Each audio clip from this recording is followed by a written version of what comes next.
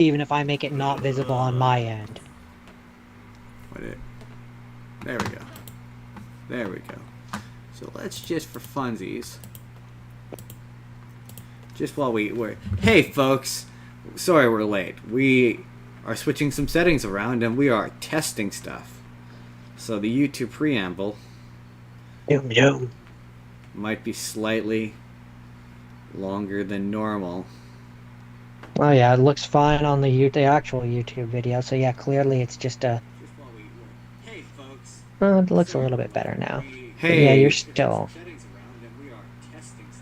Hey, so Jordan, don't say anything. We'll let me talk. And no, it's just showing you.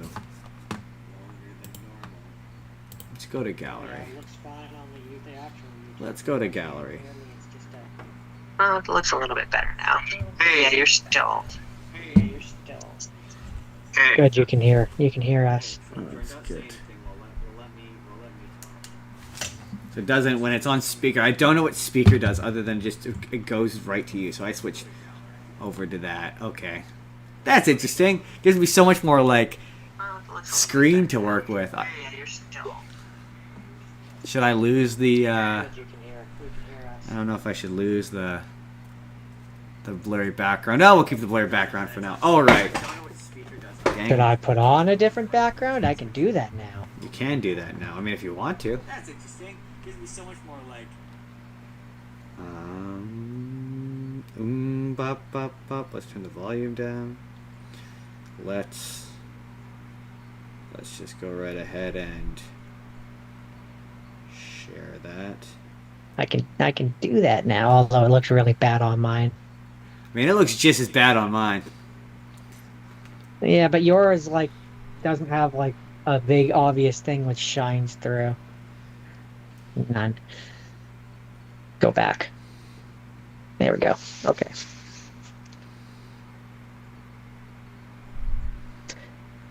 Let's just share that. Oops. We are Tom V. Let's just edit that.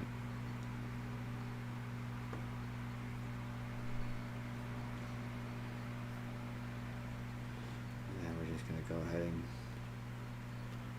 get the. I was Iron Man, but then I became soft, squishy man.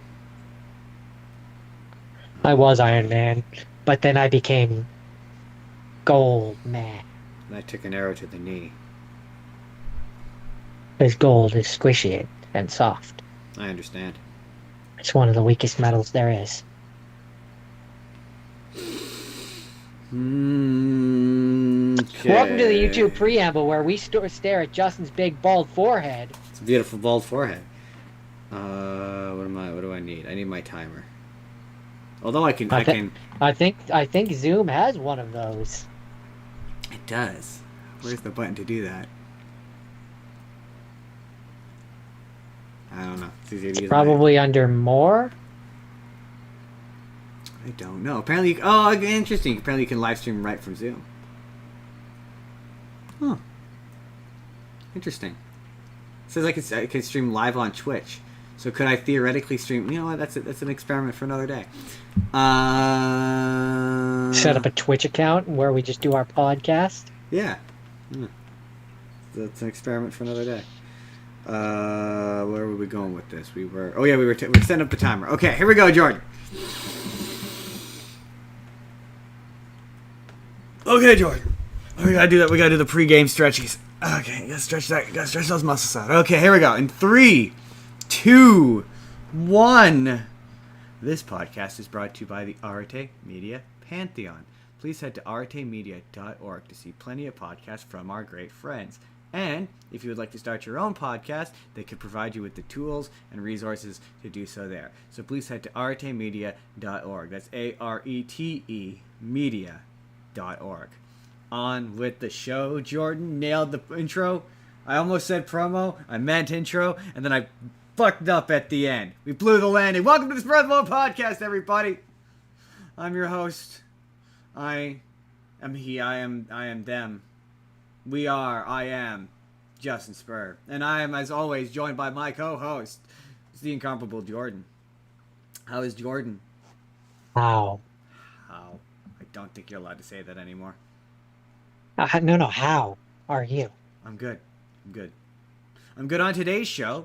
Before we My jump into settings the are news, my settings are needing some fine tuning. we are Keep gonna. talking. Before we jump into the news, we're gonna do a big time Superman review. We got a Superman review, hot, fresh, and nom nom nom tasty, just for you.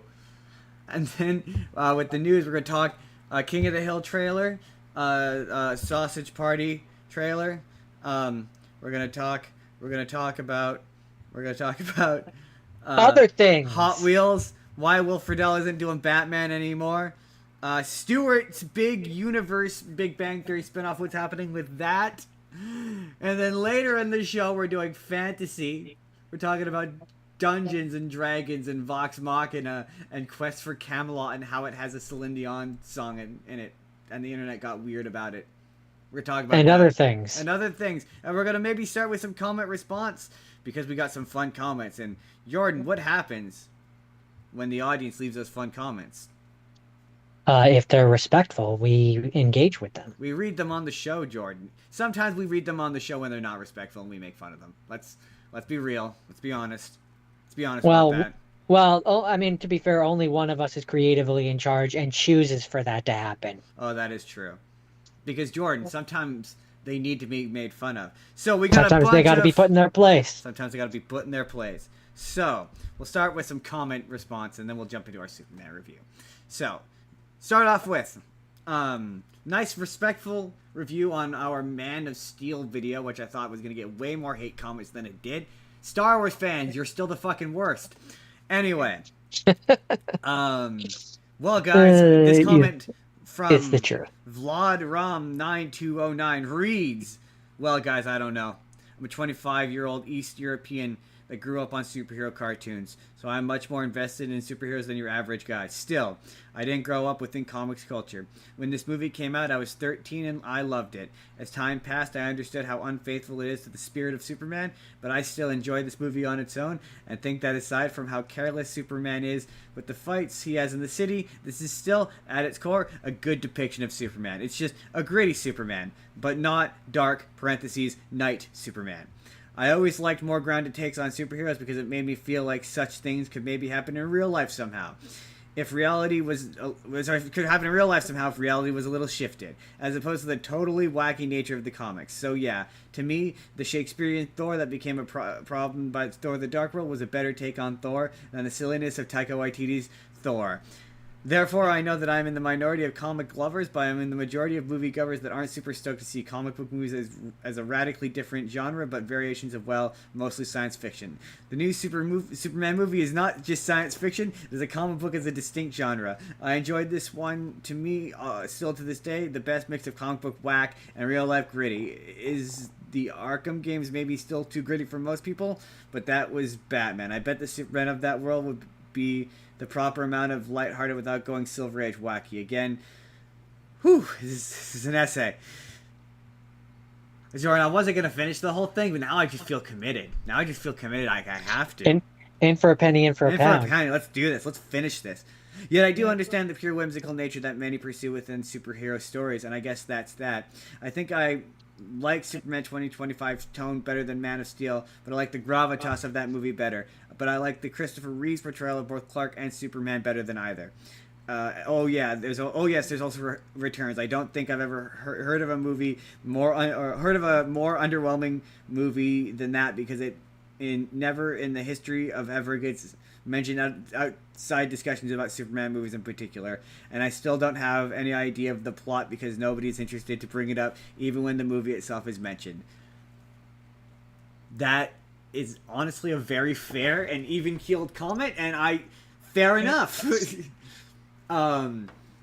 Yeah, that's a hard statement to disagree with about Superman Returns. Everyone forgets about Superman Returns.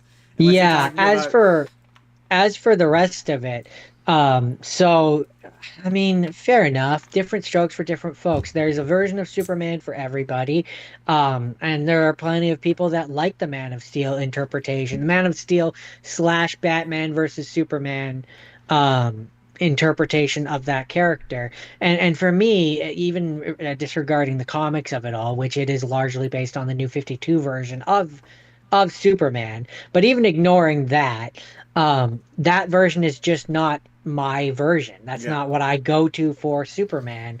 But that doesn't mean, and this is, I guess, where I've evolved over the years, is that doesn't mean that it's not someone's Superman. Uh, Exactly. yeah, Um, yeah, it's just not mine. Now I'm gonna do something unexpected here, and I'm gonna take a step to defend Man of Steel because we did get two comments that were the same. They were Man of Steel is the greatest Superman movie ever, or Man of Steel is a comic book masterpiece, a definitive Superman movie. Both of which are incorrect statements. Sorry. Um, Yeah, I mean, if you want to say you enjoy Man of Steel and it's your um, favorite Superman movie, then that's one thing. But even ignoring my personal ick towards like that character, that version of the character, I still just think if you're comparing it to, and yes, it's a comic book movie. I don't care if you don't like listening to comic book nerds. It's a comic book movie. It should be faithful to the thing that it is adapting, so and it isn't. Here comes the defense part of it, though. So, each of those comments got their own response. One was, hell no, masterpiece? That's up to you. But definitive Superman film? No way in hell. He was completely unlike Superman. He lacked humanity and kindness in that film. He had no charm.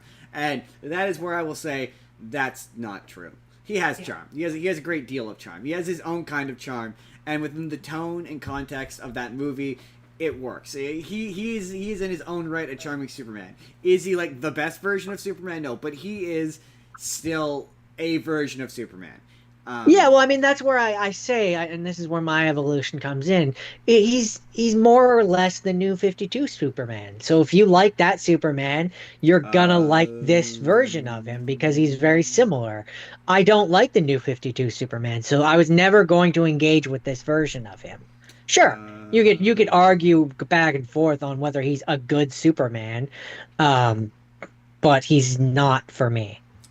That's ultimately, whenever we come back to this and whenever we talk about this version of the character, it's just that's not pretty for much me. going to be it's just not for me. And then the other funny comment is, sorry, there really isn't a good system for looking at comments on YouTube, and it's really annoying. Oh, here. You kind of have to cycle through them all. This one I won't say his name, but this one made me laugh. Which was a gentleman who said that he does not pay attention to people who look like this. Jordan, you gotta do it with me. Like this. There you go. If you look like this, fucking geeks. To which I responded, because I had to, who else do you listen to talk to about comic book movies? And this person responded with, those who have a different point of view, not someone who only focuses on the material. Man of Steel was not for comic book geeks, but it was for people who live in the real world. And just to clarify, that's in Man of Steel, a movie about a man in a cape. I mean, okay, Flies. I'm gonna just To be clear, even ignoring that. Okay, there's the door. but still, you're in the real people who live in the real world, like Superman. It's because Superman lives in the real world, Jordan. Sure. He lives in the real world. Right. Sure. Okay. There's the door. Funny. That was funny. That made me laugh. It made me genuinely laugh. And then, of course, we got a slew of comments on our Christopher Reeve video about how you will believe a man can fly, and just agreeing that he is the best Superman, which that segues beautifully into our finale of our Superman special, our continue off of the to be continued of last week. It is time for us to talk about the new Superman. Some could say, yes, and it by is. some I mean us, the best Superman movie of all time, the greatest Superman movie of all time. I mean, I think that as it stands currently, it is. It is the Without getting greatest. my spoiler Yeah, free we're gonna do version. spoiler free up first, and then we're gonna jump in because a lot of this movie hasn't been said. It hasn't really been given away in the trailers. Not really the plot of it. So No, we're gonna talk about the plot of it. We're gonna touch the sticky stuff, but we're gonna do a spoiler free version of it first, just so you know whether or not you should go watch it. Jordan, does it get the Jordan stamp of approval? it does, which is a big deal because for years, me and DC did not see eye to eye. We absolutely see eye to Is eye now. is the nice way of putting it. Um, but no, absolutely. So spoiler free version. Um, I will say It's not I perfect. It's not it's perfect. not It's pretty perfect, well but perfect. It's a solid my 9 out thing of 10. 8 to 9 out of 10. my thing with this movie is, and again, is I have criticisms. James Gunn. He Christopher Reeve ran so this Superman could Yes, fly. absolutely. Why? I would no. You know what, Trent? I'm gonna put it. I'm gonna put it in a more Superman way.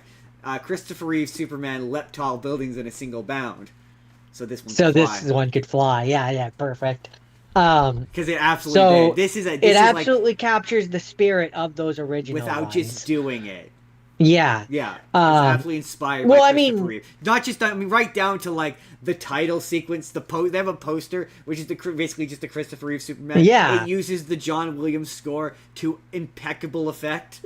and he looks like him. He looks like Superman. I Like he like looks the like costume. Superman. And the big thing I that I like the think that costume. this one, and I think for me this is the thing that Man of Steel Superman was missing. Again, without touching spoiler stuff, is this Superman is really good about making it about hope. Yes, Superman is about hope absolutely. and just believing Superman that people can be better. And the blind Man of Steel optimism. version, Blind yeah, and optimism. That's the Man of Steel version never really did that for me no. Like that's the thing. personally.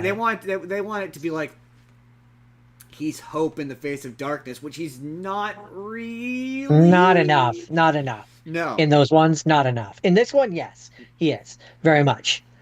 Yeah. Okay. Let's just. Okay. Do we do the sticky stuff? No, we'll leave the sticky stuff for the spoiler section, because there is sticky stuff in this. But the non spoiler free version is the cast is incredible. The cast is utterly phenomenal. David Cornsweet as Superman is an absolute standout. Oh, he's a delight. The moment I knew and this isn't a spoiler because they've released this clip and I think it's in the trailer, but at least it's in one of the trailers. But when one of the first lines, I love that the movie opens with him being injured. Like I love that. I understand why people won't love that, but I love that. But I love that his first line that he says when he's no longer injured is, "What the hey, dude?"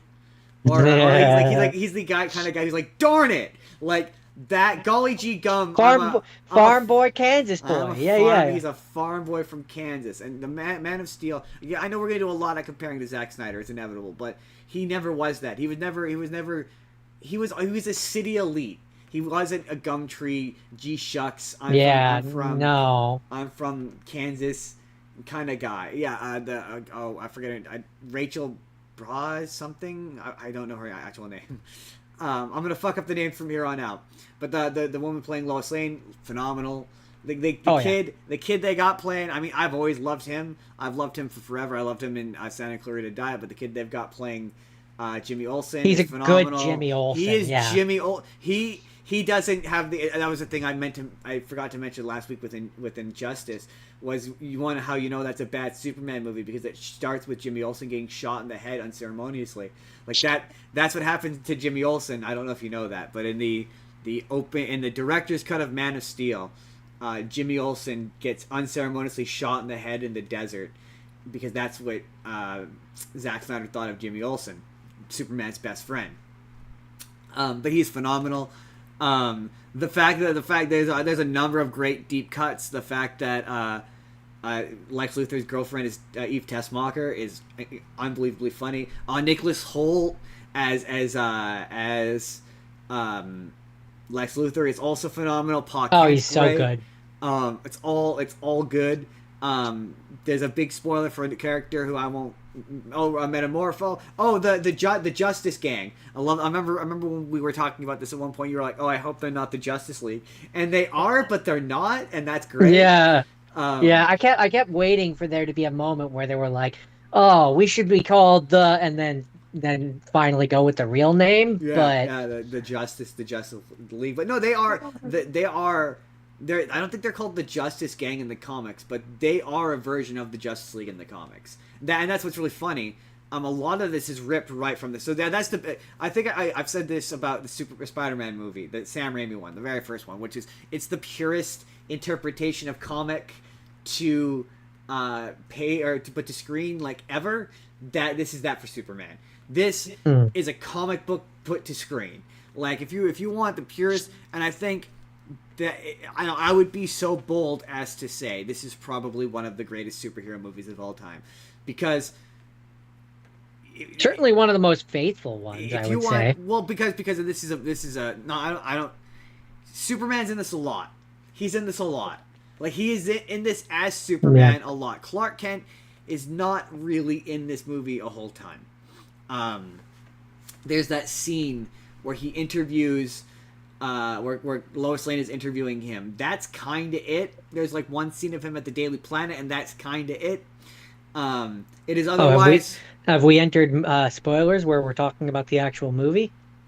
not yet. Okay. Maybe that is a bit of a spoiler, but it is a mostly Superman movie. That just to keep it sort of more light, less spoilery.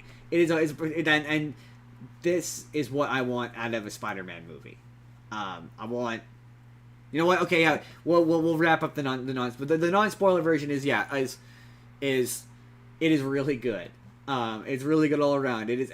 It leaves people. It's funny because people were like, I think people have been irony poisoned. I mean, I know people have been irony poisoned, but I think people have also been kind of humor poisoned, where they have trouble differentiating between what is a joke versus what is like levity, and like having a bit of levity as a person in a moment. So like, because I saw a review which accused this of like undercutting every emotional or serious moment with a joke, and I'm like, but it didn't. Not in the way that like Guardians of the Galaxy does. It didn't. Like sincerity and being earnest is not undercutting an emotional moment. Sometimes it adds to an emotional moment, or sometimes like it makes a person seem more human when they're reacting to a thing that just happened. Like, and you have the power to like survive it. You're not really scared of it, so you joke about it. Or sometimes if you're really scared, you make it like a joke to get through it. Well, I mean, like I make jokes about things that are bad to get through them. That's human. Right? That's human, exactly. Like that's just how some people deal with grief. Like I saw a lot of people talking about. I'm not sure. I I I don't think I understand what the complaint is. Yeah, I'm exactly. a little confused. Exactly. That's what I'm. Yeah, I was a reviewer I used to respect, where I was like, "What does that even? What do you mean? Like, what do you mean?" And then he said that, and then he didn't give any examples, and I was like, Like quite legitimately, what do you I'm mean? confused by what you're trying to like. So they're saying that him reacting like a human is a bad thing. He should be an alien, Well, yeah, because that's what people think Superman is. But but he's then not. it's wild. He is Because in I don't some want, versions, I don't want to but get like into like the political part of this, but like they don't want to acknowledge that he's an alien, because then yeah. yeah. Okay, I'm just trying to think. Perry White is phenomenal. Like, yeah, this is very much it exists in a stasis of being like, it's a comic book world. Suspend your disbelief. Like, yeah, there are some things that you're like, really, but Yeah, like, but I mean, I don't need that. It's a comic book movie. I want it to be a comic book movie, and I don't get the people. This is where I get frustrated. Is I don't get the people who look at comic book characters and go like, I need to have a gritty, realistic version that's nothing like the comic book. I don't. right? What? No. I mean, The ones okay, that sure, we had those. They were the Man of Steel movies. I want my turn. the one like the complaint I don't get is when you accuse your comic book movie of being too comic booky. What does that even mean? It's a comic book movie. Obviously, it's comic going book to be like a movie. comic book. Like, I saw that criticism a lot with this. Oh, it's really comic booky, or it's too much like the comic book. But Yeah, that's what it it should should be. be. It's a comic book movie. It should be bright and colorful and optimistic and yeah, there's a Well, I time and mean, a place my for thing. the dark Yeah, I edgy was just shit, gonna but say. Superman's not it. Well, I mean, but that's not even sure. Okay, here's my thing and this is where I've started to get a little frustrating. Why, or frustrated, I should say. Why does it have to be one or the other? Why can't we have a movie that comes out like this and gets to be comic booky and fun and enjoyable for those that want that? And then there can also be room for there to be the Zack Snyder version of thing that comes out. Yeah. Like, why does it have to be one or the other? You can have both. Yeah, on streaming where nobody will watch it. I don't. I mean, or in theater, you could have both. Is my point. Like, Far and away I from think my regular good this is Superman. where I get frustrated. Is like because these companies and these corporations are so focused on doing the Marvel thing of everything has to be connected into one thing, so there can only be one version of a thing. It limits you because James Gunn is now being told to set up this universe where there's only one version of each character. That means that there can only be one version of each character, and that limits you from being able to have 1,000 Elseworld stories where you can have 1,000 different versions Yeah, of investors Superman. don't want that. It's too confusing I for the. know, but I'm just like that's where I get frustrated. Is I miss that I It's too confusing for your MC stupid MCU the MCU kind of killed comic book movies because it forced all future comic book movies to feel like they were obligated to uh, be part of a expanded well, universe. no, but they were all. I mean, they were all they were like that before. Where it No, was they like, weren't. The yeah, Spider-Man movie, the Sam Raimi Spider-Man movies existed on its own. It was not a part of yeah, but the he was the X-Men only. movies But or yes, yes, the Daredevil but he movies was the or only. the Hold on, he was the only Spider-Man. That was kind of that's kind of thing. Or Christopher Reeves. He did 4 Superman movies where he's the. So yeah, they committed to one version of the character in theaters because mainstream audiences be dumb. But no, there But was no, always. my point was that my point is that they didn't like set up that Batman also exists in Superman's movies. No, you could have that singular version and then go and make another singular version. I mean, sure, that's kind of what they have done, but I don't Yes. know. But that's not. That's. I miss I those mean, days. yeah, yeah. I mean, there. It allowed for you to have a movie where in one movie or Superman can be more like the But Man of no, Steel version, and it then in the did next no. version he's completely different. But then they've literally never done that. They've always kept sure, like the Christopher Reeves version is different from the Henry Cavill version, but that's only because they're entirely different franchises. Like that, you wouldn't do a Henry Cavill one, and then the next movie you do a different, completely different one. You do another. Why not? Because That's my point. You do a sequel. You do a sequel. That's what we should. Well, you can also do a sequel. But no, You can do a sequel, and then you can have another one where like you they have would Black Superman. They would. Oh no, that's funny. That's funny. I left this out as a story, but they were gonna make a Black Superman, and then I'm just as an example. David Zaslav canceled it for being too woke. See that's where I get frustrated. Is my point. Like we shouldn't have to shackle ourselves to okay, this was a great Superman movie, but we shouldn't have to shackle ourselves to he's the only person that can be Superman for the next 20 years. You're asking too much from Hollywood and too much from mainstream audiences. Sure, you could do it. The only place to do a different version of Superman that's different from everyone else is on DVD or on on streaming where it's animated and nobody will watch it. Yeah, that's so restrictive. I mean, it isn't because you it's still. I mean, it is. To be fair, where now, like, I love this version of Superman, but yeah, like, you're then restricting it from the part of the audience that doesn't like that version of him instead of just I don't having care both. about those ones though. They had their chance. They fucked it up. This is our time now. Like screw them. I don't. The Snyder fans had their chance to make a good Superman movie and they fucked it up. So like, nah, man. I don't really care much for what their opinions are. I want my Superman. I don't like this Superman. I want to see 10 more of him. 10 more movies. I want to see him. I want him to be like. I mean, I'm mostly playing devil's advocate. Like, I also love this version and want more of this version, but I'm just saying there should be room for both. I mean, with DC is a different conversation because DC is not afraid to do the wacky shit on DVD, right? So yeah, they do an Injustice, they'll do a Red Sun, they'll do a whatever. Marvel's Yeah, but the one. that's not what I'm talking Oh, about, they're and you never gonna know do it. it. Well, no, because they're never gonna do that theatrically because it's too much of a risk. It would, But it's not. but it is to them. It And is. at that point, it's not because you have both. No, There but then is you're no risk. spending. You're playing both sides of the You're coins, spending and one of them is going to be popular. right, but then you're spending a bunch of money on a dark Superman or another version of Superman that theoretically no one will watch. You're splitting your money, and you just wind up making less money. No, they want one consistent version of Superman, so they could be like that. I don't think they care whether or not the universe is connected. That's James Gunn's deal. But they want one identifiable version of the thing so they can slap it on a T-shirt. That's what they want. Super Spider-Man's easy because he always wears the same. Well, he theoretically always wears the same costume, and he's masked up. It doesn't matter. But they want one consistent brand identity. So like Yeah, it's dumb. It's a dumb system. But that DC in that regard is not restricted because, like I say, they can. Oh, that's what it was. Oh, damn it! What? I remember it. I remembered the thing. That What story. Thing? I was sitting here when I was prepping for the show.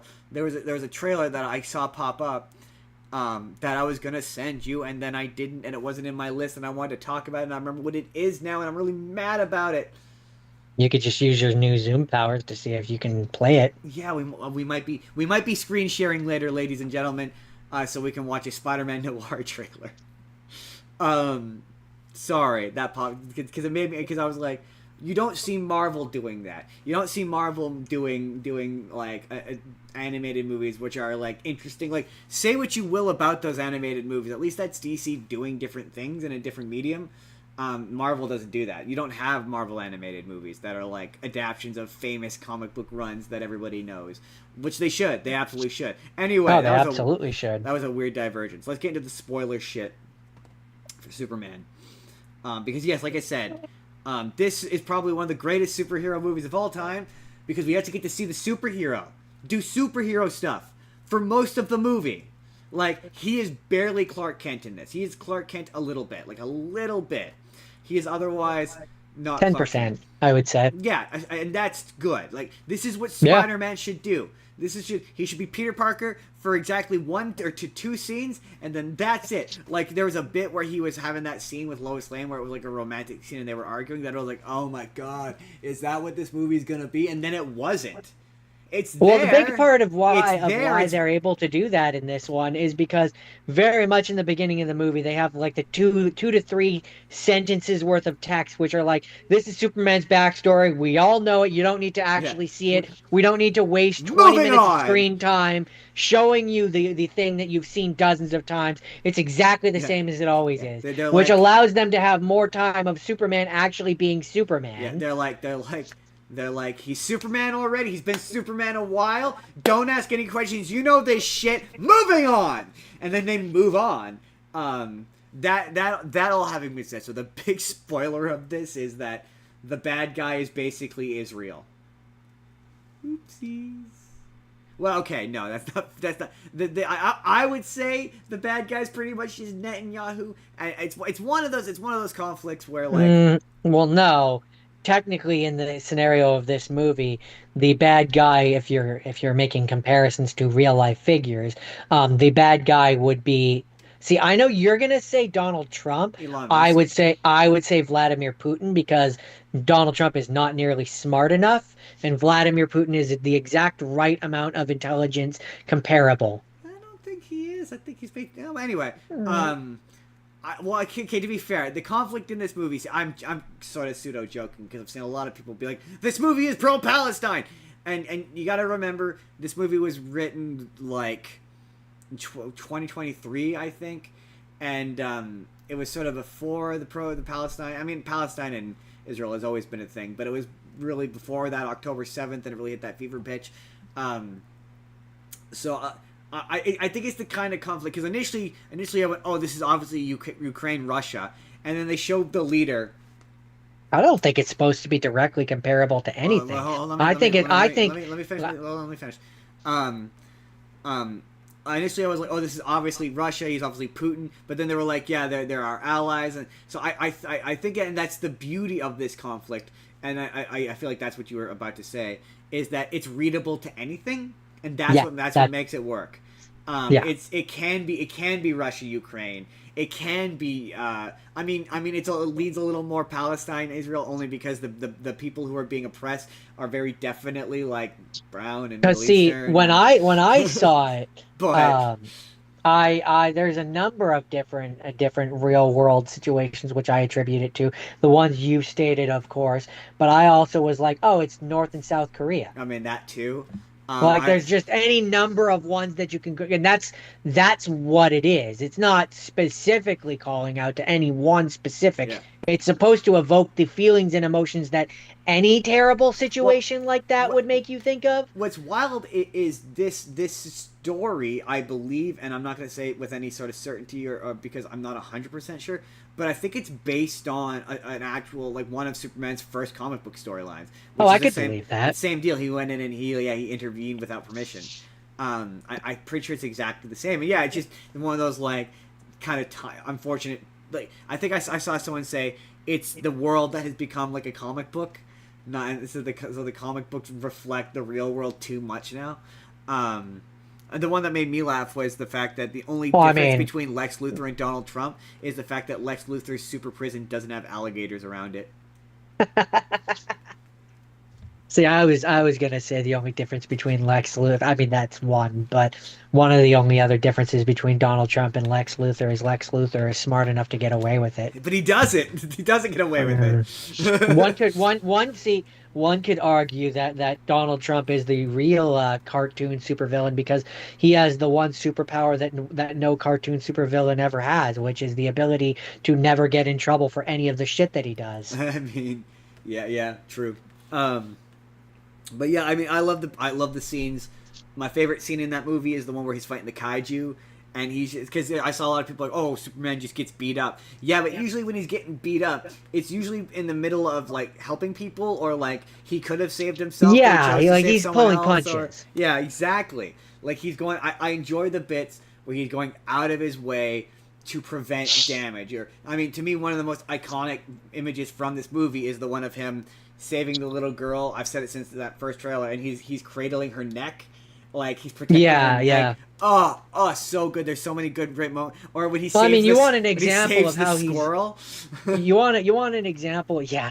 You want an example of Superman being Superman? Yeah, it's literally the fight where they're fighting against the spoilers, where they're him and the Justice Powers. We're in there. Are fighting against he's fighting against the monster or whatever, and the Justice Pals show up, and like, yeah, Superman could have defeated that monster, but he was trying to save it so they could study it and look into it and stuff and relocate it. Yeah, right? he wanted to relocate it. Yeah, and yeah. So it's like, yeah, he definitely could have flown it into the sun and like killed it. Absolutely could. But he was trying not to kill it. Exactly.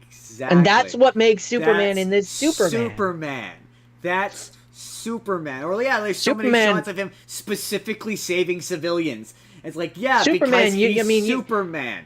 He could have, when he was fighting against spoiler alert, what ends up being the clone of himself, which is Bizarro him. He could have probably snapped the neck and been done with it, but he didn't. He certainly could have, but he didn't. But yeah, I love how he goes out of. I love how they specifically when he defeats all of the shock troopers or whatever they were called. And yeah, and they go down. You specifically see them all hit the ground. It's like, it's very clear. No, they're alive. He didn't. Yeah. Like this movie again. This movie is a response, and I can see how people will be like could not like this. Like I can see how I can see and so that ultimately is my main point with this movie is how much you like it ultimately depends on how much, like, what version of Superman you most love. If you most love the New 52 version of Superman, then you want the Snyder version. Nobody likes the New 52 version. Everyone likes the Zack Snyder version of Spider-Man. No one cares about the New 52. Well, I mean, yeah, but that is the New 52 version. Most people don't know. Regardless, anyways, it doesn't matter. But But if you prefer more like the Christopher Reeves version, like the classic Superman, the actual Superman is Superman. If anything, I would say this is more like the cartoon, like the Yes, yes. Justice League Unlimited version I've specifically. seen people say that, and it's the absolute truth. If you like that cartoon, you're gonna fucking love this movie. You You will will have a great time with absolutely love, this. and it dials back Steve. See, it's so weird that people were like, they were like, oh, it's got that James Gunn. He has to undercut every serious moment with a joke, but because he doesn't. This is a really I don't think it subdued. does. This is a really subdued. I think all of the humor worked in the moment that it was working in. I didn't find that like Superman wasn't doing. I mean, yes, he has moments where but not that they weren't uncharacteristic of Superman. Certainly of other versions of Superman who, yeah, they make jokes. Like maybe it's because I spent all week watching Superman stuff, but Superman makes jokes. Like he makes Yeah. jokes, he quips. That's a thing he Now, does. I will be fair, and I do want to say, um, uh, maybe I want to revisit this, and I would like to watch this again when I'm further away, and I haven't just watched a bunch of really bad Superman stuff. Yeah, fair enough. Yeah, Um, that's a fair point. because I don't want to seem like I'm overly kind to this because I hate the Zack Snyder version, which to be fair, I do. I hate that version of Superman.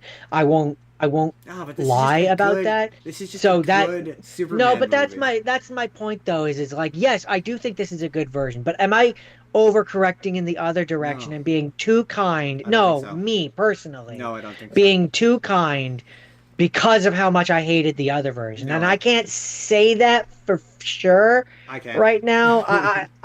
Again, I'd like to revisit this I can. later I can say when I'm a again. little, I will say but some of the special effects are not great. Like some of the Green Lantern effects in particular looked really quite kind of cheap. oh, I feel like Um, the budget went to Superman for sure. yeah, I love his like Top Gun style like close up like that he did that with Adam Warlock in Guardians 3, so he could do it in this, and it looks great. Um, Lex Luthor's super prison. The scene where he shoots the guy in the head is genuinely upsetting. Just Metamorpho's overall, it's pretty a real awesome. solid movie. It's a real solid Um, movie. Nicholas Holt's I Lex would Luthor is phenomenal. I would say yeah, if you like that the more fun, Go watch this. charming version of Superman, go support this. Go watch this. Just generally, it's a good movie. It's fun. The kids will love Yeah. it. It's not overly it's not overly scary. It's not overly I mean, intense. that's the This thing that I have to give credit to, and this has nothing to do with the movie itself, but is past while theater etiquette has been terrible. Theater etiquette this time, oh totally top very, notch. very good. The kids Top sat notch. still. The kids Kids got were so engaged with this movie, yeah which really speaks to the movie's quality. yeah. No, I think it's.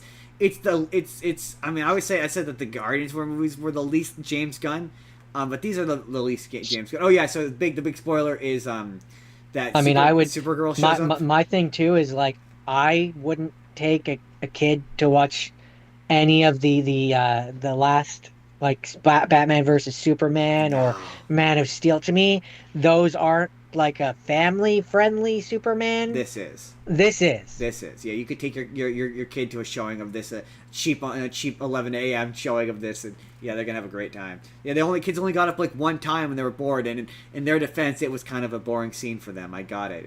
I got it. It was like I get it, kids. I get why you're getting up for this. Yeah, the emotional stuff with Jonathan Kent was good. I love the Kents; they were fun. Yeah, the big spoiler in this is that at the end of it, Supergirl shows up, and it turns out that spoiler, is actually Supergirl's dog. I like her; she's really fun. I'm probably, if anything, more excited for for the Supergirl movie than I was before. The thing that was making me excited for that was what's his face is Lobo, but now I'm like, you know what? I'm down to watch her Her beat up by Jason Lobo. Momoa. Yeah, by Jason Momoa. I'm hoping to. I'm excited to see her be Lobo or beat up Lobo. Um, and Here's what I'll say is for the longest time, Justin can attest how much I did not care for DC. yeah, yeah, And this this has reinvigorated me, and Um, I'm excited. I'm excited to see what else we get. oh yeah, also, and someone pointed this out. It was interesting. There was the theory that we'll do this to wrap up before we do a big we don't do numbered ratings here, but we'll do a big recommend thumbs up or thumbs down. And if you want to give it a numbered rating, you're welcome to. I don't traditionally do numbered ratings, but um, there's an interesting cameo where Peacemaker shows up, which I called it, by the way. Hear that phone? Called it. Knew he was going to be in this. I was kind of hoping for a bit more of a bigger cameo because I fucking love that character, but he shows up and he's being interviewed about Superman, and um, in the DCEU, nobody likes Peacemaker. He's a loser asshole who nobody likes, and he's been put in jail, and he's not remotely famous. Like, nobody likes him. That's the whole bit. And so people thought that, and we talked about the theory that the Peacemaker that we see in the trailer for Peacemaker Season 2 is this universe's Peacemaker, and that at the end, the show's going to be about the DCEU Peacemaker, like, invading this show and taking over for the DCU Peacemaker. And so the theory is that that's the DCU Peacemaker. It's not the one from Season 1 that we saw.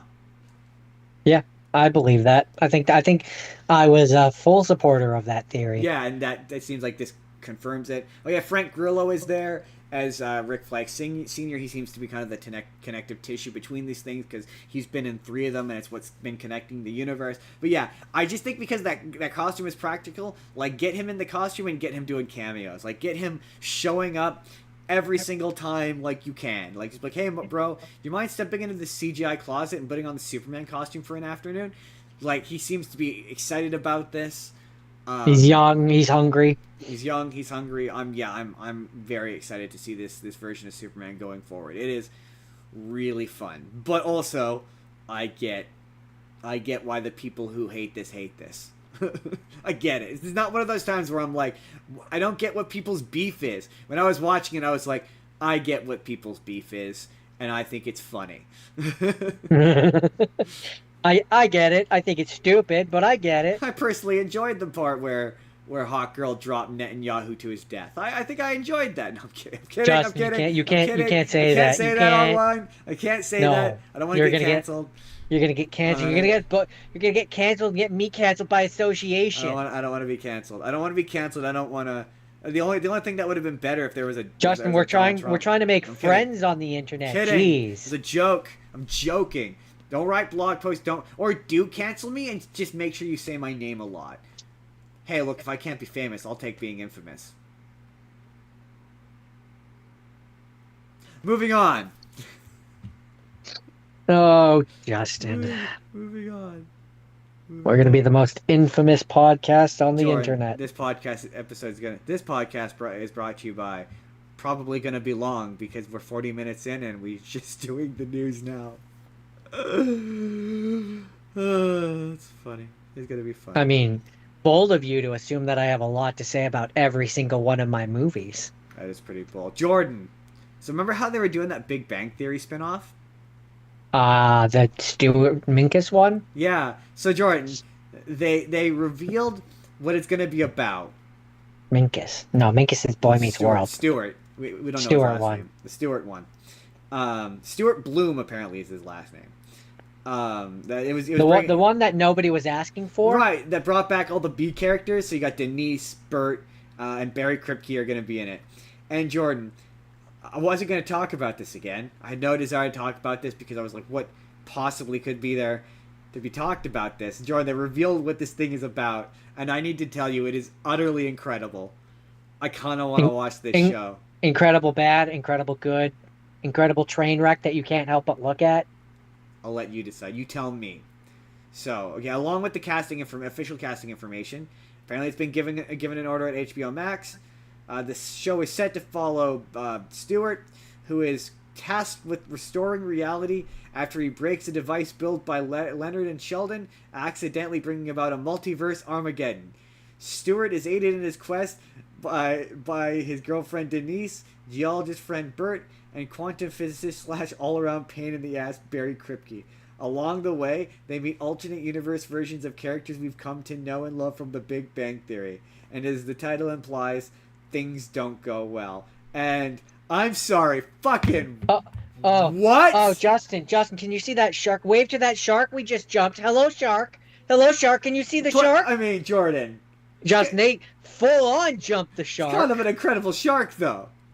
I don't know, man. I You don't can't know. tell me you're not interested in watching him Oh, go to a of universe course I where am. Leonard is But Sheldon but and Sheldon is Leonard. Come but you on! but you can you see that shark that they jumped? They jumped the Or shark. they're gonna bring back all of the characters and they're gonna be played by different actors every time, so they don't have to bring back the original cast. I guarantee you that's what this is.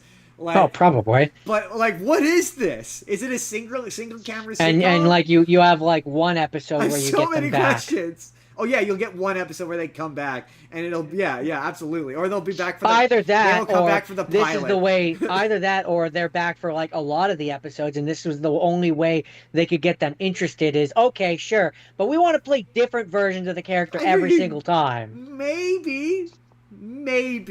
Because for years, the reason why the guy who plays Sheldon didn't want to be Sheldon anymore is because he's like, well, I've taken him as far as I can. Where else can you take him? You To go to a different universe where he's universes Leonard.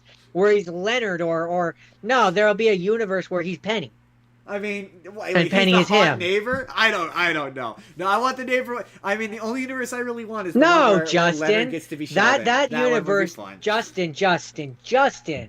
That universe will be a universe where all the other people are hot, and he still looks like Sheldon, and that's what makes him hot in that universe. All right. I Is guess. it's a completely opposite universe. Well, yeah, that's the question, isn't it? Though, is how much of the original cast is going to come back for this? Like, they're going to alternate universes involving the Big Bang Theory. This feels unusually ambitious for a Big Bang Theory, for the second Big Bang Theory spinoff. Like Is that, one of the is one of the universes that they're going to go to? I mean, this definitely has to be a thing, right? Where one of the universes is like it's the cast of the young Sheldon crew are going to be in it, I and mean, like they're going to obviously, yeah, show you're up. definitely. I mean, there's no way. Oh yeah, no, sorry, it is the no, sorry, it's the third spinoff. Sorry, third. I forgot about Georgie and Mandy, which, as an aside, I've seen clips from. Actually, it's kind of funny. I'm not gonna lie, it's actually kind of funny.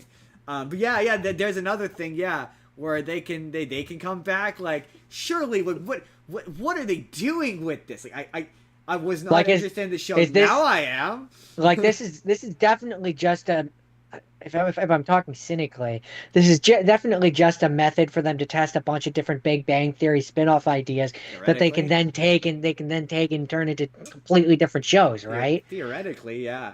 So I'm like one of these universes that they'll go to will be a single camera version of the Big Bang Theory where we have a younger version of Sheldon and a younger version of Leonard and stuff, and then that'll be the version that they continue going on for to go into the single camera version of the Big Bang Theory, and I that's mean, just a completely different universe. or they go to a universe where it's like our universe, but Sheldon is Ian Armitage instead. That's the kid from Young Sheldon. Who knows? How many universes are they gonna do? Yeah. How many episodes are there? How many episodes have they signed for? Right? Yeah, Like it doesn't say. Yeah. I'm truly fascinated. Like, you just I'm know, just- this is I'm just giving. baffled. This is giving. They get this. What this gives.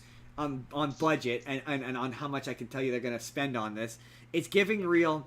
Only Sheldon and Leonard come back, and they're just in the pilot energy. yeah. Like, it's giving Yeah. like it has a great premise, and it never lives up to its premise. And the only ones who come back are Leonard and Sheldon, and they only do the pilot. And you otherwise never see another Big Bang Theory character act. If even Leonard, like to me, this reads like you get like Jim Parsons to come back for the one episode because he has come back and done voiceovers and stuff. And Amy, So like, but okay, fair enough. You get him and Amy to come back, It's absolutely. and I believe they could get Leonard. I believe they could swing Leonard. I don't know. Well, not He's that they're not come swinging back him, for like anything. They're paying him to come back. They're paying him to come back, and he's only coming back for the one episode. And him and Sheldon are all over the marketing for this. Maybe the first and what last episode. That's yeah. It'll be like that. It'll be like And that, and they recorded it in one day. It'll be like that. How I Met Your Mother. No, I was gonna say it'll be like that Wizard show that was giving Selena Gomez is only in the pilot energy, and you went, Oh, no, yeah. Justin, no, she's also in the finale, and then we were both right. Um, Because we watch way too much movie and televisions. so Jordan, Well, I mean, clearly we need to be we need to be in Hollywood because we predict all their shit. so Jordan, or their shit's just that predictable. I Um, mean, that's my point. We predict all their shit, so then we can come up with a new thing that is different than all their things.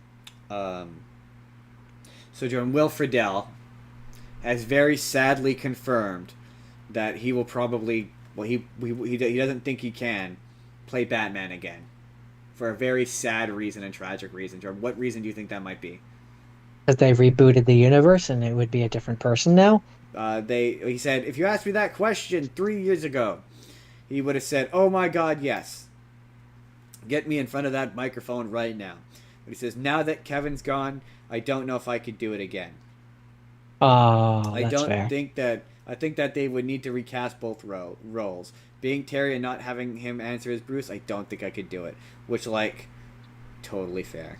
That's fair. That is totally fair. I understand. I It's understand. like how he doesn't do the Feeny call anymore because he passed it on to the girls. Okay, so Jordan, you know that very famous uh, franchise with those transforming robots with that famous catchphrase, Robots? "I'll transform and kill you." Oh. Oh, you're talking about Transformers. Jordan, you're never gonna guess who might be coming back. I cannot say as to whether this appears that it's fairly certain. He certainly says he's returning to it. Michael Bay. Michael Bay's coming back to Transformers. Gross. Gross. Well, here's the Gross. thing, Jordan. Gross. Here's the thing. Disgusting. Boo and yuck, ultimately. Boo and Boo, hiss. hiss, and yuck. But also, hear me out. Hear me out. Stop messing up my childhood toys. Hear me out, Jordan. Hear me out. What if he had a different and substantially better writer? What if we took the Transformers 1 writer who wrote a good Transformers movie that did badly, and we made it look like a Michael Bay movie that made money? What if we did that? Boo. Boo and hiss. Still boo and hiss. All right. Okay, fair enough. I want more Bumblebee, less Michael Bay. That is completely fair. I am pretty boo and hiss as well. I am reasonably boo and hiss. Like I'm not so far as to say let's form a mob, and do something about it. But I am far enough that I'm like, no, boo and hiss. Jordan. Apparently, Although a mob does sound pretty fun. Apparently, this was funny to me. I saw this story pop up. But, sometimes you just gotta mob it up, you know. Gotta get that angry mob together and exact mob justice. Jordan, apparently, supposedly, allegedly, they're working on Garfield 2, second Garfield, with Chris Pratt as being involved. It's weird that it's funny because I saw this story pop up and it was like, yeah, it says Garfield 2 movie announced, Chris Pratt's involvement revealed, which like. He was Garfield. He would have to be involved. He would have to be involved. It's an odd thing. It's an odd way to put it. Unless he's like producing it. But yeah, he announced it apparently on, I think it was his Instagram, with a picture of a pizza. And it made everyone mad. Yes.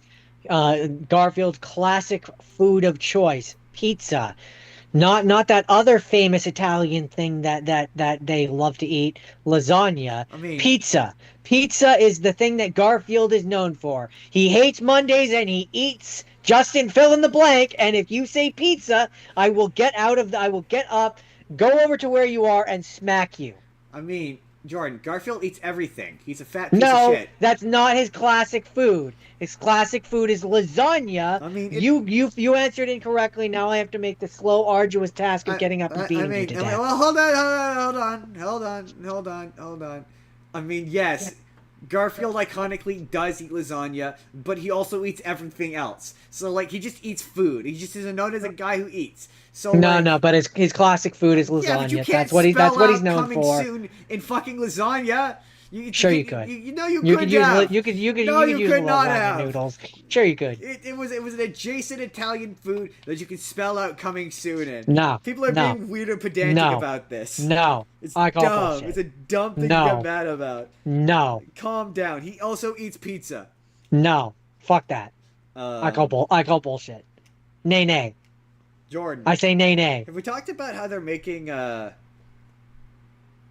they're making they're Jordan? Well, we're gonna pretend we never talked about this before. Jordan, they're making a Hot Wheels movie.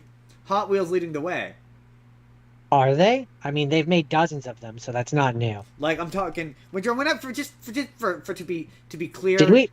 Did we talk about this? I We feel talk like about did. a lot of Whenever things. I say they're making a blank movie, just assume that straight to DVD slop doesn't count as a movie. Oh, I mean, I think there were still live. Wasn't there a live action Hot Wheels? No, they've one? never made a Hot Wheels movie. Maybe I'm thinking of Need for Speed. You are absolutely thinking of Need for Speed. So they've brought in, and I'm pretty Or, sure. Yeah, we did talk about this because we said that it probably will just feel like the Speed Racer one. Well, I think I said it should be like the Speed Racer one, where it's like they're racing in weird plastic-looking tubes because that's what Hot Wheels is. Yeah, I'm pretty sure. Hold I mean on. that movie really does when you forget that it's Speed Racer. That movie in particular really just reads as a Hot Wheels movie. It really does. So they've brought in John Chu to direct it, and I'm pretty sure. Yay, that guy! Hooray! You've seen a bunch of shit he's directed. I mean, starting with he directed Wicked. Yay! He directed Now. Okay, apparently he only did Now You See Me 2. He did not. Did he do Now You See Me 1? This says he only did Now You See Me 2. He did. All right. The Anyways, second G.I. Joe movie. So he's doing this one, this Hot Wheels movie that is probably going to be forgettable. So I was trying to see. I thought he did. If that's someone. Oh, I think that might be Justin Chu. But I thought maybe he did. Fast and the Furious. Yes, he's going to be directing it. He says Hot Wheels has always been about more than speed. It's been about imagination, connection, and the thrill of play. Bringing that spirit to the big screen is an incredible opportunity. All right then. I don't really. I guess unless you make it like cartoonish cars, I don't really know how he just doesn't become a generic racing flick. Right. I mean, to me, the way that. that you do it and make it interesting is like you shrink him down and find out that there's like a society of tiny people that live in his house and they like racing with the Hot Wheels cars. Yes, and that would be fun. Yeah, make it where it's literally actually Hot Wheels. That'd be fun. Like you make it where, kind of like the Lego movie, where it's like, they actually look like the Hot Wheel cars. Then that's fun. Otherwise, it's just another racing movie. Yeah, otherwise, it just becomes again like that Speed Racer movie or like any generic racing movie that exists. So, this isn't so much news, but it was a fun thing, and it's tied to Superman. I sent you a clip of it. We never ended up talking about it, but it was a clip from one of the more recent episodes of Rick and Morty, where James Gunn is in it and Zack Snyder. Yeah. And they run into each other at the cafeteria, and he's like, "I just saw your new cut of Superman. A word of advice: he's the man of steel, not the man of conversation." I said that was interesting to me because if you were to guess, would you say that that's actually them? I mean, no, I wouldn't have thought so. It is. That is actually them. Yeah, I know. In the thing it says that they were, and no, I wouldn't. If I didn't know, like if you didn't tell me that it was, I wouldn't. But that's because I don't know them. Yeah, fair enough. I know. I mean, I've seen enough of James Gunn. Like not well enough to. But I wouldn't recognize the voice. I thought that was funny. They both had a good sense of humor, and they took the piss out of each other, and I thought it was pretty funny. And people don't get that they're friends. They're actually friends. Like they're like, why can't our fans get along? Because we're actually friends. Because people are so worked up, then they can only think that they're the correct ones. And this is the point where I look straight at the camera and say, my opinions are my own, and they do not reflect every person in the world's opinion. You're allowed to think differently than me, and that's okay. No, you're not, Jordan. I'm sorry. You're not allowed to think differently. We all have to uniformly think the same way about We have to everything. all blindly agree on one exact precise thing, and it has to be the one precise thing that I think. And if it's not precisely the one thing that I think, then you're stupid and you should feel bad about yourself. You also have to think about it the exact way I do, because if you don't, I'm kicking you out. I'm kicking you off the planet. I'm kicking you off of the boat. Um, I rule this apartment with an iron fist. You're gonna have to leave. Conform to the way that I think or leave. Well, I will not conform, and I then will, you're gonna have to and I leave. will not leave. Well, well, then we're gonna have to start this apartment's first civil war. So it's really funny, right? So my big thing is I've always said, um, you shouldn't have to do homework in order to understand a movie. But my opinion on superhero stuff of being like, you don't need to do a stupid goddamn fucking origin for the 100th time. I mean, that I saw a video about Superman Depends on the of character. a mutual of mine on TikTok who was like oh, it doesn't tell you the origin, and you might be like, no, if unless the origin differs from he comes from Krypton, he landed in Kansas, and his parents are Jonathan and Martha Kent, you don't need to explain anything. People will just understand that so it's sort of the same That, thing with to be fair, though, um, that's where I say, though, it depends on the character. Superman, Batman, Spider-Man, yes. But, like, for example, if they came out with a Cyborg movie, sure, not everybody's going to or know like Cyborg's they did a backstory. Plastic Man movie, then I'd be Yeah, like, yeah, you'd okay, probably you have to need a show how he backstory. became a Plastic Man. I get that. But oh yeah, apparently in Superman you can see the JSA in the Hall of Justice. You can see the JSA in the background. So apparently they exist in this universe. Interesting. Anyway, I meant to point that out earlier. Anyway, so that all having been said, the Fantastic Four is one of those characters where you don't need to do their origin. We get it. They went into space and they got powers. The details of that don't matter. And so No, you can do what this one did, where you have a quick little text right, blurb and if you need to. the beautiful thing about comic books is you could do a comic, and that's what the Fantastic Four have done. They have released a comic. Oh, interesting. They've released a comic that is the origin to this new version of the Fantastic Four, Huh, cool. and apparently it's a one shot that was going to hit stores. It's already hit stores because it said it was going to hit it on July 9th. And apparently the MCU versions don't get their powers from cosmic rays. Huh. Well, all right then. As per the comic, the group gained their powers by accidentally bathing in celestial radiation during one of their expeditions to space instead of cosmic rays. Oh, interesting. I'm sure that'll be important. That definitely changes stuff. That explains a lot. That explains Galactus' interest in their planet. It's probably going to be tied to that, if I had to guess. Also, we I guess we might as well talk about it a little bit. We're talking Fantastic Four. I was trying to avoid that final trailer, and it got hoisted on me when we were watching watching Superman. It doesn't give away too much though, which is good. But yeah, the Ben Grimm with the beard. I don't know why he has a beard. That's very strange. Especially because he doesn't. He just it's strange. Anyway, Jordan, okay. No, we'll wrap this up. No, I'm gonna cut that. Well, unless it's a wrestler we know. It's not. We're gonna cut that. We know. There was another Street Fighter casting news. We're gonna cut that. So sometimes I see news articles, Jordan, where it's like, why would you ask that? Why? So Jordan, the title of this. Who, what, where, when, how, The why? title of this article, Jordan. James Gunn on if Superman would save Hitler from dying.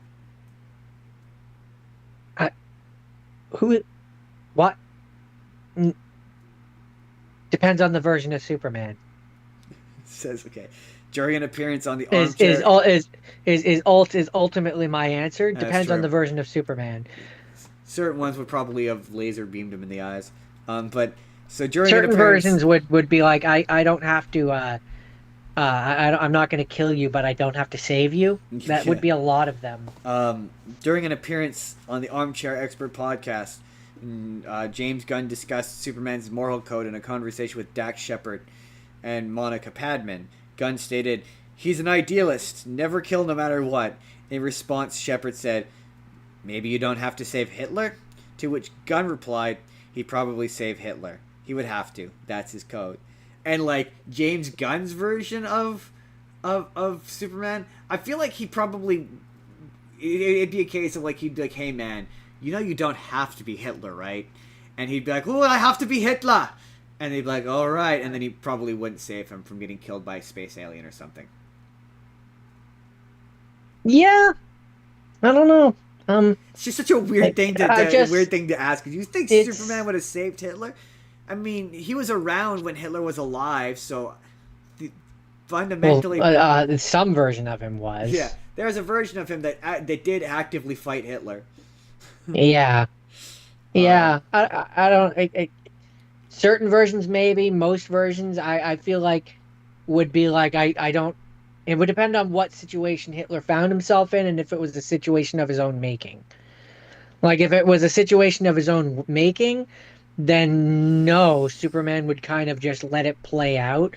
But if it's like an alien is invading the planet and he happens to save Hitler, yeah, you're not wrong. Like I don't think he would go out of his way to save Hitler, but like he might save the situation, which also happens to save like a lot of the times he saves the planet, which also happens to save the Joker. Right, but it's not like he's saving the Joker. I feel like if that makes sense. I do get what you're saying. I feel like if you were to like know who Hitler was, and it was a case of like, oh, Hitler's on a very tall building, and you know it's about to, you know, break apart, and Hitler's falling, and he's about to hit the ground and go splat. I feel like Superman's not going to keep flying. He'll swoop down and save Hitler, but then he'll take Hitler off to be put in like a jail suitable for Hitler. Yeah, in jail or something like that. Yeah, or like trial to stand trial.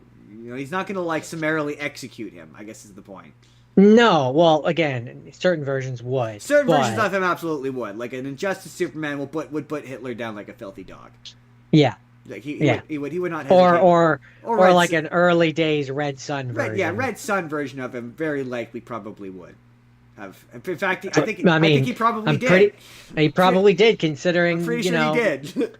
He ruled most of the world, you know. So I'm gonna say he probably did. The Zack Snyder version of him would be like, "Don't make me snap your neck," and then like briefly consider it and then snap his neck. Or just toss him into the Phantom Zone. Just toss him. In fact, that's probably what most versions of him would do. Is they would save him, and you say take him off to be courted. No, he would be like, no, he's not going to get justice he deserves. Phantom Zone. No. See, I'm saying my own personal version. My own personal prison. He would take him to like a government. Oh yeah, that version would. Yeah. He absolutely would. Anyway, let's do a slew of trailers, Jordan. It's time for some trailers.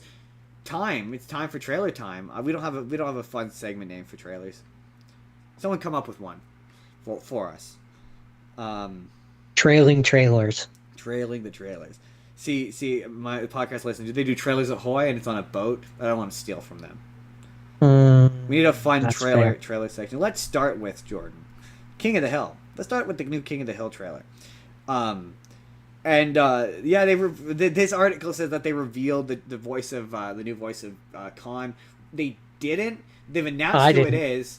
I didn't hear it in that trailer. You know? Do you watch The Daily Show ever?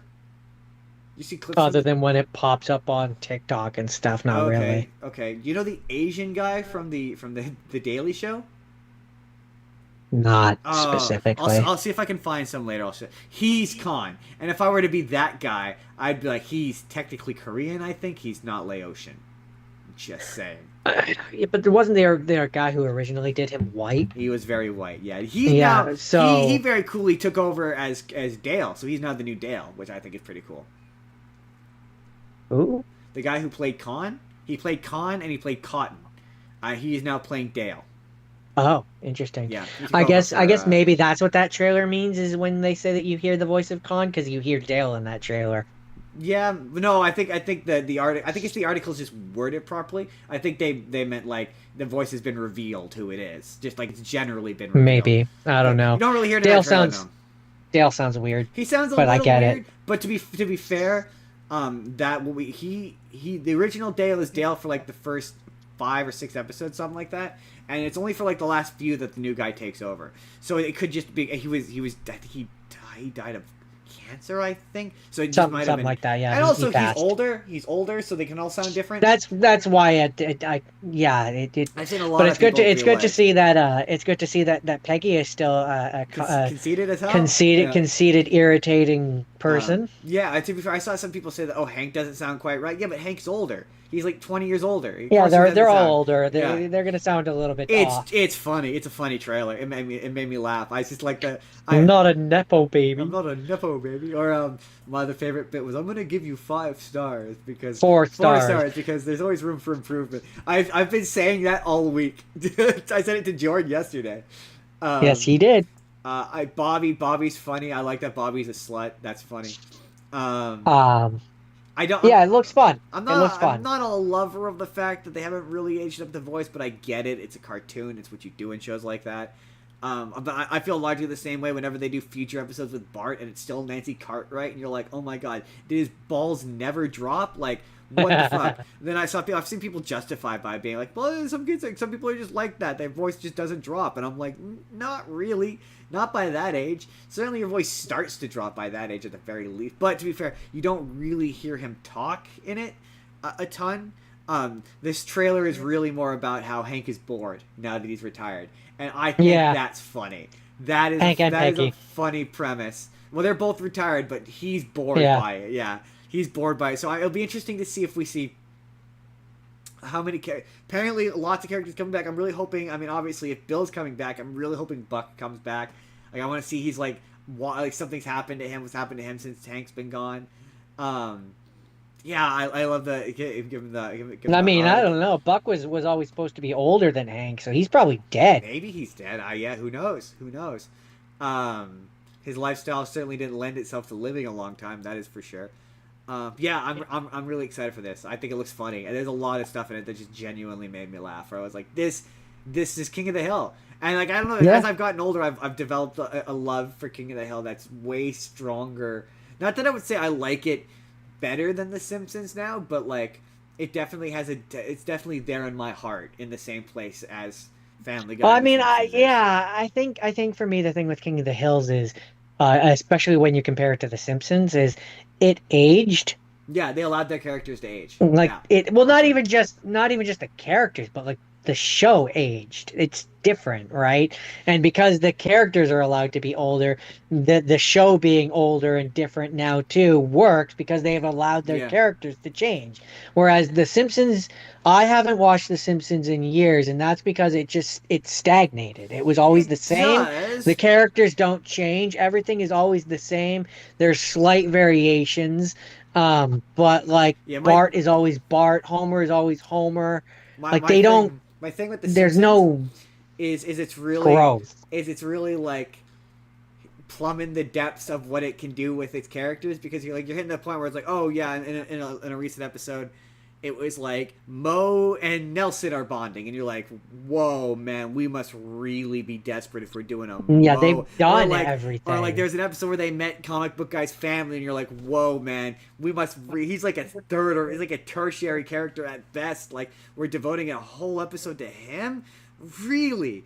Well, it just harkens back to the character episodes, character modes. Like they've already done this. it harkens back to when they did, like, because they've had a few backdoor pilots for different shows over the years, and there was one that I remember that they did where it was supposed to develop into like you follow around the citizens of Yep. Springfield, Yeah, the many stories. Of Springfield, and you see the different people and stuff, and that's kind of just what the show has become. kind of a little bit, yeah.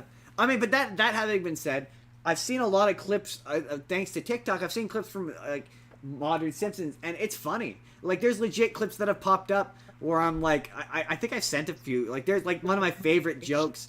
Like there's some running jokes that they've introduced that are like legitimately funny. Like there's one where it's my favorite one where they did a crossover with Futurama. I sent it to you, but they do a crossover.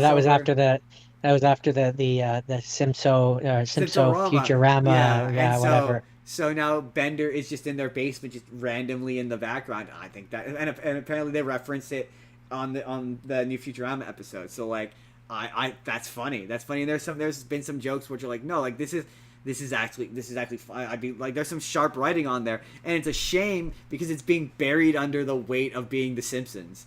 I think yeah, like I do think that yeah, they should do a. I don't know, it's too hard for them now. I don't think they could do it now, but they should have. They should have skipped ahead, and then yeah, that would have allowed the poor voice actors to allow the characters' voices to get older, so it doesn't sound quite as jarring. So every video with Marge doesn't have a comment that says it sounds like she's killing a cat. Right. Well, that's yeah. I mean, so yeah, you're basically saying the same thing that I did, which is the Simpsons should have done what King of the Hill did Absolutely. and allowed their shit to age. If you're gonna keep the show around, absolutely you should have. Next trailer. Oh yeah, the trailer for Foodtopia, which looks weird.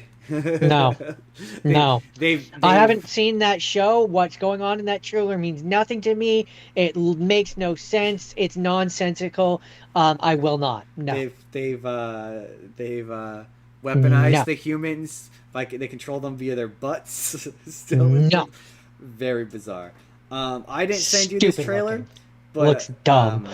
They're doing. I don't know if you've seen. I don't know if you've seen the trailer for this. I doubt you have. But there's a new SpongeBob movie coming to theaters. Yeah, I saw something about It's that. called The Search for SquarePants. That was the one. Yeah, I heard something about that, and I was like, "Oh, we're still doing this, eh?" Yeah, okay. It's the premise of it. It says in the film, SpongeBob SquarePants must embark on a journey to the ocean's depth to face the Flying Dutchman's ghost, where he'll be encountering challenges and uncovering marine mysteries. And like, I saw the trailer for this, and the thing that made me go, is I think I rewatched it and it was hard to tell because it went by so fast. But you remember the one with Antonio Banderas? No. It's the one where they become superheroes at the end randomly. Oh, I never watched it. You yeah. have absolutely watched it. We watched it together when we were really stoned once. It's the one with the psychic dolphin, and it ends with the. You have the song on in your playlist. But is that from that one? Yeah, the rapping seagulls. Are you sure that's from that one? That is absolutely from that one. With the. I don't think that's from that one. It is. Yeah, because he goes.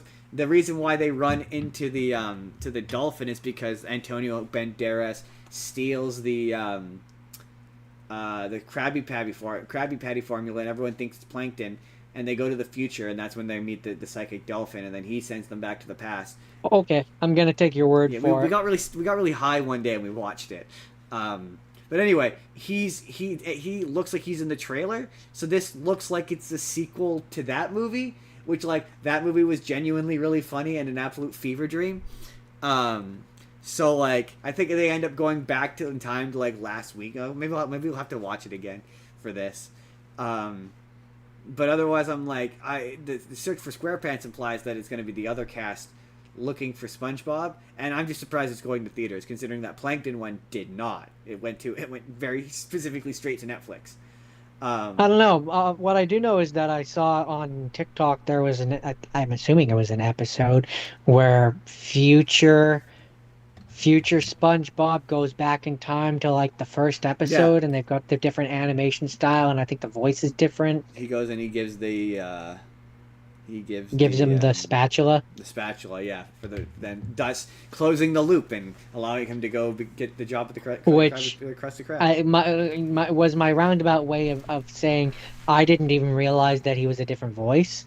It's not a different voice. It's the same voice. It's still.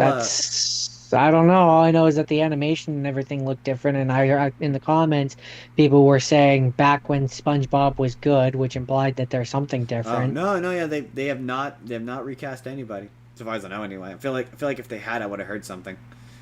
I don't know. I'm not a big enough SpongeBob fan to care. I am. I love SpongeBob. Not so much anymore, but I used to love SpongeBob. I was a huge SpongeBob fan. That is. I mean, it. I remember being more on the Danny Phantom, Timmy Turner, that side of Nickelodeon, and not so much on the SpongeBob side. I'm ready. Like when I was a kid, Jimmy Neutron, Jimmy. on the actual quote unquote story based side and the less juvenile we're gonna blow bubbles side. Jimmy Neutron. That's it, John. That's the news. Set up professional audio. Oh my god! It did. It didn't cut out. It. It did. It did. It did. That's very strange. Hey, I wonder. Sorry, everybody. You're seeing me. How do I? Hold on. I mean, no, the notice is the audio has been noticeably different. I had to turn down my gain and turn you up because I was overpowering you on my end. That's funny. Oh, how do I?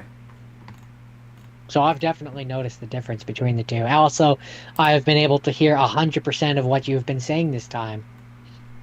There we go. Original sound for musician. Recommended for studio environments. Okay, well, maybe that'll make things sound better. So this episode is brought to you by... Yeah, you actually heard the whole, sorry, you heard Jordan do the whole new song. Normally it completely cuts out most of it. So, you know, I guess that means we're going to be sticking on Zoom. Everybody can hear the joke. Everyone can hear the joke. I don't know. I think the joke is sort of kind of funny that no one ever totally hears the whole thing. I think that is in itself kind of funny. Anyway. You've covered us still on the actual... Oh, there we go. Now you've closed it. Yes, there's a delay. So today's episode is brought to you by Vizard.ai. Jordan, you don't make videos or produce content. But Jordan, if you were to produce content, let's get rid of that. Get out of here, mouse. If you were to produce content and you need to do a bunch of it, a lot, really quickly. Why is that mouse not going away? There we go. And you need to do a lot. You could use the wonderful tool that is Vizard.ai. With Vizard.ai and their helpful workspace and automated tools, you can take a, say, 2-hour podcast or hour podcast or whatever, what have you, put it into Vizard.ai, and it will split it up into a bunch of clips that you can either completely export on their own and use them as is, or you can edit them using their handy edit features. You can add captions, you can add media, you can do whatever you want to them. And if you're really lazy like me and you don't like writing video descriptions, it will also help you create a video description. And it also has a little handy-dandy virality meter that tells you how the potential of how viral the clip that they have selected for you will go. It is very helpful if you need to create massive output on short form content. And if you click the link in our description, it helps the show out, and it lets them know that we sent you. And yeah, go to Vizard.ai today. They're really helpful. Let AI do the boring work. Don't let it do the fun work. This is not going to override any creativity. It's not generative AI. It's literally an AI helping tool. So yeah, Vizard.ai. Click link in the description below. Hey. So, today on today's show in the second half, and in part 2, if you will, I wanted to tackle some... well, initially it started off as medieval fantasy, but there wasn't really a ton of medieval fantasy I was all that interested in. So it really just became fantasy generally. Yeah. And, Jordan, we'll start with Jordan. I normally have a much more longer intro, but I don't really have one. It's just, it's fantasy stuff. It's fantasy. We did fantasy. We did fantasy. So Justin, my first rapid fire. Have you ever thought to yourself, man, No. I really want to... I never thought to myself. I really... Oh, well, all right. I guess then we'll just end it right there then, because he's never thought to himself. Never had a... Have you ever had the thought that, man, I really want to enjoy the classic literature of 1851's novel Moby Dick, but in a more fantasy-style film format, where instead of it being about a whale, it's about a white dragon. Jordan, I can literally say I've never once had that thought. Well, since you definitely had that thought, you definitely should check out the movie Age of Dragons, which is just Moby Dick, but with dragon. I think it was the part of it that was funny in your description of it was how they still have all of the same names. Oh yes, no, it's literally It's just Moby Dick. I'm not being doing a tongue-in-cheek winky-eye joke here. It is literally the harpooner main character is literally Ishmael. He joins Ahab on his and his crew on the Pagoda, which is the name of the armored land boat that hunts for dragons. And Jordan, Um, spoiler alert, let me guess, he doesn't catch the white dragon? oh no, no, no, the dragon ultimately is Ahab's doom, Because that's the whole thing with Moby Dick, everybody, is and he it's he does just Moby Dick. he doesn't find the dragon. He doesn't get the whale. That's kind of the whole point. It's a Like story they about want blind the ambition. they want the explosive liquid substance inside the fire-breathing winged creatures, which some would say is attributable to the oil that one used to get from whales, which is a fire-like burning Oh, substance. is that why he wanted Moby Dick? I believe that's the idea. Yes. Oh, interesting. Well, I mean, no. Again, I've The reason never why he read wanted Moby Dick. the reason why he wanted Moby Dick, if this is similar to the original I mean, it was story, also which revenge. in every other way it has been, is because Moby Dick kills his sister. Yeah, it's revenge. It's revenge. That's ultimately It's why usually Ahab revenge. wants. But what all the other members of his crew are hunting for are the other, like, our dragons for their Like, flame-like substance. Which, again, if it's like the original, I have to assume that in the original they want just regular whales so that they can hunt down. And so there's literally a character in this one who is like the best friend companion of Ishmael, who was Native American, who later on in the thing is upset because they kill like a whole bunch of dragons, which, if it's like the original, I assume in the original it's whales. And he's upset because they don't harvest all of the dragons and stuff because Ahab is obsessed with the one that got away, which is not called Moby Dick in this one, but is just Moby Dick. So I'm going to be calling it Moby I'm Dick. pretty Um, confident in the original book they don't call it Moby Dick. Probably not. But I Um, don't know. Someone's gonna lecture me about Moby Dick. and so he's upset, and he's like, ultimately, I'm gonna die because we didn't harvest all of these dragons, and it's just Moby Dick, Justin. It's just It's just Moby Dick. Jordan. Did this make you want to go watch or listen to or read Moby Dick? No, because I felt like I just listened to Moby Dick. I mean, they had the characters' names. It felt like what Moby Dick probably was like. I don't really think that I really needed to. Came out in 2011, 91 Really, minutes long. really, Yeah. really. Jordan, what is this called? Moby Dick, but it's a This dragon. this is called Moby Dick dot dot dot, But but it's a but it's dragon. a dragon. No, it's called Age of the Dragons. Huh. It's so funny because like for something that's just so I think it's because it's so lazily and transparently Moby Dick. Like it just kind of sounds like the equivalent of like someone taking an essay and just crossing out every time it says whale, crossing out dragon. Dragon. Yes, that's exactly what this is. Like it feels lazy And as then hell. instead of saying ship, it's land ship, Yeah. and there's literally like a crew of 5 people that are running the land ship. Instead of being like boat, it's like land ship. And so like there's points where they're like anchor us down, and instead of there being like an anchor they toss on the ground, like by the wheels, these little spiked poles come down onto the ground, so But it's you're anchoring them. but you're on land. Anyway, Jordan, is that it? I can't with this. Oh, there's really not much more to say about this. Although We have too much to get will to. say, We don't have time. I will say, it did not do well. No, fair enough. We don't have time to talk about how it's just Moby Dick. It's just Moby Dick. Jordan, we're at an hour and a half, and we're just starting the actual second half of the show, Jordan. Jordan, we talked way too long about Superman because that movie was really, really good. Anyway, that was it. That was it for that All right. one. So my first one was I honestly the reason why I went fantasy is because this next movie popped into my head as something I wanted to watch, and you know how this works, Joe. When I want to watch a movie, I contrive a reason to do it for the show, so I have an excuse to watch it. Of course, as one does. As one does. And this movie, Jordan, was called Dragonheart. Dragonheart. Do you not remember? Do you not know Dragonheart? Oh, Do you not- dragon! Do you not know Dragonheart? No, No. I never watched that one. Do you know it by name? I think so. Are you familiar with what it's about? It was a book series, right? No, I don't think so. Maybe. Maybe not then. basically, it's got Dennis Quaid in it, and he's a knight, and he's training a young boy, and the young boy gets injured. He gets stabbed in the chest, and the movie wants you to think that the boy is a good guy, but he's really weaselly, and immediately he looks like a weasel. Like, I don't know how else to describe it, but you know what I mean when I say he looks like a weasel, like someone on Trieste, yeah. And he looks immediately suspicious.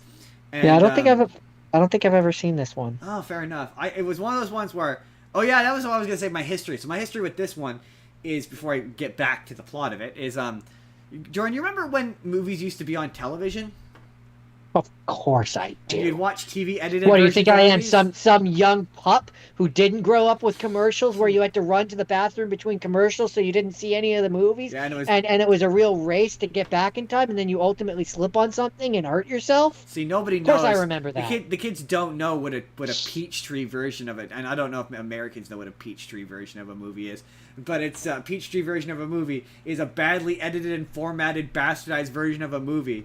It was like the ultimate hell for a movie. This is a bad. Anyway, I watched this movie on television one day. I happened to put it on, and yeah, it's like I say, Dennis Quaid is a knight. He's training a young boy that the movie wants you to think is a good guy, but is immediately suspicious. And his dad is an evil king, and the evil king tries to subjugate a rebellion by the what's the word I'm looking for? Peasants. Dragon? Peasants. Tries to subjugate a rebellion by the peasants. And in the middle of the rebellion, the young prince gets stabbed in the chest. And he's dying. As one does. He's dying. He's bleeding to death and dying. And so Dennis Quaid and the queen take him to a dragon and ask the dragon to help him. And the dragon gives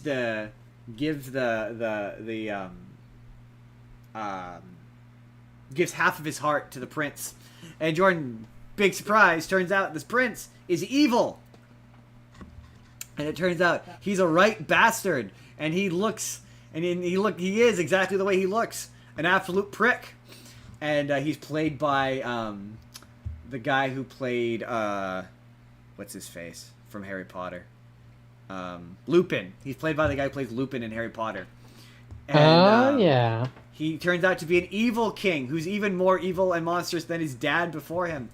And Dennis Quaid thinks that it's the dragon's heart that has poisoned the kid and made him evil. And so he devotes himself to being a dragon hunter. And he hunts a bunch of dragons, and he inadvertently, in searching for the dragon that gave the prince his heart, the dragon is played by Sean Connery. And he eventually finds him. And they decide, or they wind up in this showdown where the Sean Connery dragon convinces Dennis Quaid that in order to basically that if he kills the dragon, then he'll be out of a job, and then the dragon will be dead. So they decide to work together, and they create this scam where Dennis Quaid shows up and is like, the dragon's coming, you have to let me kill the dragon. And the dragon shows up and he launches an arrow at him, and he pretends to die. And then they collect the gold, and they work together, and that's the scam. And it's a fun movie. It's cute. And the bonding between Dennis Quaid and the dragon is really fun. It basically kind of turns into How to Train Your Dragon, but the dragon can talk. Sean Connery is really good as the dragon. The performance is really good. The only real downside to it is it came out in the 90s, so the CGI on the dragon is, I'll say, dated. Dated to be generous.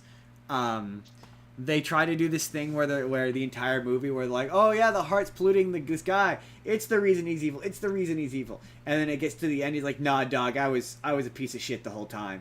And you're like, yeah, no, duh. He looked really shifty as a kid. He looked suspicious as fuck.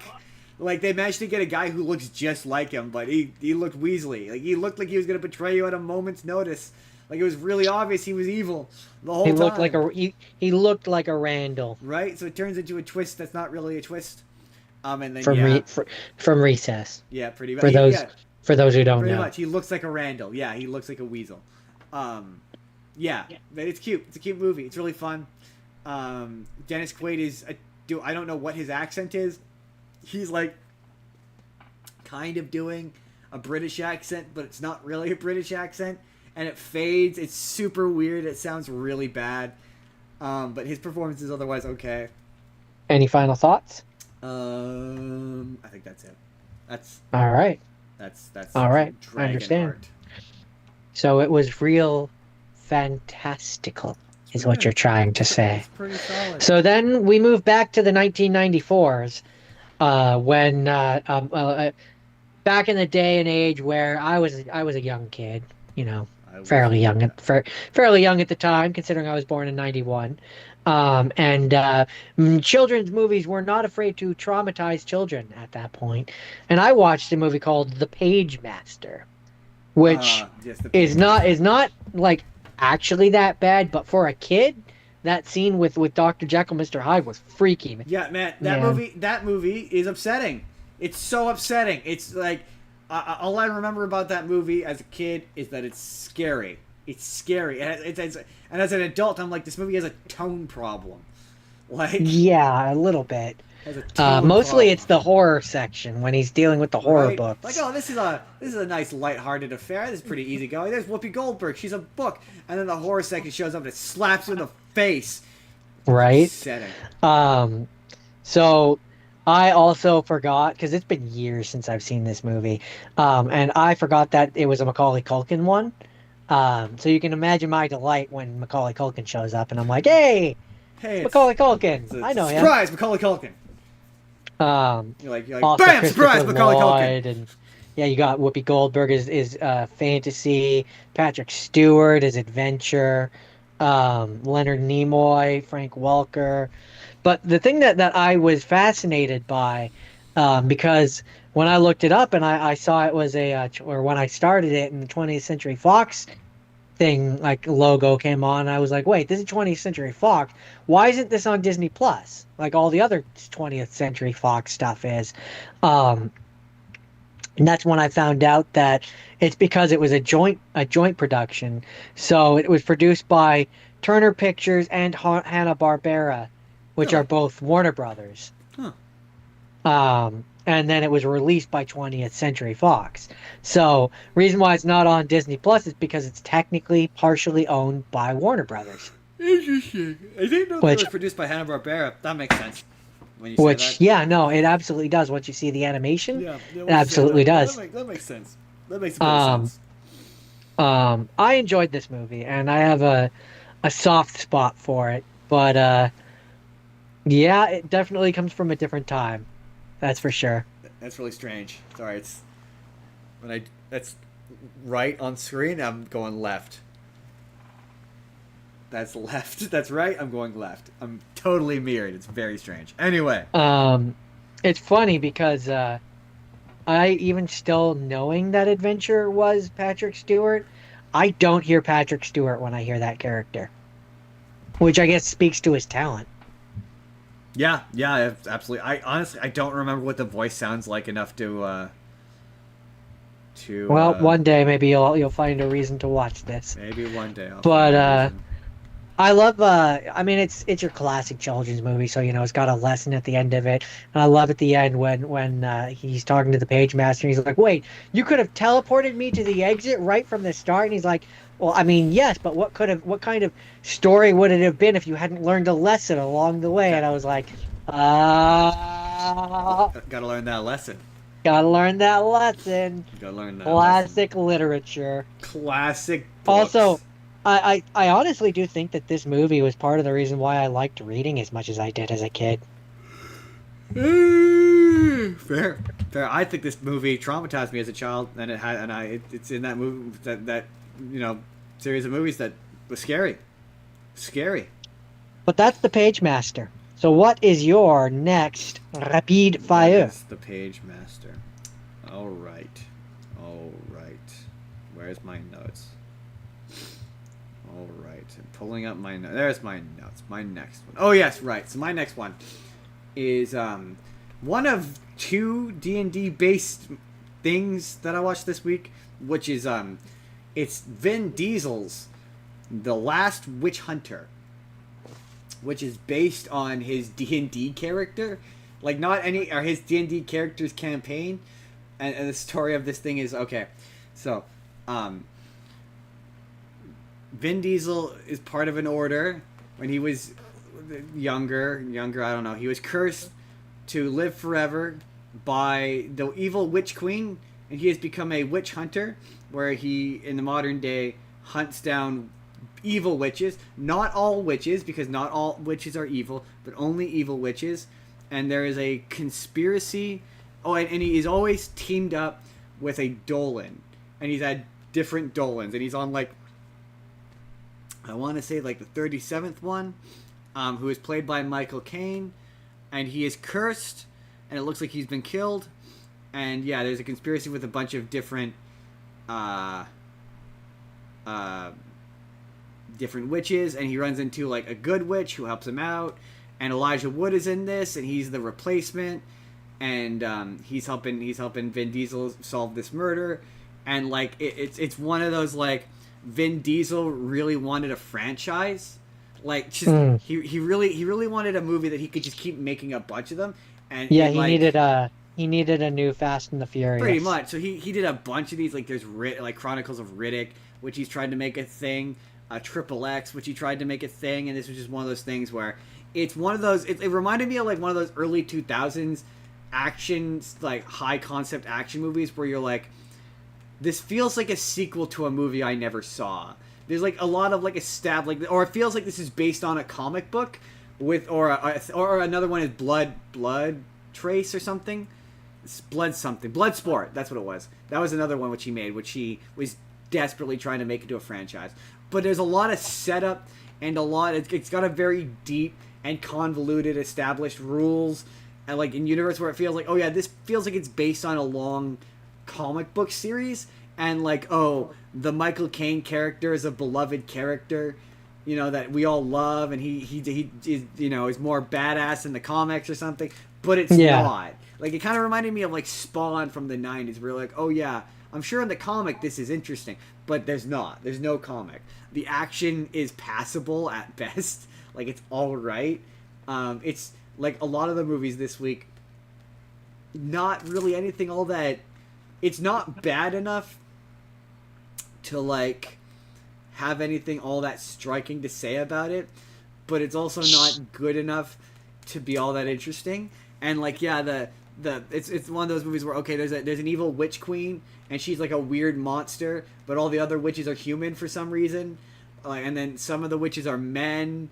It's the hierarchy of how this works is never explained well. Like, the universe is dense and convoluted, but also underexplained. Like, yeah, just, I don't want to say nothing of a movie, but just nothing of a movie. Nothing. The behind the scenes. The most interesting thing about it was, and I didn't end up finishing it, but there was a really cool one shot 30-minute video where it's some of the Critical Role people playing Dungeons and Dragons with Vin Diesel. With Vin Diesel. And it's pretty cool. It's actually kind of handy because they have like all of the roles and stuff on screen. So like, unlike Critical Role, it's like, oh yeah, you can actually track the game a bit easier. It's kind of nice.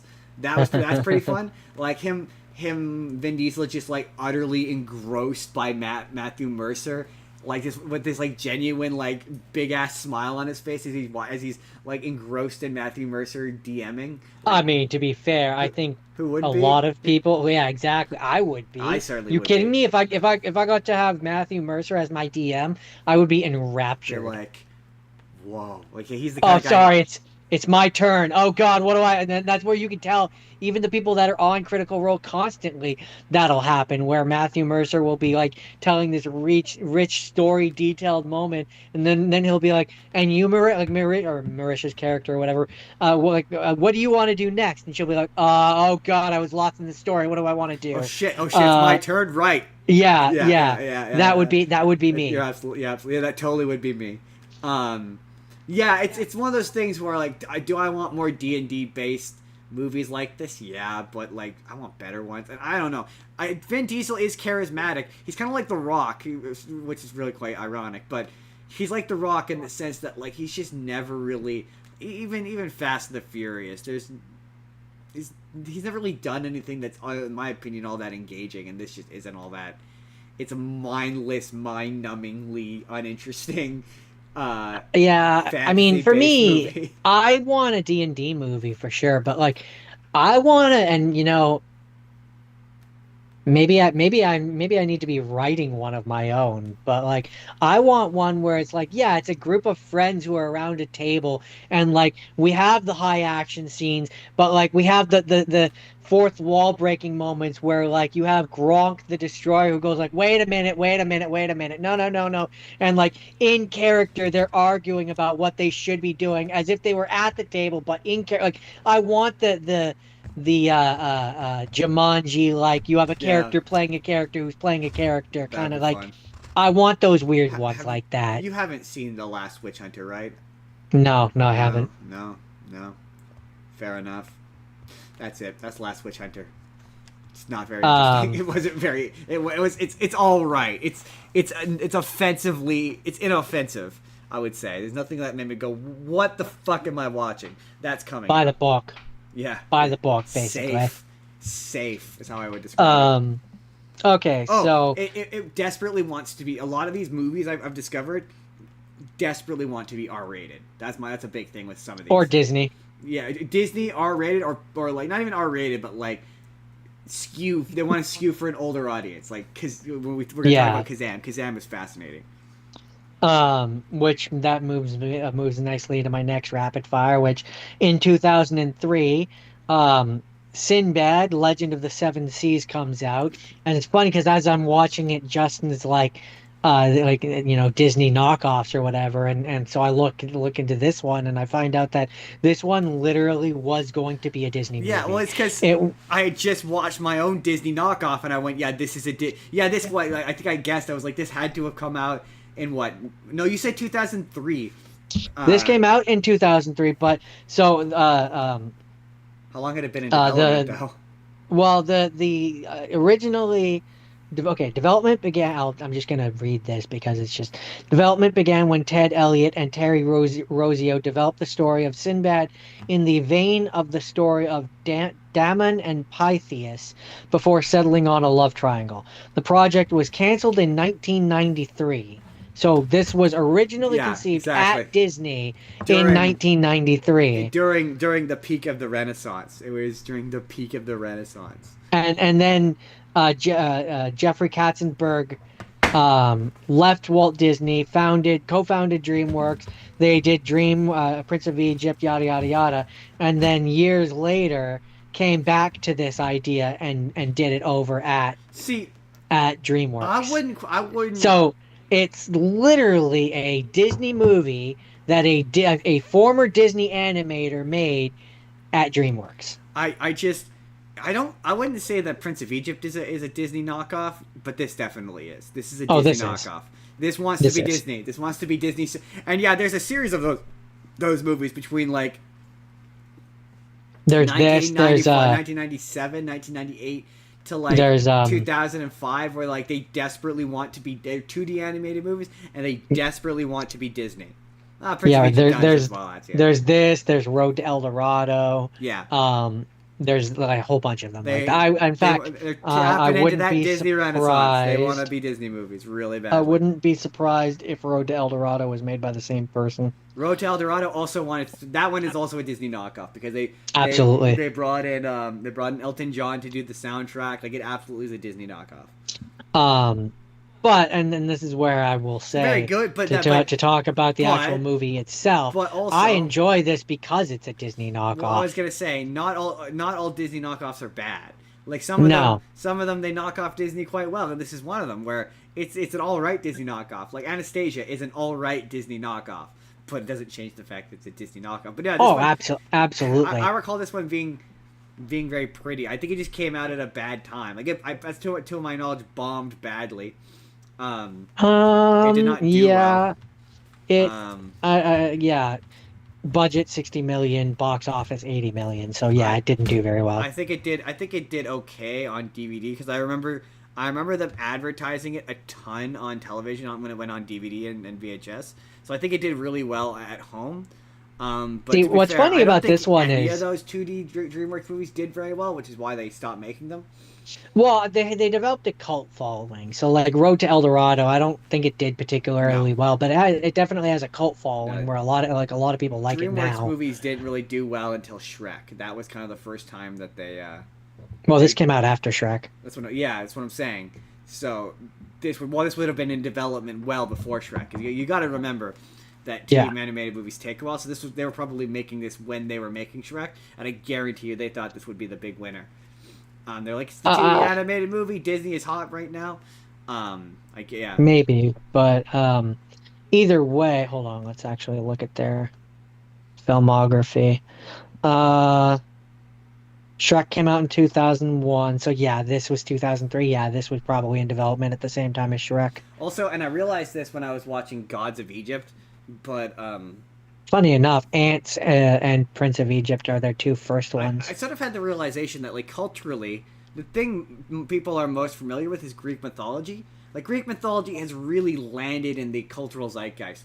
And like, Hollywood constantly It's tries because to it's make other mythology stick, and it just never does. And this is an example of, like, Sinbad and the Arabian Tales, of Hollywood trying to make these stories stick, and it just doesn't. It just doesn't have the same. no, not really.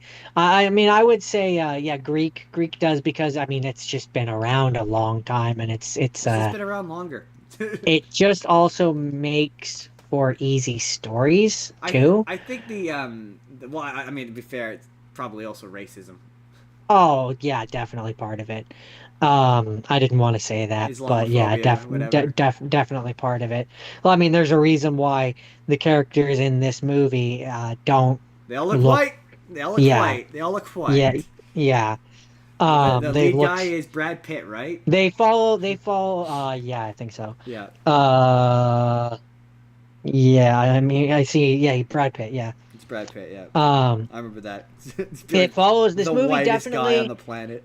this movie definitely follows the El Dorado, the Aladdin, Yup. the track record of um the characters don't look as they probably should. Nope. Nope. Uh, Nope. They don't. but it's still a good movie. It's not my favorite of all of these Yeah, ones, I think but it has some of that weird 2D, 3D stuff that was happening around yeah, that there's time, this one there's one Big Bird which I think is in like a weird 2D from 3D what I thing. recall. But what's funny is I can't actually tell you the first time I watched this movie. I don't actually remember what made me watch it, when, why. I It wasn't as a kid. don't think I've ever seen it in its entirety. Um, right. And the fact that you haven't tells me that I did it as an adult, Yep. and I couldn't tell you why. I've seen parts of it, but I've never seen the whole thing.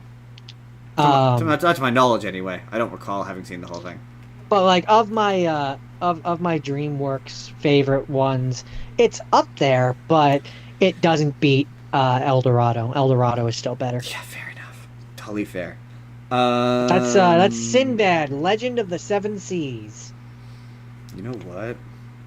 That being said, had there been a sequel to this movie, I probably would watch it. We're gonna swap this around, so then we have the Disney knockoffs together. So my next one, and okay, this was so funny.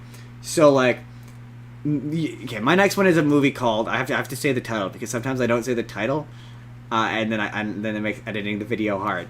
Because I think I'm gonna lump this and Sinbad together as Disney. We're gonna call this Disney knockoffs or something, depending on how long. Well, it should be Disney knockoffs. ... They can't all be good. They can't all be good. It depends on how long Quest for Camelot ends up being. But anyway,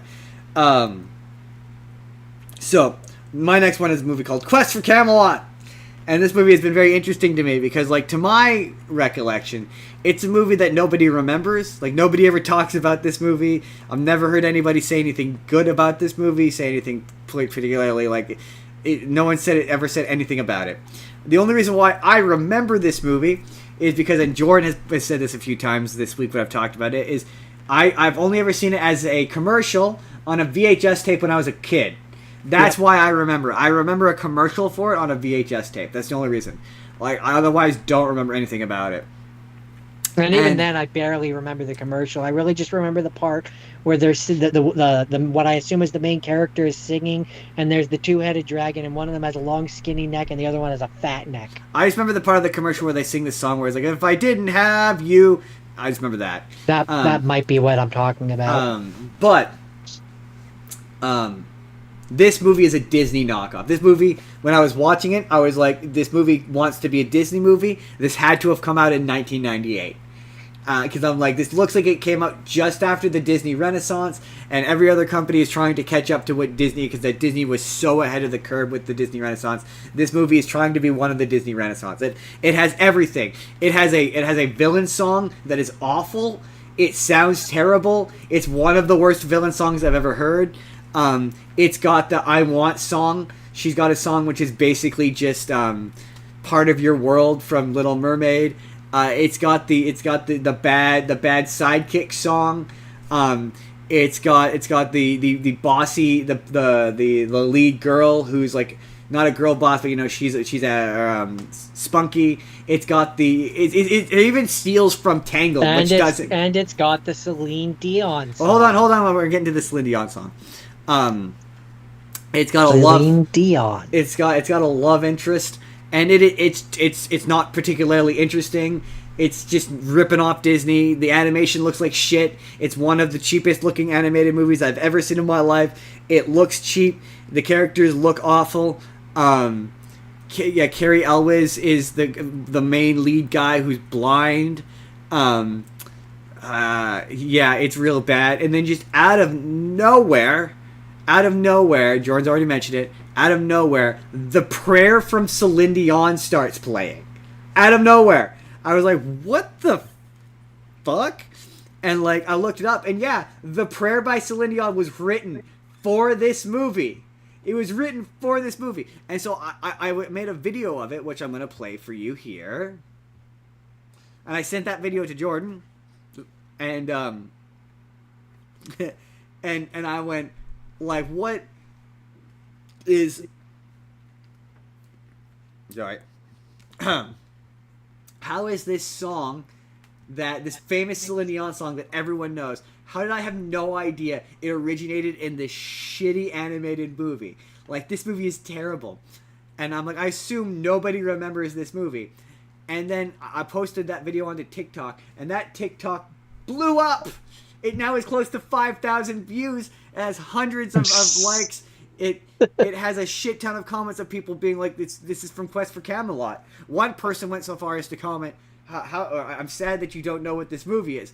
But it's like, I'm watching the movie. I obviously know what the movie is. I put the movie on. How would I put the movie on if I didn't know what the movie was called? Blindfold? Blindfold, apparently. I went, that one. And I had a bunch of comments. I mean, either that or they think that I pick your movies for you and don't tell you what they are. Maybe. That's a whole different premise of a show. This was on my personal page, so it wasn't. It's not under the context of the podcast, so they have no idea. But it was a bunch of comments being like, "It's Quest for Camelot. I love this movie. It's a beloved movie," and I was like, "What? Really?" But this movie didn't do anything. Like, there's no shitty straight to DVD sequels. Like, it bombed horribly. It's fun fact, one of the first 2D animated theatrical movie that Warner Brothers did, and this is the one that precedes Iron Giant. So this thing bombed horribly, and then they went on to make Iron Giant, an actual good movie. It's bizarre. Like. The guy who sings for Cary Elwes' character sounds nothing like Cary Elwes. I sent that a clip to you where I was like, yeah, that voice doesn't match that body. What the fuck? Like, yeah, it really is. It really is. It wants to be Aladdin. That's what this is. It's like they went, well, what if we gave the Aladdin treatment to it's like the Camelot. To Camelot. It's Aladdin and Little Mermaid like mashed together. The bad guy's terrible. He flip-flops between, like, they want him to be scary and menacing, but he has a really foppish, like, goofy voice, and he's got, like, a goofy sidekick character who's an axe that comes to life, who is voiced by Jaleel White, so he's Sonic the Hedgehog. and the That's distracting. it's super distracting. It's a ripoff of Disney, right down to the fact that the main lead guy, he's got a sidekick who's a falcon. He's a silver tip falcon, and A boo? he's just a boo. He's just a boo. It's voiced by Frank Welker, who is literally just doing a boo.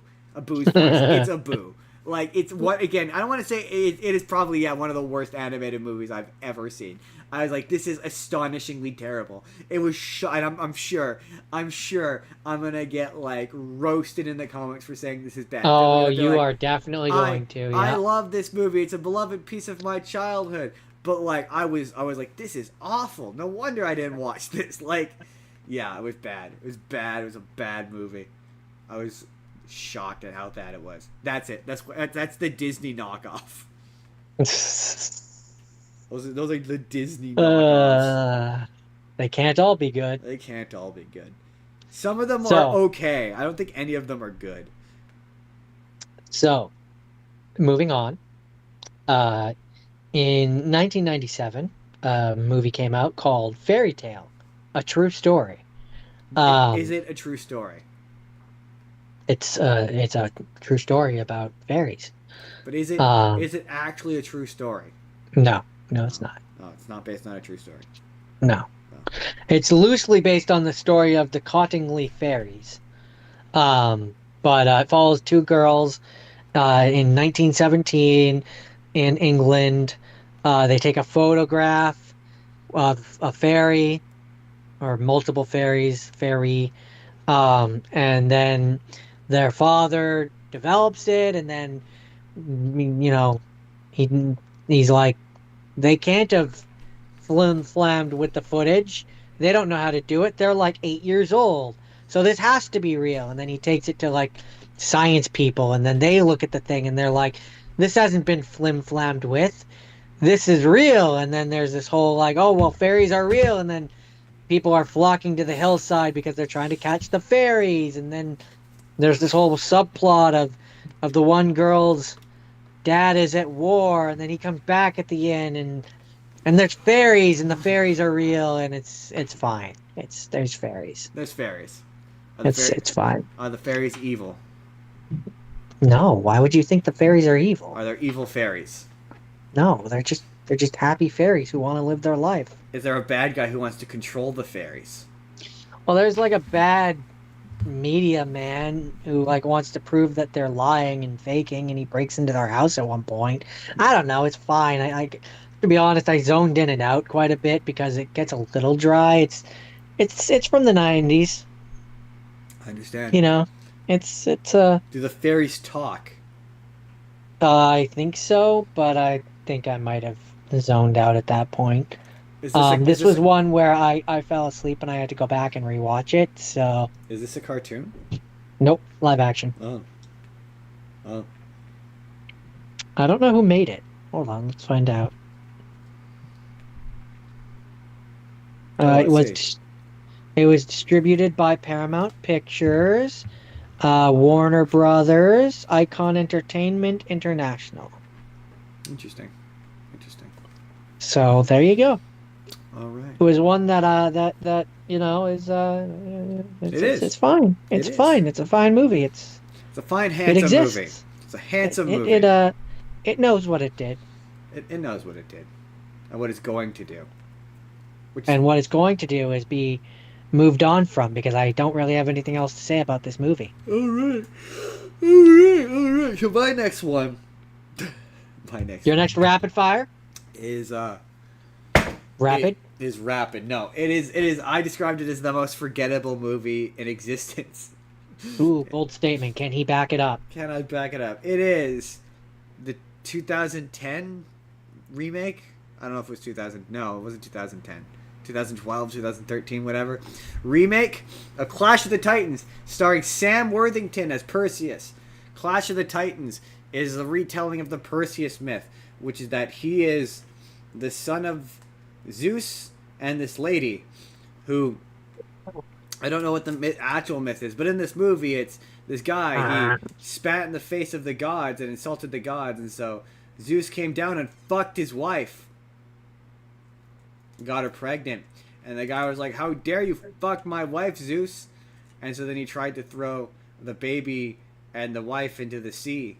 And then a fisherman saves the baby and raises the baby as his own. And he And becomes Aquaman. and in the meantime, Hades, the man is fighting against the gods, being like, "I don't like you gods." And Hades is like, "You need to teach the gods because Zeus created man, but Zeus has not done anything about man." And Hades shows up, and he's just Voldemort. He's doing the Voldemort voice. He just sounds like Voldemort. And I He's said, just Voldemort, Justin. played by Ray Fiennes, and he's just Voldemort, and he's really phoning in the performance. He's just Voldemort. And he shows up, and he convinces the Zeus that if he needs to scare the humans into being subjugate them. And so Hades shows up and is like, if you can either sacrifice the really pretty daughter to the gods, or you can sacrifice the whole city. And so then Perseus goes off and he gathers a band of people to go fight various mythological creatures. At one point he fights the Medusa, and then he fights a scorpion, and eventually Hades releases the Kraken, and they defeat the Kraken. And Liam Neeson is Zeus, and he goes, "Release the Kraken!" And it's Release the Kraken! It's honestly pretty badass. But no, this movie's very forgettable. I forgot Release the Kraken? I forgot it pretty much immediately after I stopped watching it. I really couldn't tell you much more than that. Sorry, what were we talking about? I've immediately forgotten what we were talking about. Clash of the Titans. Right. The number one thing about this movie is I couldn't confirm this, but like it really seems like at one point. Well, the number one thing I remember about it is it came out roughly around the same time. I think it was the same year as that movie, The Immortals. And the movie The Immortals does this way better, way more interesting. The action sequences are way better shot. It's 1,000 times more violent and bloody and more fun. And this was like, it seems as though at one point it was probably R-rated, and because there's a lot of scenes of like characters getting shot or getting stabbed or getting like look like they're about to get limbs cut off, and it either cuts away or like it's so shaky you can't see anything, or like it looks like maybe blood has been CGI'd out or something. So it comes across as though at one point this movie was gonna be R-rated and bloody, and in a like last minute after they had already cut the movie once edit, they've gone through and tried to hide the fact that it was an R-rated movie. It reads like that. It looks like that. Jordan, do you remember this movie?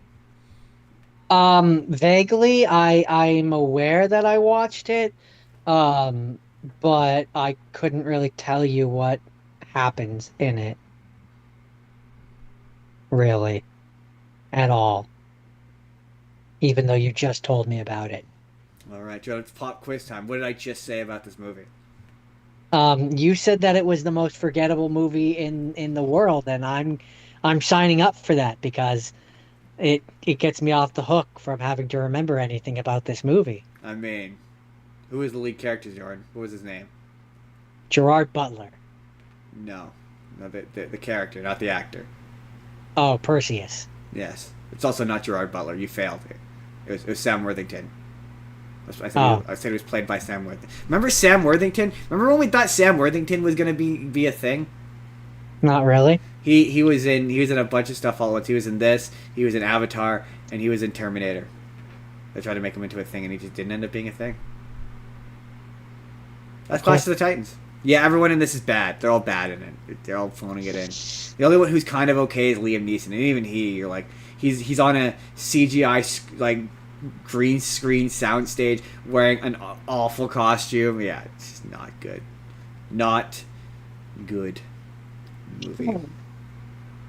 So, do you have anything else to say about that movie? Release the Kraken! Alright, if by the Kraken you mean the 2010 film The Sorcerer's Apprentice, then I will. Ah, yes, the 2010 Because film.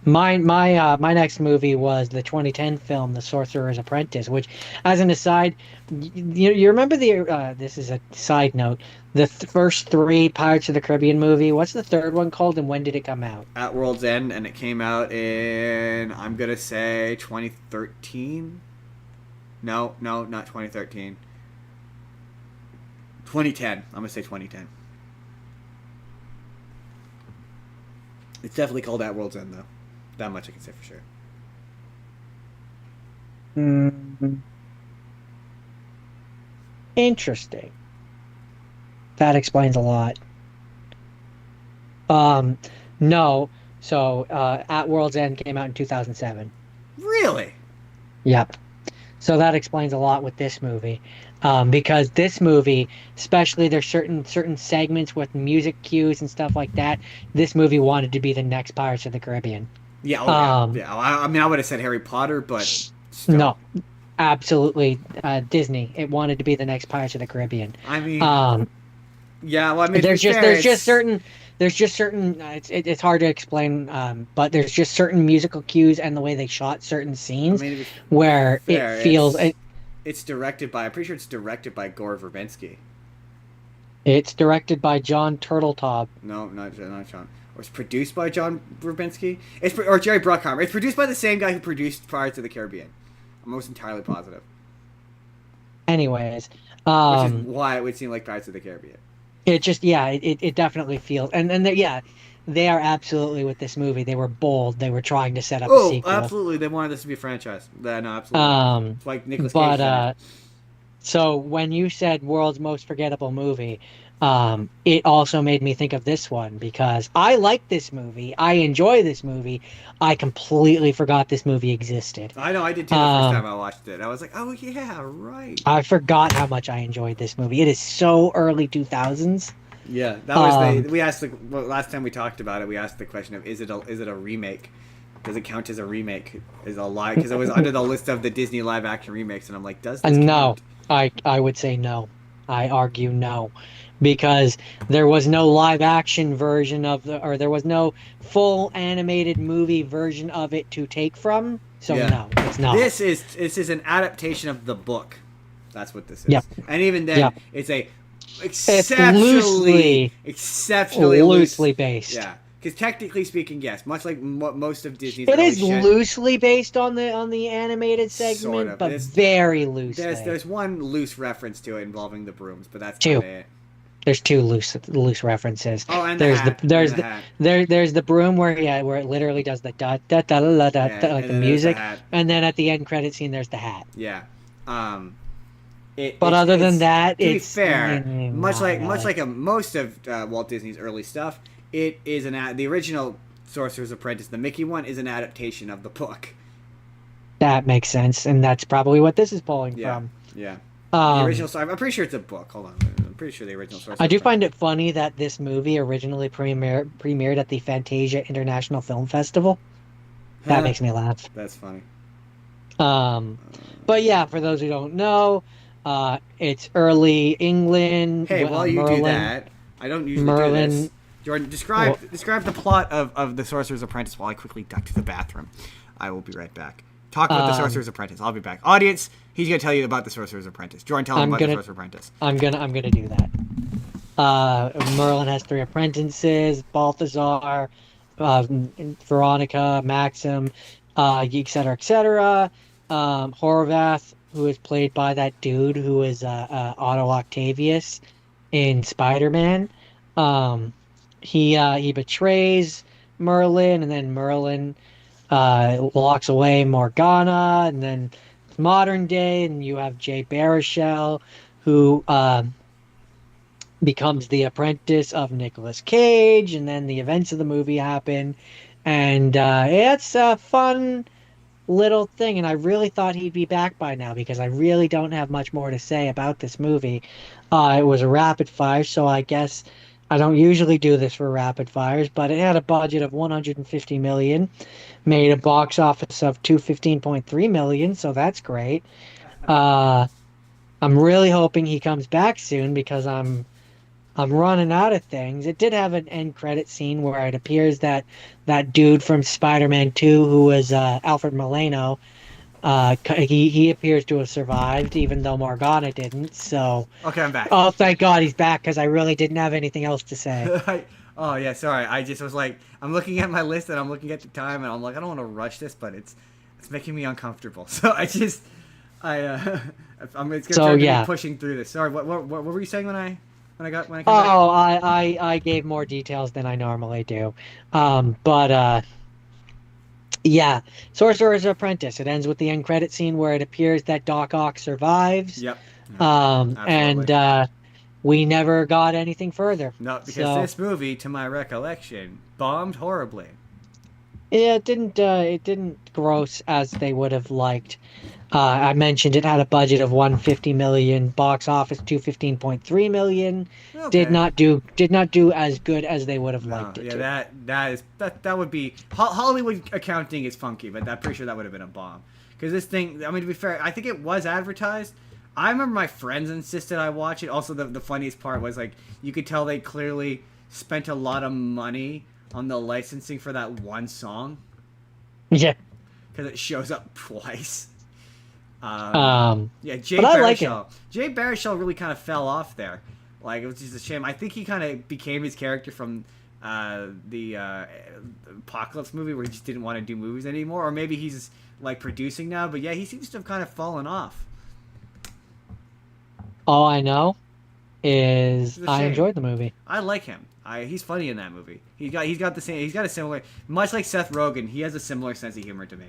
So my favorite bits in these movies are him being like, what is what? Yeah, yeah, yeah, It's my yeah. favorite parts. And yeah, I mean Nicolas Cage is super fun. Him being like, yeah, he's super fun. Everyone is super Yeah, fun. Everyone's having super fun in this movie.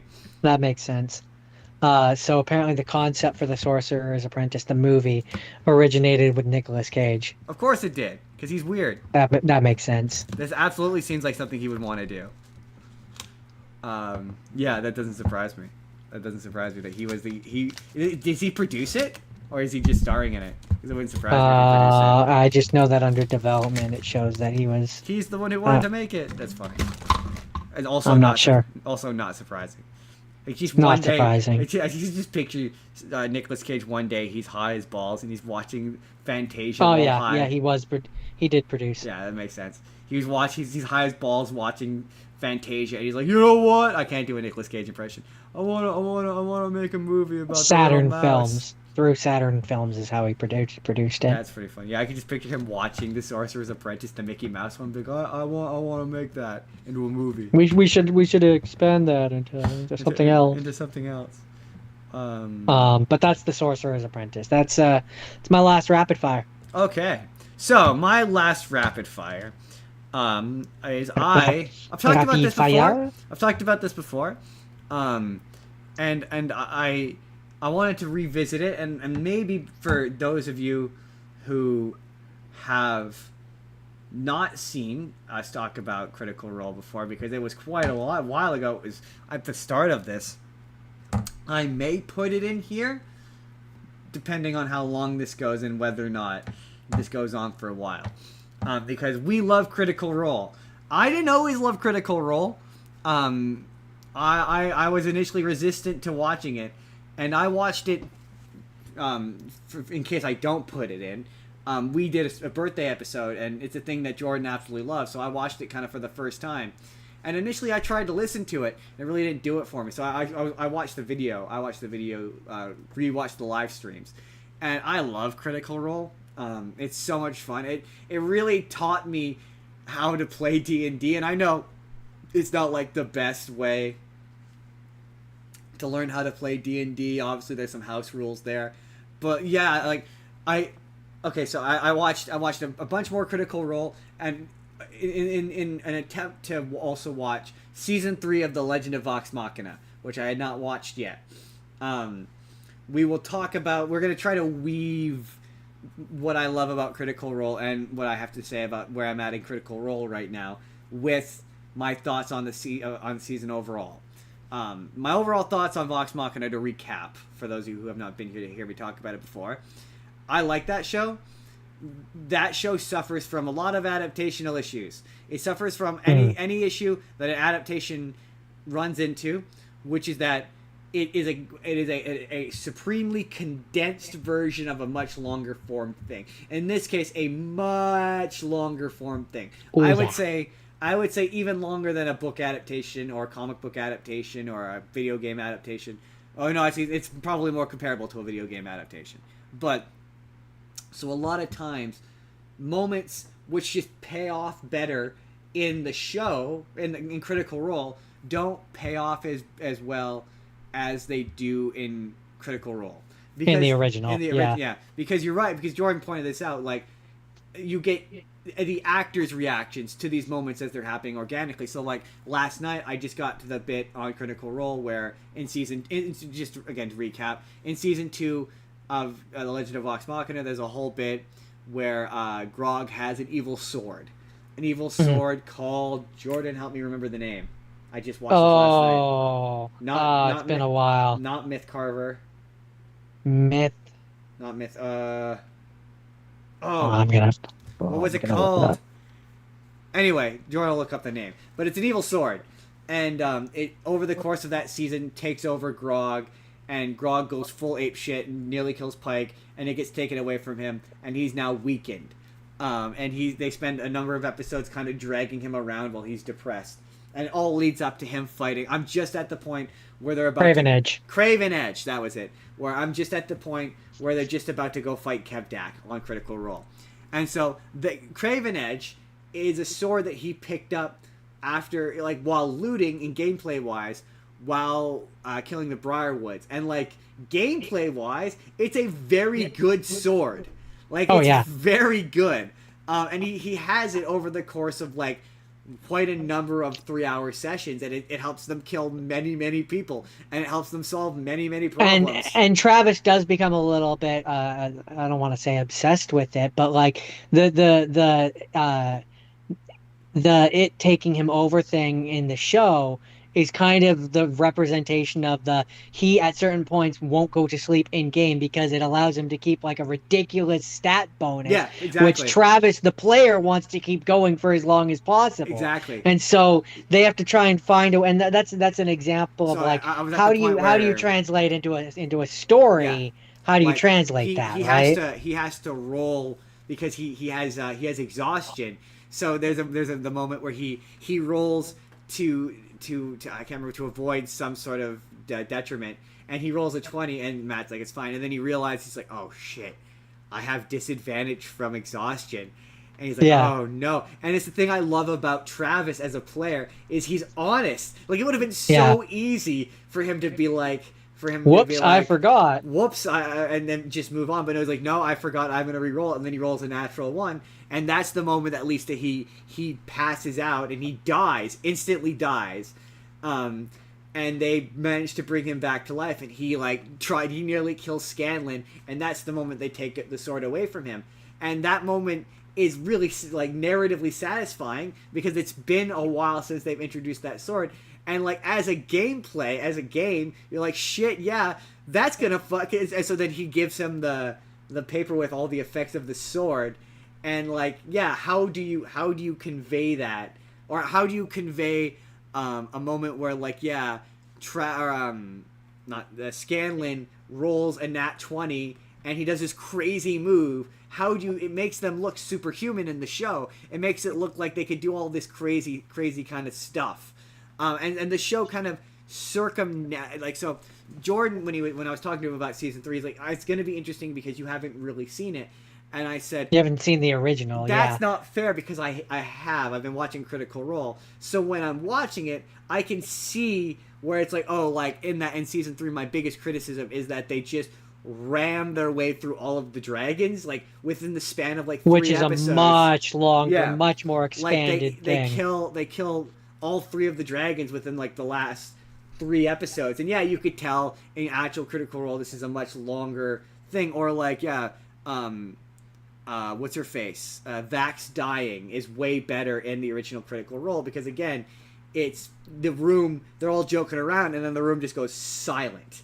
Like, the energy in their room changes and that impacts the scene. And yeah, there's a Absolutely. lot of like, There's also just there's stuff that, which again I understand for the narrative of a show you have to cut certain things, yeah, and at the end of the season 3 of the show there is a speech that Scanlan has in the original, like in the actual Critical Role, which just isn't there. so that big speech, we won't spoil it because I'm not there yet. And I don't want to spoil it for the audience, but that big speech you're referring to, that's after they beat the big dragon, big last evil dragon. Yeah, from what I recall, Interesting, it's after interesting. they um so after they defeat the big dragon, there are consequences within their party, and I'm trying to do this spoiler free, but um things end up happening that don't go, because you asked me why certain things happened the other day, and I kind of remember a bit better now. But there are things that the party does which Scanlan doesn't appreciate. I'll put Interesting, it that way, interesting. And this which stuff leads doesn't which leads to the speech. And no, the stuff doesn't happen really in the show at in the all. show at all. Well, I know that the big thing they've cut it out of the show is that Scanlan becomes like they allude to it. In one of the songs he says where the such and such can create a bunch of spice. So I remember hearing a thing about him becoming a big old drug addict. In Yeah, but a lot of it has to do with the way that Scanlan, or that not Scanlan, guy who plays Scanlan, Sam Riegel is playing the character, and that's a thing that I both appreciate and don't appreciate with him as a player, is he absolutely commits to the bit. So whatever he yeah, decides the bit of his character is, he will commit to to a fault, to the point where it gets irritating for me. So like in the gameplay, yeah, and this is again where I get why they cut certain things for the show. Because yeah, in the actual stuff, the stuff with the spice, I understand what he's going for, and I understand, and it comes back in campaign 2 with his character where she drinks, and that plays into that as well, interesting. and into gameplay as well, where it's like he as he also like Travis will commit to a character to a point where it will at times be very detrimental to the party, Yeah, and he'll do it anyways, yeah, yeah, which like I appreciate as a performer, yeah, yeah. but in Travis terms of will not metagame. Like he will not. He in terms of refuses to metagame, and I appreciate it. yeah, but see, that's where I question, and I'm an audio listener, so I don't watch it, so I don't see some of the stuff. But like, there's times where with Sam Riegel in particular, where I question whether or not he metagames, because I think he sometimes does in the opposite way, He where he will purposely fail certain things because it makes the narrative stronger in the opposite way. I mean, I can't say where I'm at because I just got to episode 50. It's nice. It's nice. I actually remember. So like, I can't say as to whether or not that changes as of right now.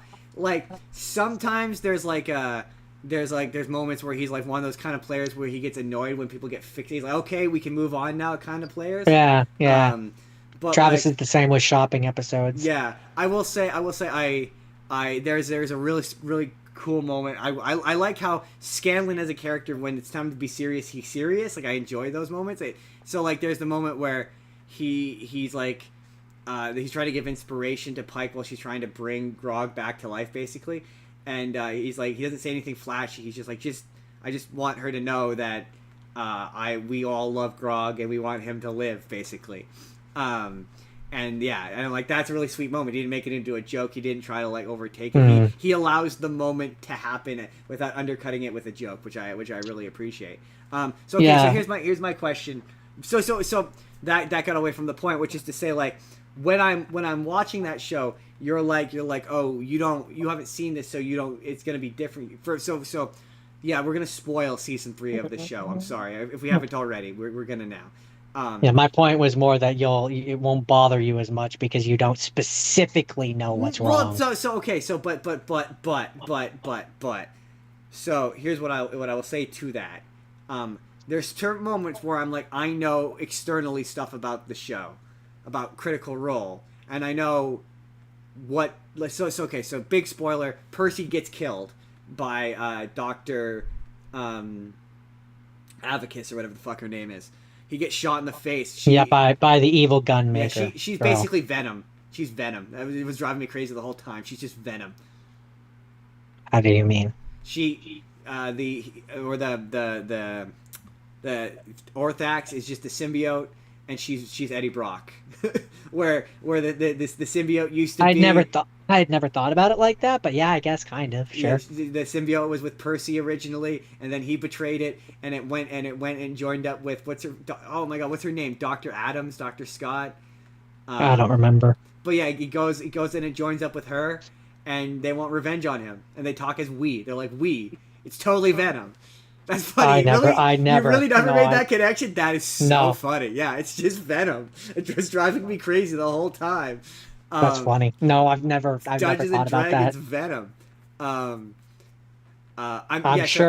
sure they probably have never thought about it that way either. No, I'm sure they haven't either. But she shoots Percy, and Percy dies, and he's gone for till the last episode where they bring him back to life. And I know, to my basic knowledge of what I know of Critical Role, I'm not going to spoil it, but I know of 2 of them who switch characters, and the only one Ripley, that's what it was. Anna Ripley. Yeah, she shoots him in the stomach, I think, or the chest. But yeah, there's 2 of them I know switch characters, and I know that it's Liam O'Brien switches characters, and I know that why can I never remember his stupid name? Scanlan. Liam doesn't until they do a one shot, I think, and then. But no, what's the actor's name? Who? That plays which character? Sam Riegel. Sam Riegel. Sam and Liam. I don't know. Again, don't give anything away. But I know that something happens to Vax. That's all I'll say. And so that happens. The thing that happens to Vax happens right at the end of the campaign. So he's Vax for most of the campaign. Yeah, from what I recall. Oh, yeah. Interesting. Okay, because I knew that he's, and I know that that obviously. Sam Riegel changes characters. It's a big deal in terms of players because without getting into the details of it, there's a particular thing that Sam Riegel had been trying to accomplish that didn't work out, and it was he's crying at the table. That's an example of where I say if they do any version of that in the show, it won't be the same. No, it can't be the same. It can't be the same. But I feel like they have to, right? It has to end with that happening. Because that's a big deal, right? It depends on how they do things. I know it involves the big final bad, right? He does something involving the big final. Basically. Yeah. Basically, I don't it's a game. It's a big game moment where Sam the player makes a hard choice, which makes a big impact. I'll say. So I knew that Sam Riegel changed characters. I know that Scanlan eventually. Sorry, spoiler alert. Scanlan eventually leaves. I knew that. So, but I hadn't heard that Taliesin, Marisha, Grog, Travis, and Vax. I had not heard that they changed characters, to my knowledge. No, I'd not heard that. So by the end of the campaign, every every one of those characters has died at least once. Yeah. But they don't stay dead. No, but Grog just died basically, and they brought him back to life. Yeah. But what I'm saying is narratively, none of them. There's not a permanent death, and Taliesin all of a sudden switches to he's Percy until the end of that campaign. I know that, and so. When he dies, I'm well, then obviously he's not going to stay permanently dead. But also, this is the kind of show that would do that, right? Just to fuck with you a little bit. Well, it's hard to, and this is kind of a thing that I. This is kind of a thing that I enjoy about this show let me finish. Let me real quick. That's kind of the thing that I enjoy about this show is because it's diverged. It could be completely different. And the other. Well, I was going to say the other bit. That I assume is, again, spoiler alert for the end of the season, but they break up. The team breaks up at the end, and I assume that doesn't happen in the original show. The team doesn't, unless they do break up at the end. I don't remember them breaking up like that. No. Where they all go off to do, but you did mention something of a time skip, because it appears the end of the next season is going to be. Well, that's where my memory. It's been so long since I watched the original campaign. You're gonna have to remind me when you get to it. But I just remember that there's in some Probably gonna keep regard watching there it. I'm not gonna lie. I'm having such a in good in time. in some regard there I think there is, well, where it's like it's a couple months or something, because yeah, there's a thing that ends up happening where they run into a thing which happens, and a thing happens, um and then a thing has happened. That makes So sense. it's like All of that makes total it do, sense. it doesn't, but it does to me. Um, And so because that thing happened, like it's just I seem to remember it being a couple months, but I don't Interesting. actually remember. Cause, That might be me conflating cause things. like to my what I understand, there isn't another like. Okay, so I just this know is that how I in would. terms of I just know that in terms of the Percy dying thing, yeah, from what I recall, it's one of those like they That fix the problem sooner, like he doesn't basically. like. Oh, so you're saying like Ripley does shoot him like dead in the original campaign? From what I recall, yes, and I think they just like pretty immediately resurrect him like that. Interesting. Interesting. Interesting. And so like the Interesting. big difference here is the length of time. That he stays dead and how they bring him Yeah. back to life, I assume, is also probably Yeah. different. So what is Like the from what I fuck it? recall, What's the it's just major like a change that occurs in this season versus the show versus the I original? mean, the big change one of the big changes is the fact that yeah, um Percy comes to life like immediately in the actual thing. I just the thing that Whereas tells you in that this version, and then the other big thing. So this is again taxing my memory. If you don't care about spoilers, well, I mean, try your best, but I mean, just try to be general, I guess. another character dies, and then actions that the players cause upsets one of them and causes him to fuck off. Oh, gotcha. Oh, so is it stuff involving Kaylee? It's stuff involving Scanlan and Kaylee. Oh, so okay, yeah, that red is this feels like it's been changed because I know that he doesn't wind up with her in the original thing. Like that, I do know. Well, kind of. It's hard to explain. Or like He doesn't I've seen the speech. I've he seen the speech. he So doesn't long term, but he does. That's why he does leaves. Scanlan come? Like I know he leaves, but he doesn't come back, right? Once he's gone. You know, he comes back. Oh, he rejoins the He team. comes back. He rejoins the team later. Oh, okay. Oh, interesting. That I And didn't know. that's what I was kind of hinting at, is that that's where the I'm pretty sure there is a time skip because there's stuff involving him. Interesting. Interesting. Okay. Because okay, so far as I can ascertain or I can gather, the Critical Role campaign one kind of breaks down into what I would say, not counting the Tiberius Stormwind stuff prior to it, but it kind of breaks down into three major arcs: the Briarwoods, the Chroma Conclave, and then Vecna. Spoiler alert. Oh, so you do know about Oh, Vecna? I absolutely know about Vecna. Yeah. Yes, I know he about. They've already referenced him. They've referenced him in the show in Vox Machina and Craven. There, they heard the so name my when they defeated the yeah, Briarwoods. my memory's a little fuzzy in terms of the actual But thing. there isn't like another I wanna say that there was something in between the dragons and Vecna, interesting, interesting, interesting, but interesting. I can't for sure. It's been too Does long. I'd it have to go and look it up. does it play? The thing I'm curious about is does it play out the same way where Kree Summer, not Kree Summer, the dragon who is working with them and then turns out, oh yeah, big surprise, she's evil the whole time. Does that happen in the original? So what I'll say from my memory is a lot of this show is, oh, there's X thing, like major thing that's the same, but little things that lead up to big thing are different. Gotcha. So they're still doing that boss fight. So that is obviously a boss fight in the original show, and that they've. I just know that like yeah, there's pretty much right from season two, there's a lot of stuff that's different. Like obviously Pike Oh yeah, Pike wasn't is there. there. Yeah, she's there way more in Critical Role. A big She thing that's just came different. back in the A show. big thing that's different from that season to the original is the party doesn't get split. Oh yeah, yeah, you're right. Yeah. So Yeah. that's a right from go. That's a big thing that's Yeah, they different. split up a lot. And so as a result of the party being split, stuff in the story happens differently, right? They also So cut then out that a lot of side characters that yeah, impact. they a big thing with I didn't feel it so much in seasons 1 and 2. And to be fair, with season 1 I hadn't really watched. To be fair, I rewatched it, but I didn't find it so much. But with this one, there's a lot of moments in this show which are like they feel unearned.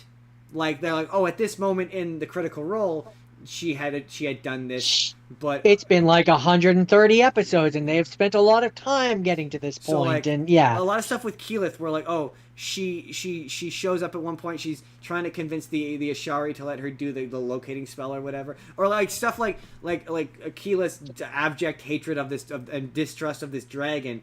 They set up way earlier in Critical Role and allow it to stew.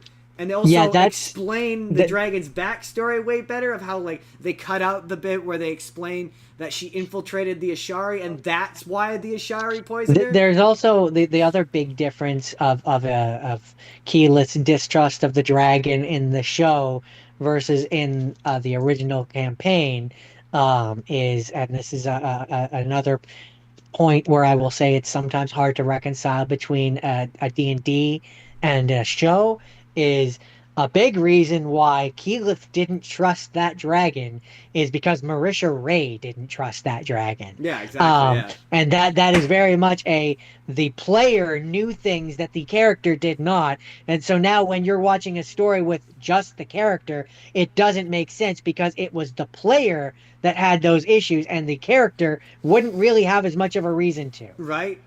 Yeah, well, and also, like when you're trying to adapt, it's like it makes it tricky. They also cut out a lot of the establishing, like you hear about her early on, like from other side. A lot of the seedings, who get cut out, like they cut out. Which in this case, like I'm not faulting the show for cutting this out because it's a long section. Like when they go and they save the fire Ashari and they go into the whatever and they fight all the fire. They fight the fire genie and they introduce the fire Ashari chief as a character. And so in the show again, she shows up and she's wearing those fire Ashari robes and she's like identifying herself as being attached to the fire Ashari, and she has the fire elemental transformation that she's using. But within the show, she can just kind of do that now. Like, it's not really established. It's a show that really benefits from you having watched it because, again, it's skipping over a lot of... Grog in that show really, he loses a lot of the shit that makes that... Or, like, stuff in Critical Role that just isn't... It looks cool when you animate it, but it's not as satisfying as watching him roll to fist fight Groon. Like, when he fist fight Groon, that fight was epic. It went on forever, and it was epic watching him and Grog go back and forth in D&D. But when you're watching it in the show, it's like, this is cool, but it's not as cool. It's a show where it's like, I kind of have to remove it from the original source material and kind of just watch it as its own thing, because it's like, it's an adaptation of that original thing, but it can never, and this is kind of a thing that I think I've kind of just come to this opinion as I've gotten older, is I think it's hard to do adaptions. No, they're hard. I think it's hard. Think it's hard to do, and so rarely are they done well. I mean, this is don't get me wrong. This is a very good adaptation. And it's for what it is. It's very pretty. It's a stunningly animated show. There's times where I'm legit. You can tell there's a lot of passion and a lot of energy that has gone into this. Are being respected. I mean, to be fair, it's produced. They all produce it, and they're all involved in the creation of it on every conceivable level. So I think for me, what I would say, my ultimate button nose when it comes to this show, and this would be my comment generally for this show is, if you're ever looking at Critical Role and you're feeling intimidated at watching 3 campaigns worth of content and 190 something whatever, like if you're feeling intimidated by that, but you want to dip your toes into the world and the characters, this is a good way to dip your toes. This gives you a buttoned, watered down, like easy to palate version of it that you watch this and then you go watch the original. It's a not as good version of the original, which feels like a mean thing to say because it's just a different thing than the original. Like, It's a different medium. Not the same thing. So, but there's just a lot of these moments, and just if it's telling a story, like any story, the original. What'll be interesting to me, and this will be my final, and then we'll move on. I'm interested for the next season and see where they go.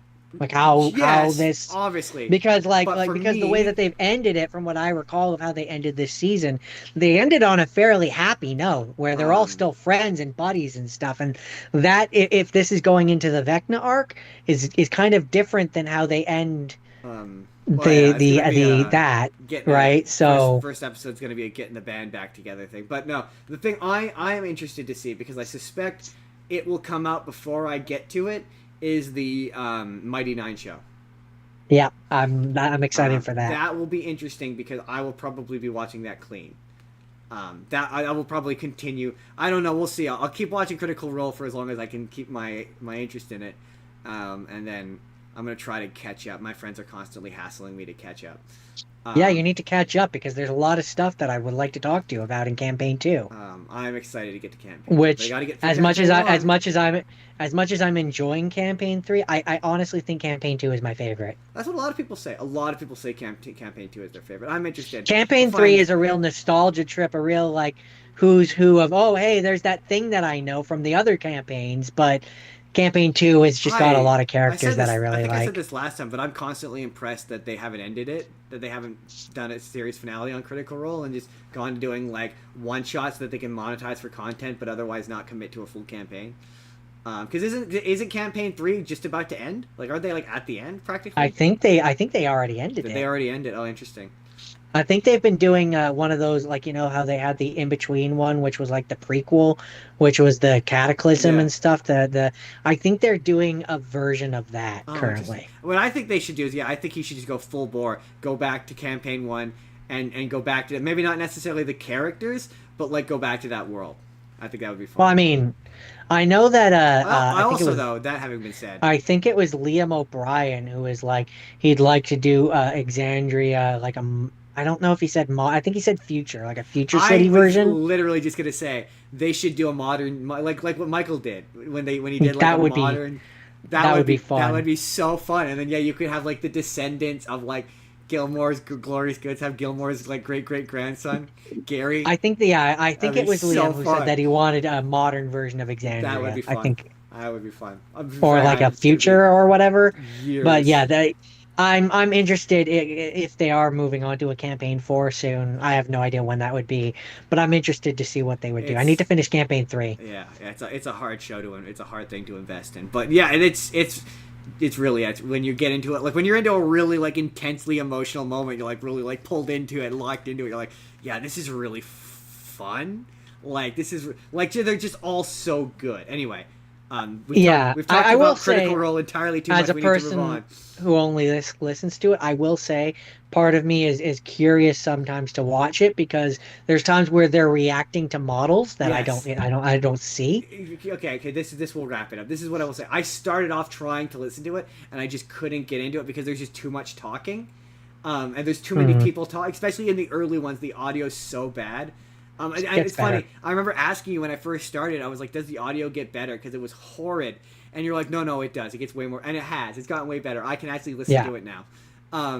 But I just couldn't. There was too many. No, those first early ones are bad. There's like 6 or 7 of them. They're all talking over each other, and they're all they were particularly bad back in those early days for the crosstalk. Oh, the worst ones is when they laugh, and it's really like still now when they all laugh and it's really loud and I have to turn down my volume. So like listening to it, I just couldn't get into it. When I started watching it was when I really got into it. Like that's when I was really enjoying, because there's just certain like the moment I mentioned where he rolls the 1 and they're all like he's making a face like oh no and I can't remember who. I think it's Taliesin. Talison's like, you rolled a 1, didn't you? And he's just got this look on his face like, oh no. And as what's his face? As Matthew Mercer is describing him being dead. Just this look on his face of like, what did I do? It's so funny. It's so funny. You would just miss that if you were listening.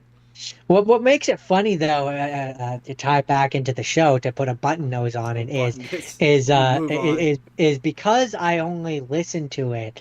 Obviously, I guess when there's the video version of it, they sometimes have the fan art, which gives you an idea of what the characters were supposed to Oh look yeah, like. valid point. Yeah. Which I never had, right?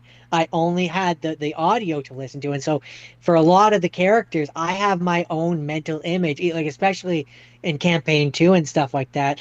I have my own mental image of what some of these characters look like. So when I then see them on the show and actually see them and See, what they look like, that's funny. it's so weird for me because it's like I have no visual frame of reference for a lot of these That's characters. funny because I'm kind of completely the opposite. Where like, yeah, I watched the show first. Jordan, we got to move on though. We got to move on. We do. So now we're going to move on to have scenes. Yep. So I suppose I will go first and say I watched Oz, the Great and Powerful. Sorry, we only have 2 hours left before your phone dies. We gotta. Yeah, I don't even know what my thing is at. My thing's at like 42%. Oh no! Okay, we got a mosey. Oz, the Great and Powerful, which, as an aside, didn't realize it was directed by Sam Raimi. Yeah. You do see some of that movie does have some of like his horror, and once you that's one of those once you know that like the evil witch Mila Kunis turning when she turns green and she's like yeah, you're like yeah I can kind of see it. I can. I like once you know, I can kind of see it. There's certain parts of But that movie that always make me laugh. Like I'll never forget when she first turned into the evil witch or whatever, and I turned to you and I went, "She ain't got no eyebrows." And you, every time I do that, it drives you mad. You're like, "What? She's got no eyebrows.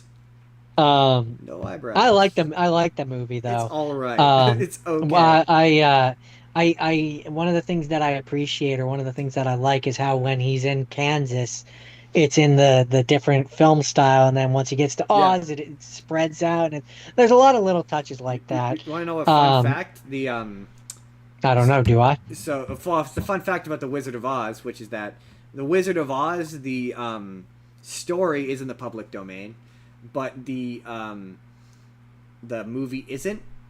Yeah, the 1940s movie, the one the famous Yeah, one. yeah, Yeah. yeah. So whenever the Wicked Witch shows up and it thinks she can show up in whatever, but she can't be a certain shade of green because it can't be the Huh, same shade of green as the Margaret Hamilton version, and it's also interesting. the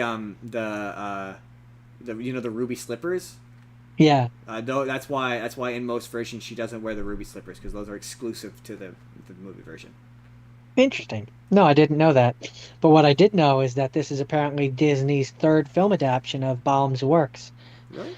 Third? Uh, What's following Return to yeah, Oz that I and know. the television film The Muppets Wizard of Oz. Oh right, yes, that movie's bad.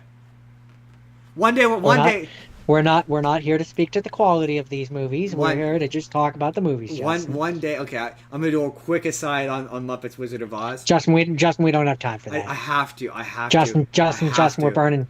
we're burning phone battery I here, have Justin. to. I have to. Make it quick. I have to because I have to be like that's probably the worst Muppet movie. um, One day we'll talk about it in depth, but it contains a scene where the movie stops, so Quentin Tarantino can describe an action sequence that they don't have the budget to do.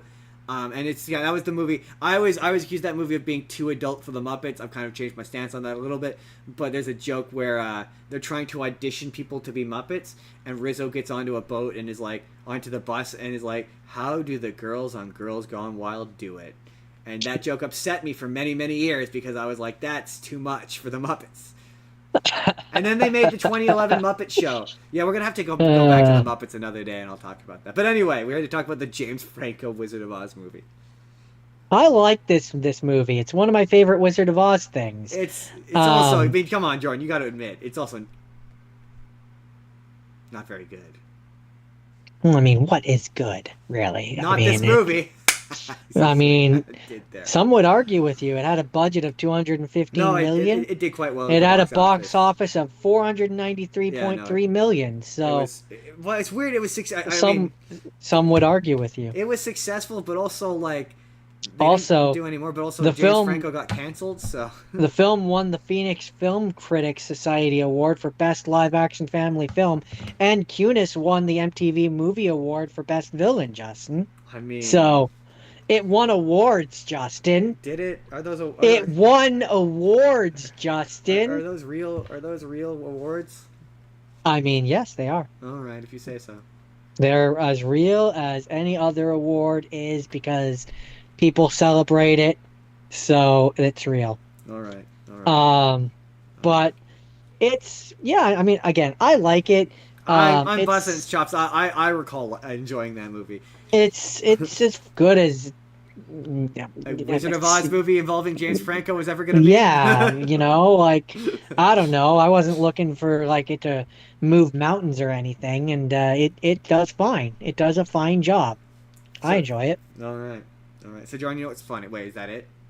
I enjoy the especially the end part where it's like pay no attention to the man behind the curtain Wink. as he makes out with Glinda. All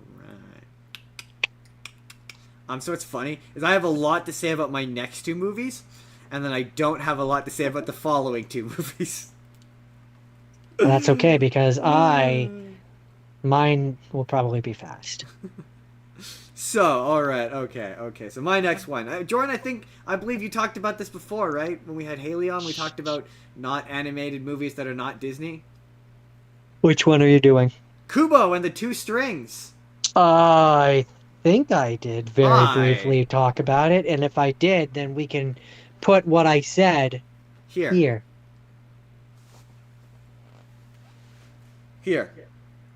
I mean, it's gonna cut to the clip, but it'll cut. There we go. Yes, that's what Jordan said. Hey, everyone, comment or go to Haley and say hi to Haley. Thanks, Haley, for cameoing in this video. Anyway, Kubo and the Two Strings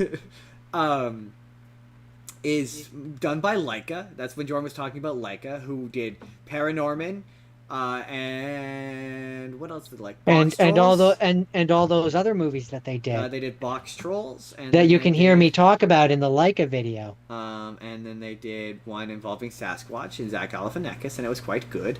And yeah, this is the story. When we talked about it before, I think we had said, it's based, or at some point we have said, it's based on Japanese mythology. It is not. I mean, it's inspired by Japanese mythology, but it's not specifically based on any one myth. It's really an original story.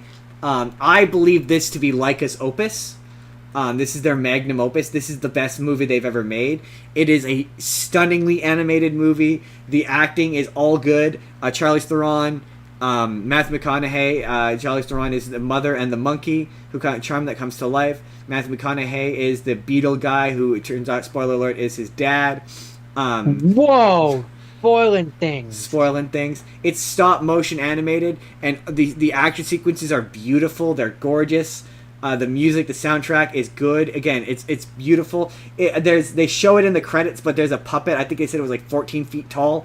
But there's the scene. You remember the scene with the giant skeleton puppet? I do. And they show at the end, in the ending credits, they show them animating it. It's really cool. Yes. It's really sick. Stop motion is difficult. The amount of time that would have had to go into this movie. You got to appreciate it. It's also like when people are like, nothing drives me more crazy. Jordan, I feel like Jordan's going to agree with this. Jordan, tell me if you agree with this. Nothing I agree with this. Drives me more crazy than when people say animation is exclusively for children. No, it's not. It is an art form like any other. It is a medium of storytelling like any other. And this movie, I would say, is not for kids. Not for young kids. I would say maybe 10-year-old kids. 12. 10. But it is upsetting. I mean, his parents are dead. Both of his parents are dead by the end of that movie. They're dead. They're stone cold dead. And it tries to be optimistic and heartwarming, but his parents are still dead. Like the grandpa kills them both. And it's really like the ants are scary. There's portions of it which are frightening. It's dark. It's epic. Yeah, again, it's stunning. Like, there's so many of the fight sequences with the monkey. There's so many sword fighting sequences. You know me. You know me. If you watch the show long enough, you know I love sword fighting.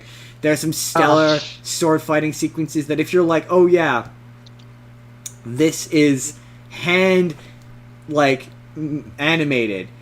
You're like, the amount of hours and labor and, like, I didn't say this enough when we talked about Wallace and Gromit either, but, like, to me, stop motion movies are so much more impressive to me than a traditionally 3D animated movie. Like, they're just so much more astonishing.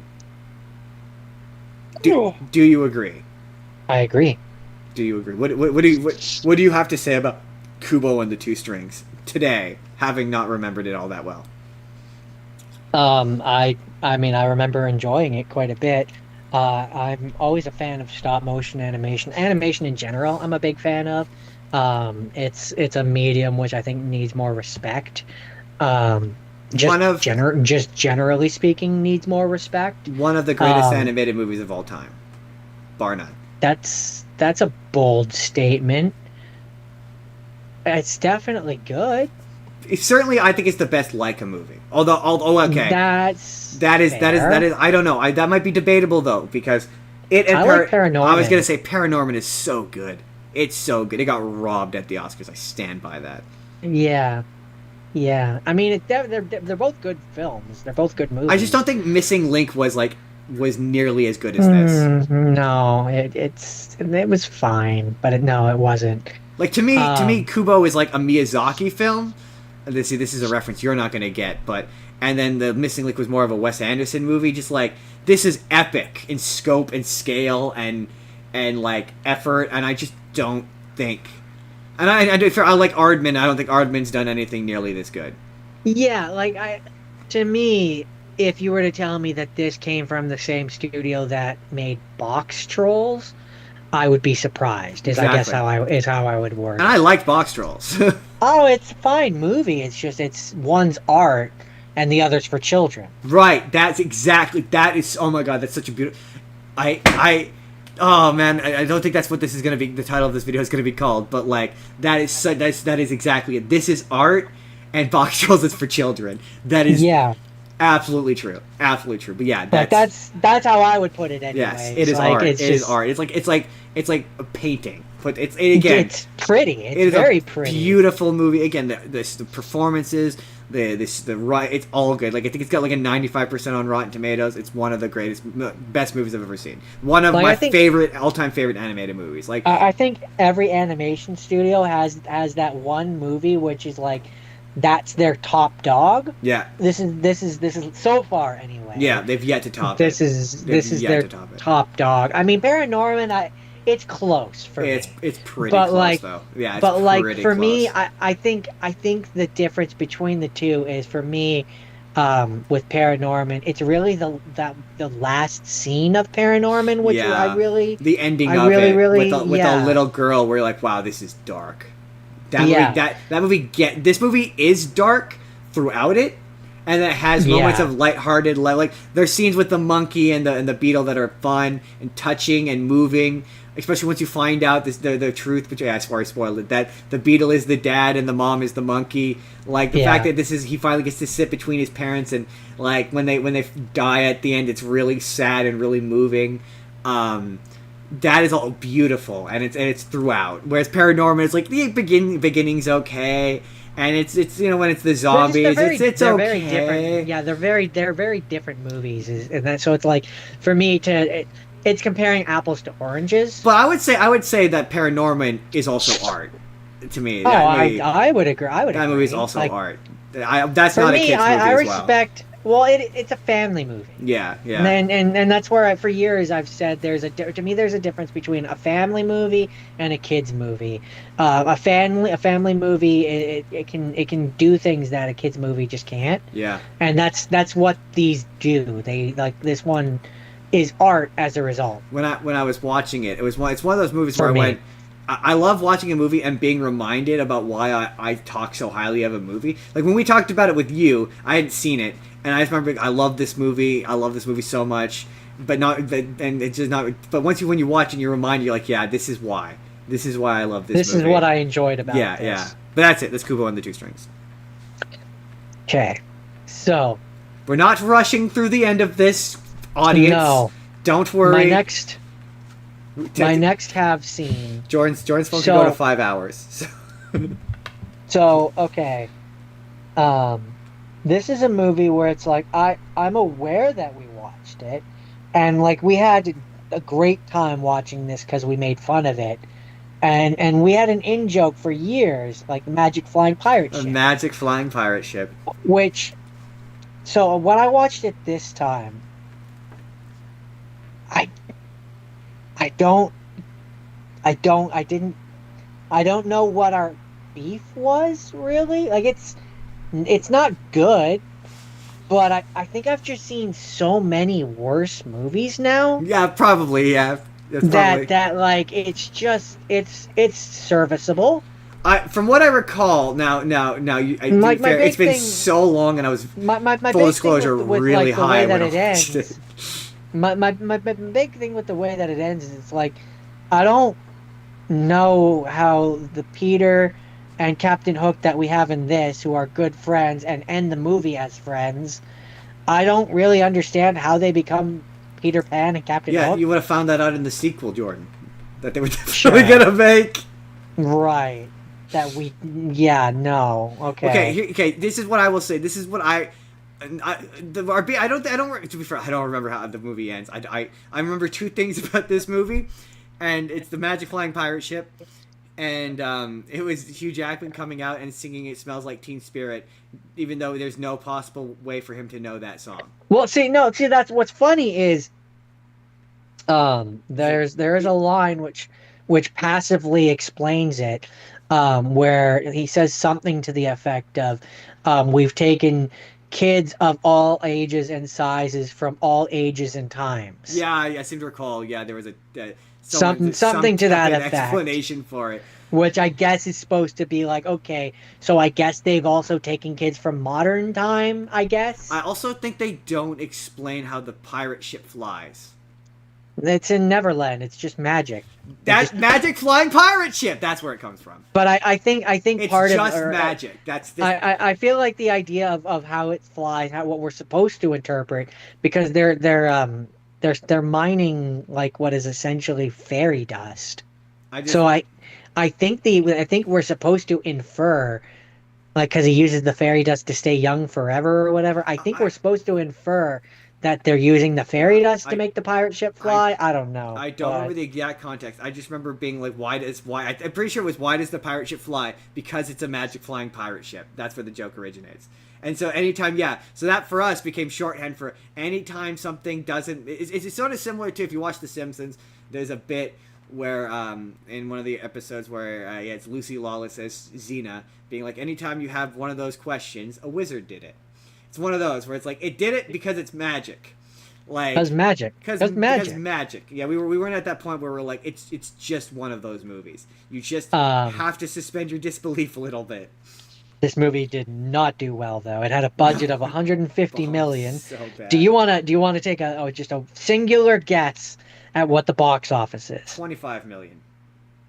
Well, it did better than that. It had 129 million. Oh, okay, yeah. I just know that Hugh Jackman was really invested in this. He really thought it was going to be a thing. And yeah, I just remember the bit where he comes out, because I've watched the clip so many times because it makes me laugh every time. Where he comes out, he's like, it's just entertain us. Yeah, makes me laugh every time. I otherwise remember nothing about this movie. That's because there's nothing really worth remembering. I just remember Hugh Jackman. That's all I remember.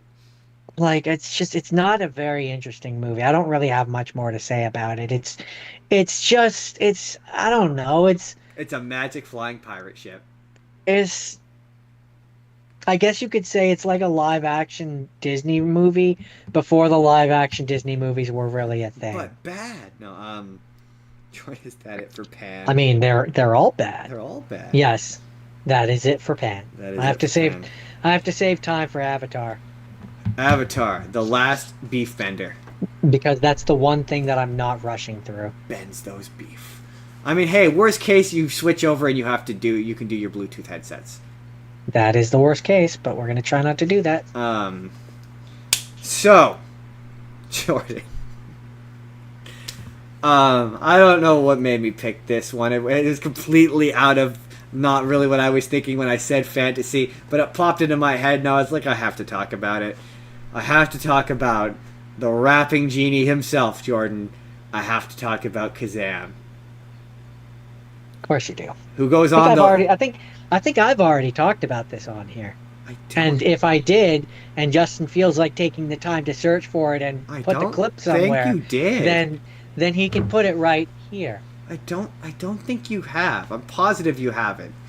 I seem to remember doing it, but I don't know. I've watched so many things. I watched it recently. I watched it when I first got Disney Plus for fun, just because it was on there. Oh.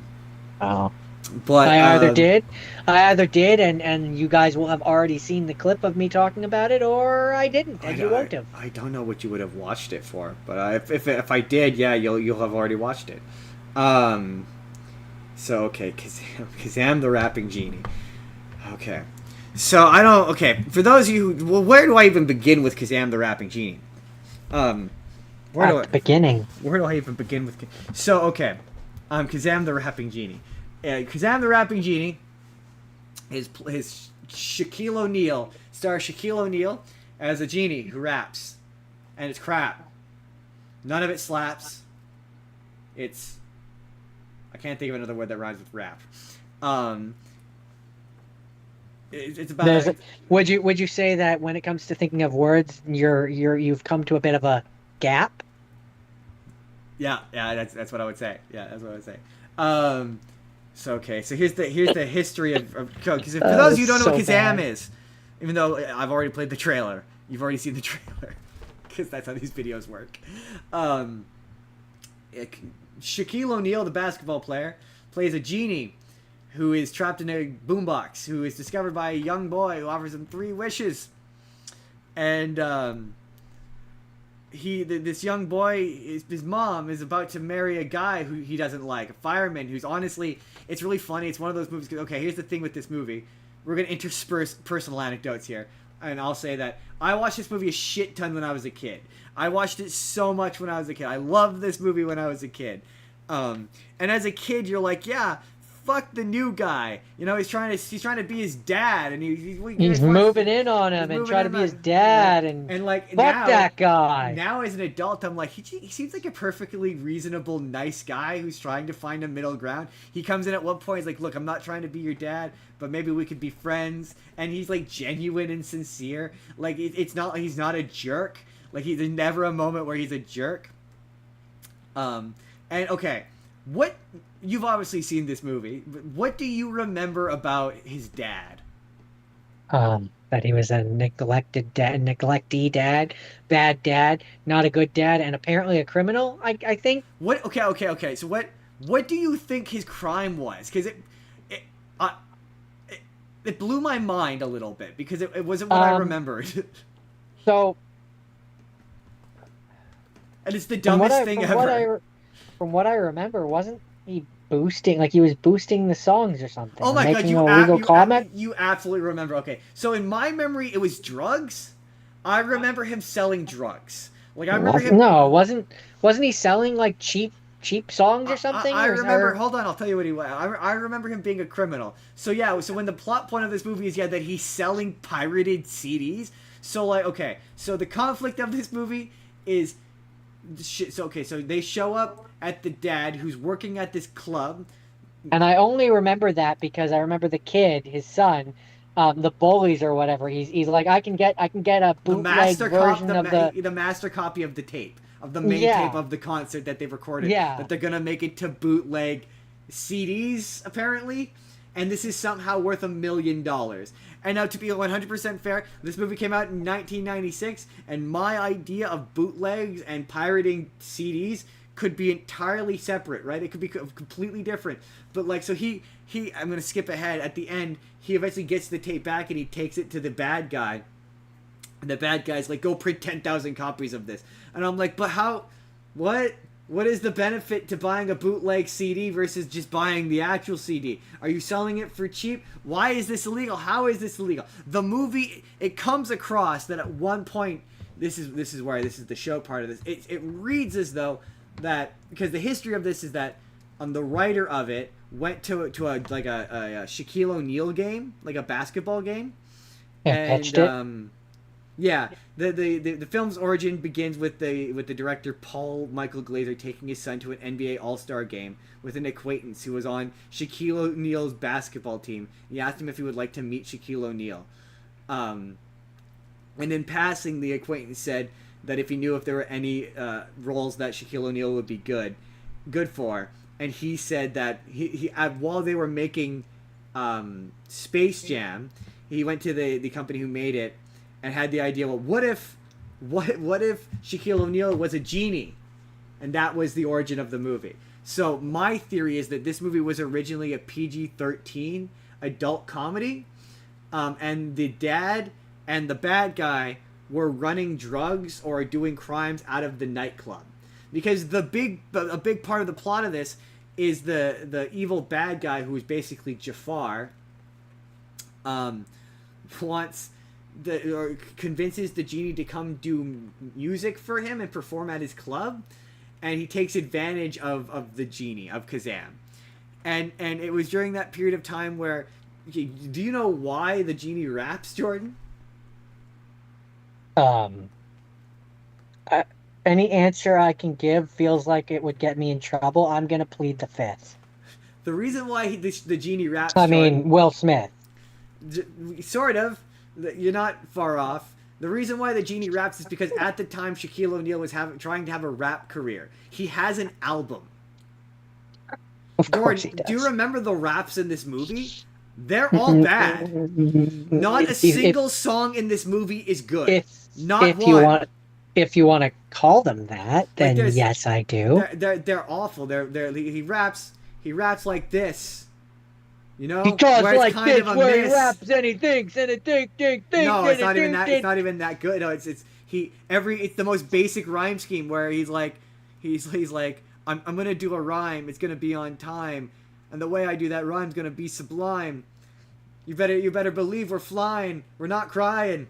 That kind of rap. It's like Eminem rap. It's like bad. Because I'm lazy. Shazam and it's time for the man. We're gonna be kablam. He's got this really awful song with the kid where it's like, we ain't men, we genie, and it's like it's the worst thing ever. And so yeah, so the genie rap. So it seems like it comes across like at one point the plot of this was just Shazam, and maybe he was doing wishes for the dad, and it was just that. It was a PG-13 adult comedy, and then someone went over it with like in a rewrite and went, well, what if we made this a kids movie? And it was changed into a kids movie, and they added the kid, and they added all this stuff involving the dad and whatever. But it reads like initially it was just a vehicle for because the ending of it doesn't make any sense. I see this more originally, not so much as not like it became more sanitized, but I see this more as like, an early 90s family movie, which again is different than a kid's movie. So like, where the dad was still neglecting, he, instead of it being a tape, he did drugs. Like they had slightly more serious things. What I'm saying is this reads, and to be fair, maybe we could read it differently, but this reads as though at one point it wasn't a family movie. It was like a PG-13, not an R-rated comedy. This doesn't read like it was R-rated. It reads like it was a PG-13, like a a 90s PG-13 comedy, like an Ace Ventura or like a one of those kind of. No, see, I don't see it. I don't read it that way. But that's how a lot of the jokes and a lot of because there's a lot of weird lines which don't make any sense. Where he's talking again to be now, this is all off the basis of the fact that it's a tonally weird movie. The third act is weirdly dark. It gets weirdly dark. Like an early 90s family movie. But no, more like a PG. I disagree. PG-13 comedy. Like I think it's more like a 90s family movie. Because family movies back in the day were allowed to do stuff like that. So the number one, it doesn't explain how he winds up in the jukebox. Initially, he's in the lamp, and then he winds up in the. So it reads as though he was. They never reference him having been in the lamp, ever. He never says I was in a lamp. They always reference him as being in the boombox. So my theory is that that the dad was the main character, and he found the boombox, and it was about him. Because there's a bunch of lines about him managing talent and him deciding who's talent, and he's got a love the Shazam has a love interest that doesn't go anywhere really, and that doesn't nothing becomes of that storyline, and so my theory is that the kid was added in a rewrite, and that it was initially like it was about the rapping genie, and the dad was producing him, and because the bad guy shows up in the end. Steals like Jafar would, right? He has that moment where see, I don't think it was the kid that was added last minute. I think it was the mom and stepdad that was added. No, I think the kid. I think the kid was always there. He was always living with the shitty dad who was not paying attention to him or whatever. So. And he comes across the tape deck at his dad's place because his dad was a music guy. Again, that's how it comes across to me. It doesn't come across like it was ever anything more than that. But again, because when you read that this was a vehicle for Shaquille O'Neal, it absolutely does. It makes sense that this started off as a movie for Shaquille O'Neal, probably they thought he could be like an Eddie Murphy type or like a. That kind of sure. Because there was always a character he was with, and I just don't believe it was the dad. It absolutely. I don't. It doesn't to me. Not the dad, but like an adult male character. It doesn't to like me. Basically an Aladdin. This was Aladdin. Like at one point, because the bad guy is a character. Yeah, so you want to argue that the kid was like 14 or 15? He was still there. No, the kid was This disagree. This did not start off as a kids movie. It didn't, or a family movie. No, it started off as a PG, I disagree. A PG-13, like I say, a PG-13. Well, that still worked with a 15-year-old kid, man. No, a PG-13 movie absolutely works with a 15-year-old. No, yes, it does. The kid. This reads as though the kid was added. The kid, and I do. Agree disagree. With you. I do agree with you. It reads as though the kid, the mom, and the stepdad were all added. See, that's where we disagree. I think the mom and the stepdad were. I think the kid was always there. Not necessarily a young kid. He could have been 14, 15. Certainly the kid was. But I think the kid was always there. Never. In some capacity. You could tell. It that's your opinion. Well, it reads as though when you see the scenes, a lot of the later, the bad guy doesn't make any sense. For it just because it comes across like there was supposed to be like a Will Smith, like a 14, 15, 16-year-old kid. It does not. Yes, it absolutely does. When was the last time you watched this movie? For this show. When was the last time you watched this movie? I don't know, a while ago. Exactly. I watched it the other day. So like I'm telling you, the way it reads in film is you're thinking of it less specifically. I'm thinking like specifically there's scenes and dialogue in this, like referencing, especially with the bad guy when he gets the boombox at the end. Like it plays as though it wants to be like Jafar, where he picks up the boombox and now he controls the genie.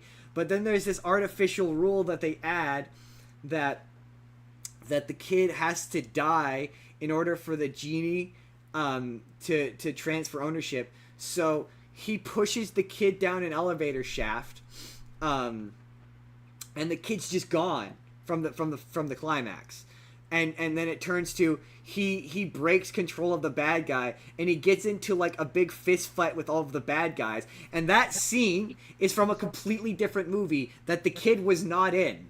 Like that's what I'm saying. This script reads. We're going to agree to disagree. Well, again, the script reads as though, and I'm saying that to you, yes.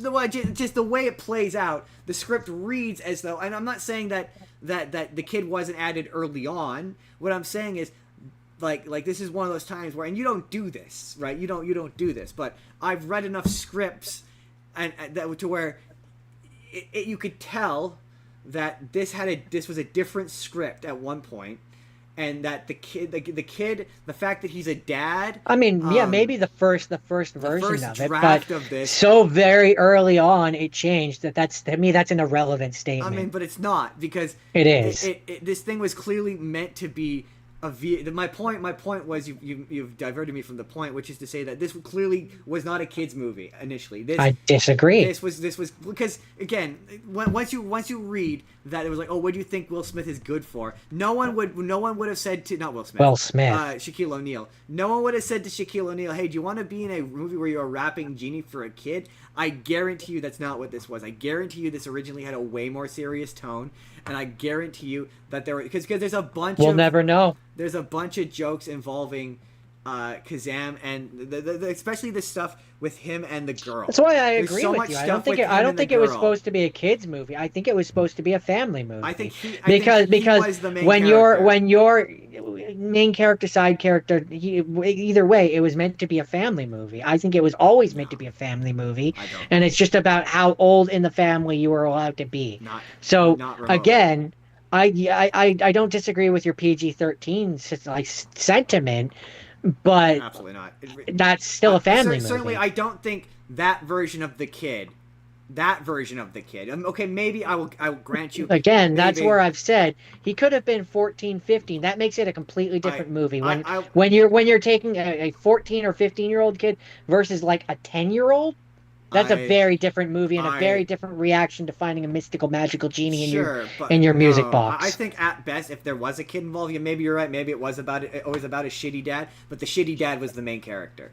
Like it was. That's where we're gonna agree to disagree. The kid was not you. But again, agree to disagree. You couldn't watch this movie and tell me that there are scenes where I could point out to you where I'm like the kid wasn't in this version of the script. There's scenes where I could point out to you where I'm like. The kid was this is clearly a reshoot or this is clearly an addition. Like there's so many. All right, then you should go and make a 20-hour video where you dissect that movie and point all that out. I don't have time. We're running out of battery life. But yeah.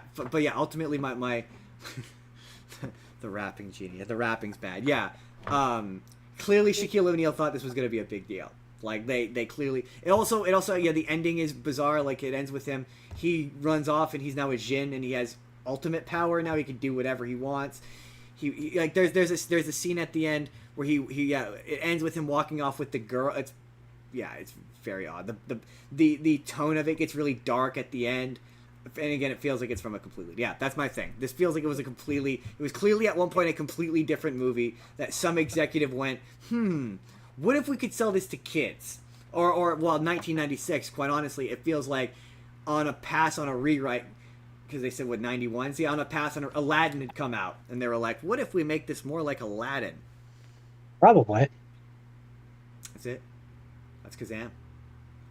Okay, moving on to have not seens. This one's going to be very fast because I just don't have a lot to say about this one. The first one I watched was King Arthur, Legend of the Sword. Justin, have you heard of King Arthur, Legend of the Sword? I think I have. Came out in 2017. Directed by Guy Ritchie? Yes. Yes, I have. King Arthur's played by Charlie Hunnam? Probably.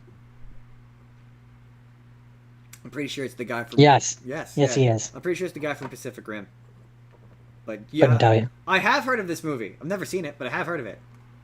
Save your time. It's not very interesting. Really? I didn't.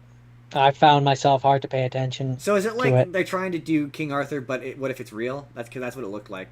And so Merlin doesn't exist. Merlin's not a thing. Well, Merlin did exist. He forged the sword that he has. So Merlin did exist.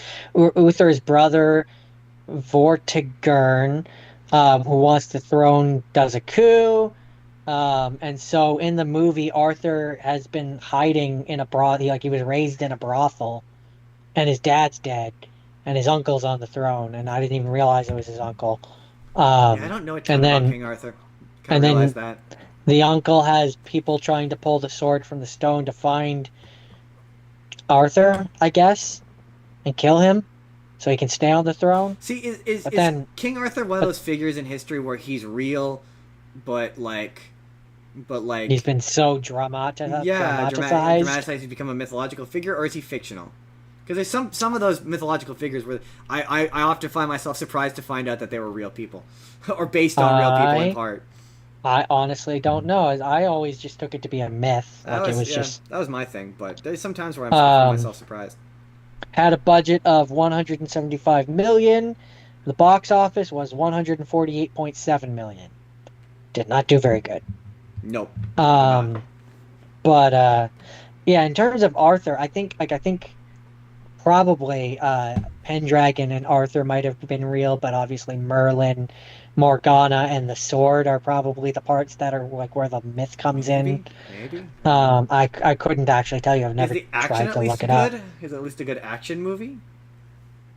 From what I remember, yeah, it was just one of those ones where it was like it didn't pass the phone test, so I spent half the time on my phone because it was just boring. That usually happens. So when that happens to me, a lot of times I usually end up reading about, like in this case, I probably end up reading about King Arthur.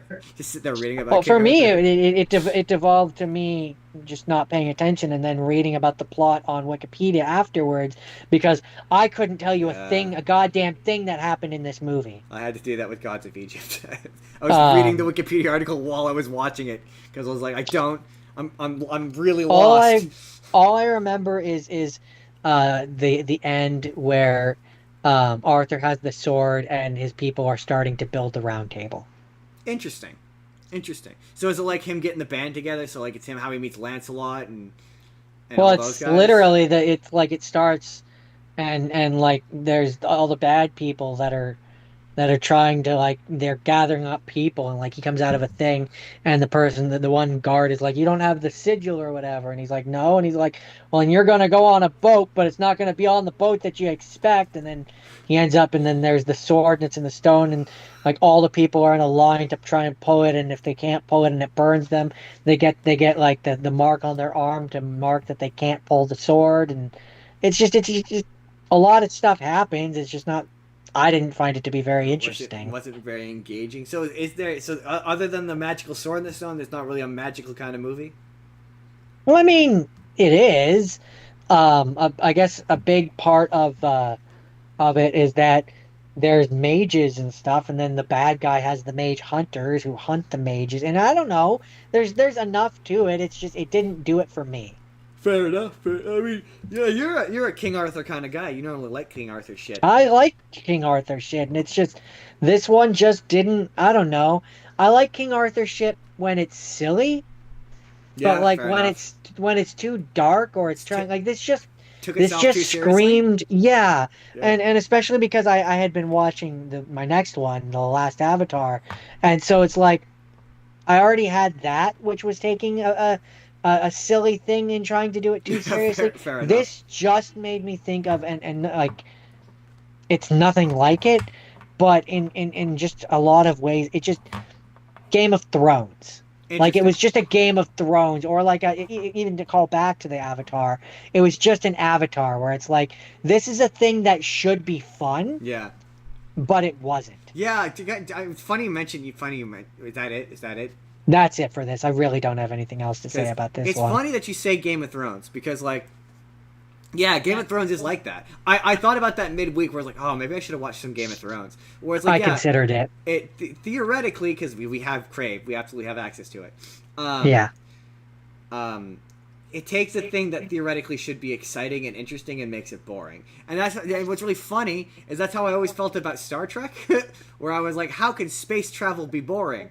But like, yeah, it takes Dungeons and Dragons and swords and all that shit and makes it dull. It's just people in rooms having conversations in It's just a fantasy lot of drag. talking. Like, yeah, And I think that's my thing with that movie is it's just my big memory of it is not the action scenes, which I'm sure there were some that I just don't are not sticking out in my brain. It's just there's a lot of talking about it things that are looked going to really happen when the person does the grayscale. thing. Yeah, It looked really it's just grayscale and really dull looking. Like and I do recall that from. I remember the trailer. To be fair, that movie tanked. It bombed horribly. But I yes, remember it that. I did. remember that from the trailers. I remember it being like, "Oh, this is a King Arthur movie." It looks really dull, which is a shame because I like Guy Ritchie. Guy Ritchie did the only movie that I can think of that you would have And I seen. like King Arthur and stuff about Well, the Knights of the Round Table. you also So like Guy Ritchie. Like he directed the Sherlock Holmes, the Robert Downey Jr. Sherlock Holmes movies. Oh yeah. So his shit's normally like high energy, frenetic, like exciting, dynamic, and that movie Yeah, just I don't know. doesn't look like. Anyway, Maybe if I had watched it earlier in the week, maybe I would have had a better reception to I it. don't know. But I see what you're saying. It looked dull to me, but so it's funny that you mentioned Game of Thrones because I watched a movie called Gods of Egypt, and this movie is basically Clash of Titans but with Egypt. And okay. it stars the guy who plays Jaime Lannister is in it, and he is I'm gonna pull up the Wikipedia article so I get the names right. And to be fair, it is actually when I was watching it, I was reading the Wikipedia article, and it sort of I realized a few things while watching this movie. Number one, I know very little about Egyptian mythology. And number two, not every mythology is like 1-to-1. So, just I know a little bit. I know a but little bit, and like you're kind of like you're like any narrative thing, you know. As far as they're like that are similar. This is the version of that. So like I'm like, oh okay. So is this Hades? Is this their version of Hades, or is this their version of Zeus? But their gods are different. So Yeah. like, I always thought that Anubis was Hades. He's Isn't he the not. god of the dead? No, not he is a god of the dead, but he's not Oh, the interesting. god of the dead. So they He have more of a spread when it comes to the pantheon, kinda basically. yeah. He is sort of like hold on, I'll bring up exactly what he is. But he's like basically the god of going to death, essentially. Oh, so he's Um, more like if you were to akin it to Greek, he's the ferryman. Kinda yeah, pretty much. Like part of the plot of this movie is so this movie is based on the myth of Set and Horus, where Set kills Horus. They're basically like two gods of the same coin. So Set is the god of like the desert, basically is how they sum it up, and not Horus, uh, sorry, Set and Osiris. Osiris. They're two sides of the same coin. So how it like literally translates is Set is the god of the desert, and Osiris is the god of the living lands, the fertile lands where people live, basically. And so they're meant to balance each other out. And one of the myths is that Set kills Osiris and disperses his body parts amongst wherever, and his wife puts them all back together. Anubis is the god of mummification, and the god of mummification, and the afterlife and the dead. But the another god of the dead is Osiris is also the god of the dead. So there's more than one god, and they are the sons of Ra, who is the god of the sun. That's a But lot of gods that yeah, you've just spouted. so you've got Osiris and Set, or Osiris and Set, and you've got Ra. You know Ra. Ra's the sun god. He's the sun god, Yeah, yeah. he's the father of them. By the power of Ra. And so the plot of this is I could do the plot. It's Newt. very simple. Canute. Very simple. Toot. Toot. Set as played by Gerard Butler, who is having a great time in this movie. This movie reminded me of two movies. It reminded me of Clash of the Titans and Immortals, because Gerard Butler's basically what's his face, the bad guy from Immortals in this, where he's having way too much fun and is a completely different movie. But he shows up on the day that the guy from Game of Thrones is about to become king, because how it works in this movie is the gods live among the humans and they rule over them as king, and Osiris is the king of the people, and he's about to give up his kingship to his son Horus. And Set shows up and kills Osiris and the wife and steals Horus's eyes and banishes him. And there's a thief, and he is in love with this girl, and the girl convinces him to steal back one of the eyes so they can bring back Horus, so they can stop Set, who has taken over the world. Like, he's taken over Egypt and is ruling Egypt with an iron fist. And this is Egyptian heaven, so in order to get into heaven, in order to get into the afterlife, He is now before Osiris said you just had to be you could just get into the afterlife, and he shows up and is like, nope, now you have to pay to get into the afterlife. So you wind up at the door to get to afterlife, and if you don't have any money, any worldly possessions, you get rejected from the afterlife. And So what you're saying is you can take it with you. yes, that's what the Egyptians thought. That's the whole like being buried with your stuff thing. That's why they have Egyptian tombs. That's very Got much, it. yeah. And so Horus and this thief, they team up, and while stealing back one of the eyes, the thief's girlfriend gets murdered and gets killed, and Anubis shows up and is taking her on the journey to Hell. basically he's like, oh, I can't bring her back to life, or I can't, once someone goes to the underworld, you can't, or the afterlife, you can't bring them back, but in order to get to the afterlife, they have to go on this journey, and it takes multiple days. And so then they go on this big journey to basically kill Set, and because Horus wants revenge, and only the king can go and retrieve her, basically, and Set is now the king. So they want to go and kill Set so that Horus can become king and they can save the girl, which they do, and they beat the bad guy, and it's really bad. It's a really horrendous movie. The action sequences are horrible. When I was watching it, it made me go, does this guy ever do an action sequence on Game of Thrones? I've only watched 6 seasons of Game of Thrones, but the entire time I was like, is he ever in an action sequence where he does a sword fight on that show? Because I don't think so. I don't know. I don't actually remember. He is genuinely terrible in these action sequences, like so bad. The sword fighting is horrible. Also, I forgot to mention this. They can all, how like in all artwork of the Egyptian gods, they all have animal heads. Yes. Well, how this movie chooses to interpret that is basically they're superheroes. So like this movie is like the gods and the humans are both technically mortal in the sense that they can be killed, but the gods have powers and they can turn into creatures. And so they all turn into various forms of animal creatures. So like Horus has like a bird head, so he turns into like a bird thing. The one guy turns into a dog thing. And they're like weird sort of kind of robot looking ish like creatures that they turn into, and they're gigantic and they fight. So the action sequences of this movie are just bad CGI characters bashing against each other. The guy who's from Game of Thrones is absolutely phoning it in. Like I said, the only good one is Gerard Butler, and it reminded me. It became that was the movie where I realized midway through that like we've never really managed to make any mythology stick in terms of movies other than the Greek one. Like this movie wants to make Egyptian mythology as ubiquitous as Greek mythology, but it's just different.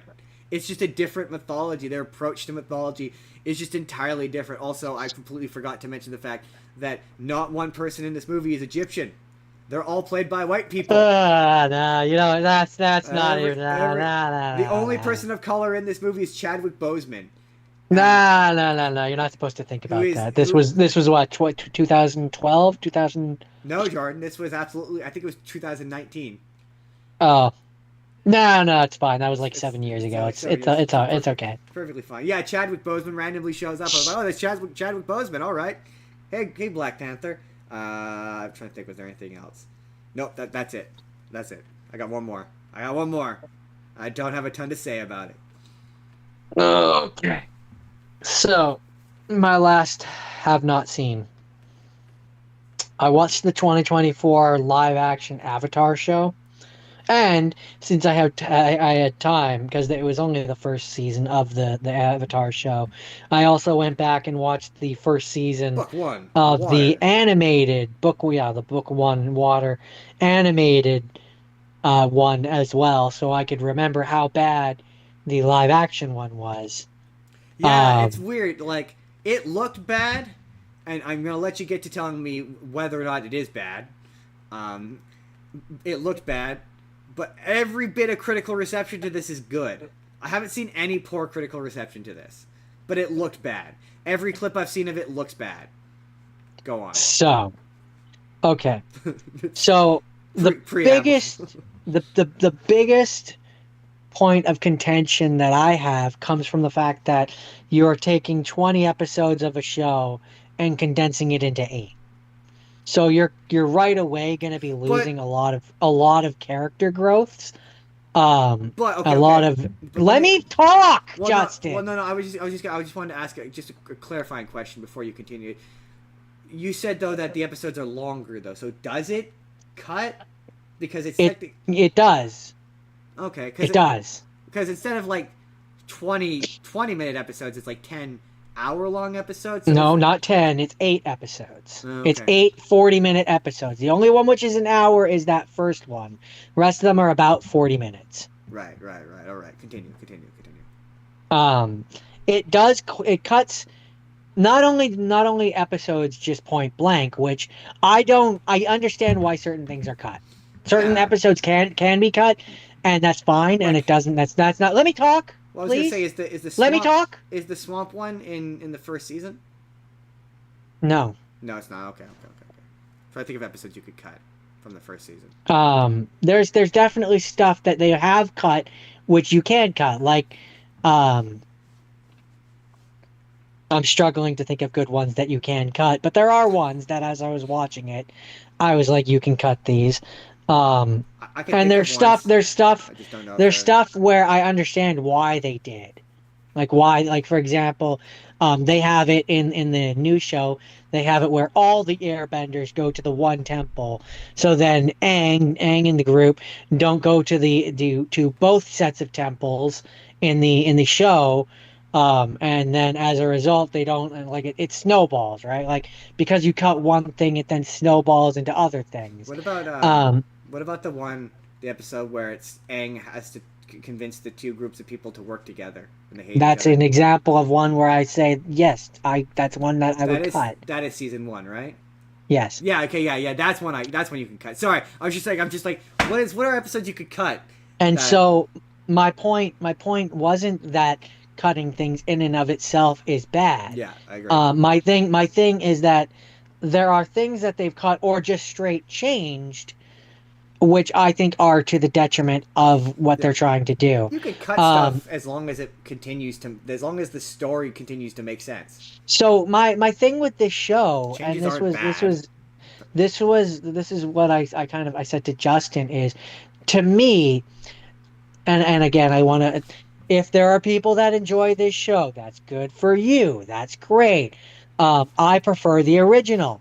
um So I I watched the original. personally, yeah, well, that's yeah. um there can be more than one thing. This can be for the people that enjoy it, it's not for me. I think that for like a number of the characters, I don't like how they're portrayed in this in this show, and I think their portrayal changes a lot of what happens in the story in general. So like Sokka to me in this show basically is like you know what Sokka is like in the first episode, like the first Yes. couple episodes where he's like a sexist jerk who doesn't care about his sister, doesn't want to listen to her. So imagine if you took that version of Sokka and he was just like that for the entirety of the show. That would be Because frustrating. that's basically what this That's show what it would did, be. as far as I'm That's what it concerned. would be. It would be It, frustrating. it's like he doesn't grow, like Interesting. he just Interesting. and so and it's really hard for me to put into words, but I think that the best way that I can put it is the way that I said to you earlier in the week, where I'm like, this show is really like if you took the skin of Avatar and paraded around in it, Yeah. like it you have the lion skin draped over you, but you're not a lion. It has Avatar coating, but as far as I'm concerned, it's not Avatar. It's not I'm trying to think of a doesn't good. capture the original feel of the show. It doesn't. The characters are and it's weirdly violent in a way that like the original show subtexted towards and broached on and made you think about without ever actually like showing a man being burned alive by firebenders. Yeah, I never Like used to be a guy where I was like, sometimes subtext is enough. Like, I never used to be one of those guys, but yeah, doing this is maybe like sometimes implication is enough. You don't Like need it's to just show the thing. You could just yeah. imply it. It's fine. It's and so it really does feel like you've taken a show which was made for like 8 or 10 year olds, and you're trying to make it into this thing that's for adults when it was never meant to be for adults. It strikes me as maybe you agree with me on this. It's attempting to take the thing that was for children and then making it again for the same people who watched it as children. Yeah, but To without any of the justify without their without any of the without any of the depth or likability or things um that made the first one charm. good. Charm. I think Charm, the word you're yeah. looking for is charm. Yeah. So Where like Iroh for example, in this is a completely different character than he is in that original one. And so it's like it's for me it's like it's not even that the style is different, which it's not really because there's things which Appa looks like Appa, Momo looks like yeah, Momo. it They looks right. look right, but none of the characters feel like the It just characters. it, So they like look right, but it feels off. yeah, Yeah, like and that's yeah. where I That's say what it it looked like. really That's exactly that what it looked like. then that's where I say the best way that I can really describe it is yeah, It's like wild because you're you're. putting on putting on your parents' clothes and pretending to be Oh, adults.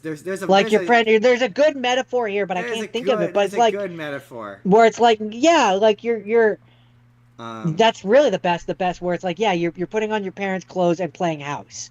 Like you no, but want to that's. look like something else, but you're not. I get what you're saying. See, that's not how I would. Yeah, the lion one where you're not lying. That's not quite. That's not quite But right. you I get know. what I'm saying though. I absolutely get what you're saying. I just don't think those are good. I don't think those are the right analogies I for can't it. think of a better one I though, can't think of. It's like. where it's just and so it's funny because It's like the I went I Muppets. No, it's not like the Muppets. kind of well it's just it's like It's like it's it's like like it's it's like selling itself as Coca-Cola and it's just cola. yeah. You know what? Maybe that's it. It's like dollar store cola, where it's theoretically right, but no, because it's too accurate to Or regular like cola for that to be true. or I guess more it's like I'm um trying to think of a good it's like movie. it's trying to sell itself as Coca-Cola, like the normal Coca-Cola, and it's actually Diet Cola, like Diet Coca-Cola, where it's like it's close, it's almost right, it Yeah, looks right, it feels right, or it looks right, but it doesn't taste I'm right. trying to think of like a good like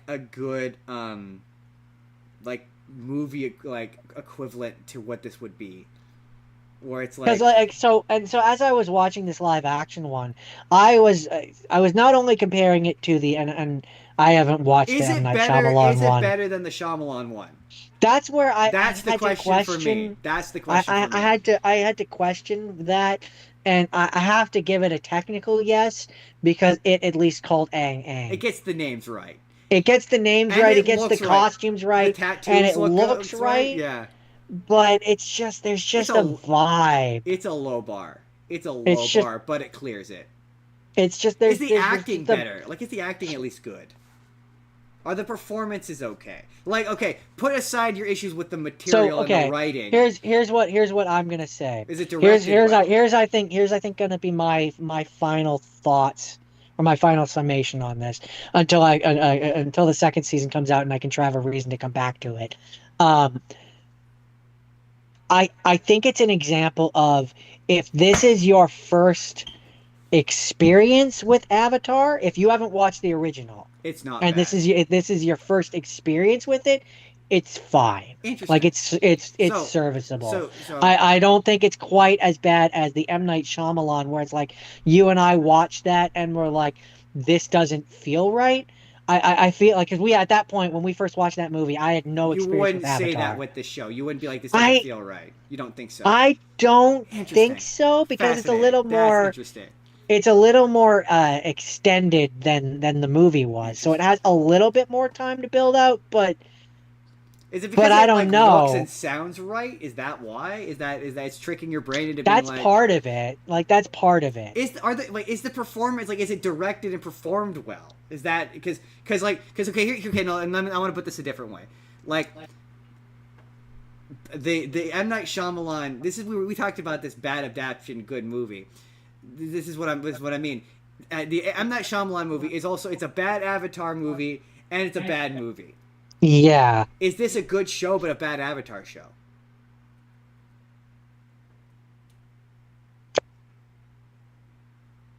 It's hard for me because it's so not like the original that it pulls me personally out of it. Interesting.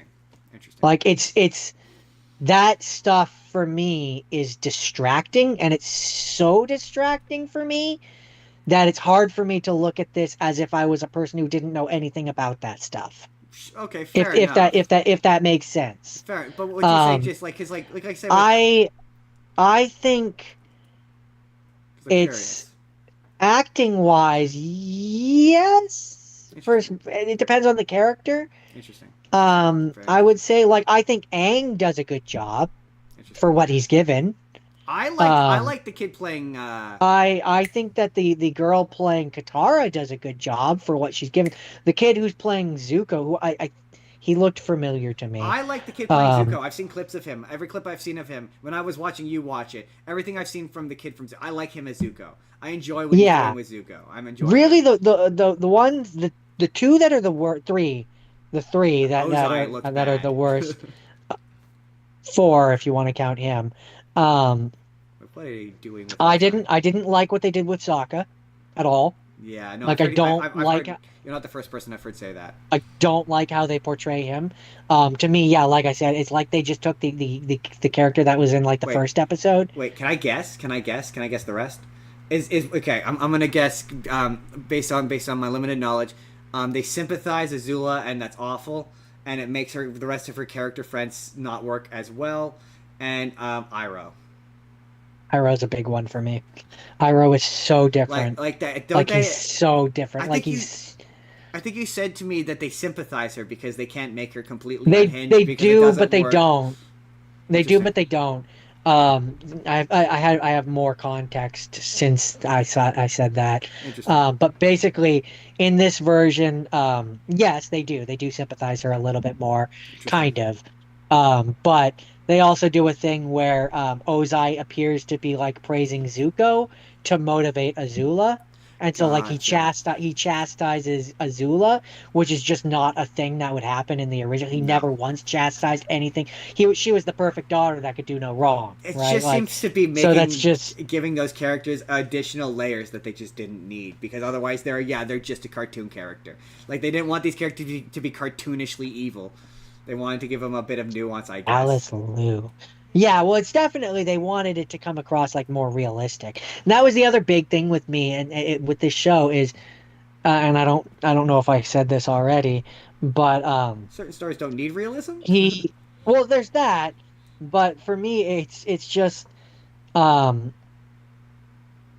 this show misses. To me, anyway, it feels like this.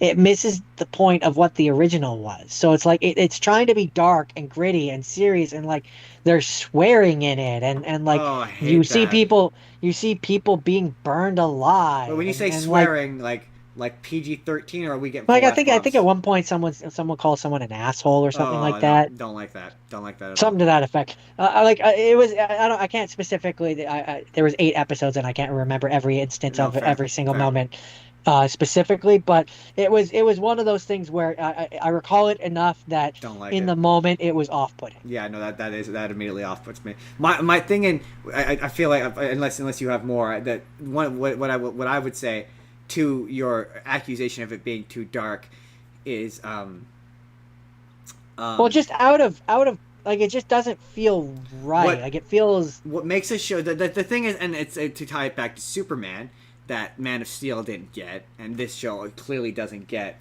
I don't think it does anyways. That's my opinion. I've heard similar critiques from other people. What makes a dark moments in a show like Avatar work is the rest is really lighthearted. So it highlights the stuff that's dark. So it makes it feel extra dark so you really remember it. If the whole thing is dark, it's not as memorable. And it's not as interesting. Levity exists for a reason. The world isn't like, it's like you can't fixate on everything that's dark. like levity exists in movies and film for a reason, and like this Avatar is a mostly lighthearted show, so that when it gets to the serious stuff, it's extra serious and it's more impactful. It just washes over you when everything is dark and upsetting. And so like like an example in this is so, and there's definitely changes that they make, which like I understand. It's an example where it's like I see what they're going for and I understand why they change certain things. It just doesn't work for me, and that's where I have to I have to I can't say that it is bad because the changes will work for some people. Some people want what this show is offering. I'm gonna I don't. I'm gonna devil's advocate you a little bit, and I'm gonna say that you can certainly be. Like, there's some cases where you can say that things just don't work. Like there's a lot of that show I watched you watching that I was like, I said to you, this doesn't work. It's just flat out. Like because I understand your apprehension. I think you're trying to prevent yourself from being like, I don't like this, therefore it's bad, because I often accuse you of that. But in this instance, your criticisms are fair. I think they're fair. I think I can think of a good way to explain this now. This doesn't work for me because it's trying to Legend of Korra, Avatar: The Last Airbender. Interesting. It's trying to take a thing and make it for an older audience than the original was. Yeah. Because Avatar: Korra was very much for an older audience than Avatar: The Last Airbender was, and it made it feel. It made it feel. No, it wasn't. But I'm just saying that's the best comparison I can give of how it feels different to me. This feels more akin to Korra than it does The Last Airbender. Interesting. Yeah, no, That's the best way I can put it into words. I feel like you're trying to you're pulling your punches a little bit. Because you don't want to seem like you're biased, but like legit, I think that some of the characterizations in this show don't work. Like they just don't look like they work. It's not even so much that I'm trying to pull my punches necessarily. It's just I'm trying to look at this. I'm getting the impression as a kid who is watching this for the first time and hasn't seen the cartoon. I'm getting the impression that I'm going to need to watch this and we're going to need to come back to this. I think so. Well, I mean, if you haven't seen the original cartoon, I would be interested to see you watch this. Jordan, you know I've seen the original cartoon multiple times. Oh, well, I would still be interested to see you watch this. Well, we're going to come back. We're going to put a pin in this and we're going to come back to it because what you've said is intriguing to me. Jordan, is that it for that Avatar show? For now, until the second season. See, what we'll do is we'll wait for the second season to come out. Yeah, that's what I was thinking. And you'll watch the first season, and I'll watch the second season. That's my exact thoughts. You know, okay, that's it though. That's it. That's it. So it's really funny because I know what we're doing. Ultimate feelings are, I didn't really like it. I didn't like it so much. I didn't so much. Internet, please don't yell at me. I can't stand it. I honestly don't know if I don't think this was crazy well received. Like I think it had mixed reception. It's well received enough to get a second season. So they've already cast who is going to be Toph. Yeah, and it's one of those things where I there's sometimes where you hear a person talk about a character and you're just like, oh my god, this is going to be bad. And her, I don't remember exactly what she said, but there was something she said that made me go, oh my god, she like drastically misunderstands this character and it's gonna be a bad characterization. Oh no. Anyway, the final movie of the week. Jordan, we managed to keep it under 5 hours this week. Because I don't have a ton to say on this. Jordan, how are we doing for time? In terms of battery, I have 19% left. Okay, yeah, we're gonna make it. We're gonna make it just fine. Unless you really drag your feet. It's funny because it's weird that we're ending on an animated movie for reasons that you're gonna find out in a couple minutes. But so my final movie is an animated movie. It was How to Train Your Dragon, the third one, because I had not seen the third one, and it came out, and I knew one thing about this movie, and that it was sad, and it's okay. My big thing is I watched it having not watched the second one in forever. So like I had to Wikipedia what happened in the second one because so this starts and now Hiccup is a superhero. He's like a masked superhero who Yeah, it doesn't this one take place like after one of the shows? well, yeah. So, because yeah, the thing about How to Train Your Dragon is in between the movies, there's shows, but like the one that takes place between the first and second movie didn't really seem to impact the show much, but yet this one kind of does because like yeah, he's a superhero now with like a super suit, and he like drops in and he fights dragon hunters who are hunting dragons. Have you seen this movie? Yeah, but not in a long while. So the plot of it is there's a I dragon. just know that there's eventually a white one, and Toothless ends up with the white Yeah. one. So like, so basically, Burke has become like a haven for dragons. They've like rescued all of the dragons, and there's a bunch of dragon hunters who like they can't get anything done because of Hiccup, and they all hate Hiccup. And so they all band together and they hire a particular dragon hunter who is the dragon hunter who killed all of the Night Furies, all of the Toothlesses, and he has a. And to be fair, this failed the phone test pretty harshly, he has a Light Fury, which is the girl version of Toothless, as you mentioned, and he's using it to track the Burke people who are trying to get away and like take the dragons away and find a place where they can all live together safely. And so Hiccup has a memory of talking to the dad because in flashbacks because we need to keep Gerard Butler involved.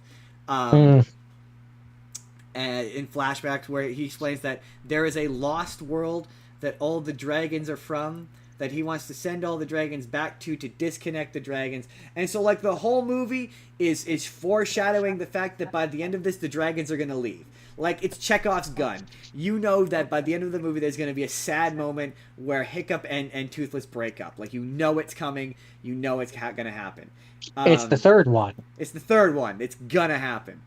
And yeah, so yeah, there's just a lot of like, this feels like I'm missing a step here. Yeah, I don't know if the show plays in this movie at the time, but it really felt like I was coming midway into a story. And it's beautiful. It's a beautiful movie. The animation is beautiful. The animation is stunning. Jay Baruchel is great. Him and I think it's America Ferrera plays Astrid. She's also good. I knew that they were together in this. I thought that they had already gotten married, but the movie ends with them getting married. And yes, I'm pussyfooting around it, but it gets to the scene where all the dragons leave, and yeah, it's friggin' sad. It is really sad. I wasn't sad. Like the thing that got me wasn't like Toothless saying goodbye to Hiccup because I was like I braced myself the whole movie for it.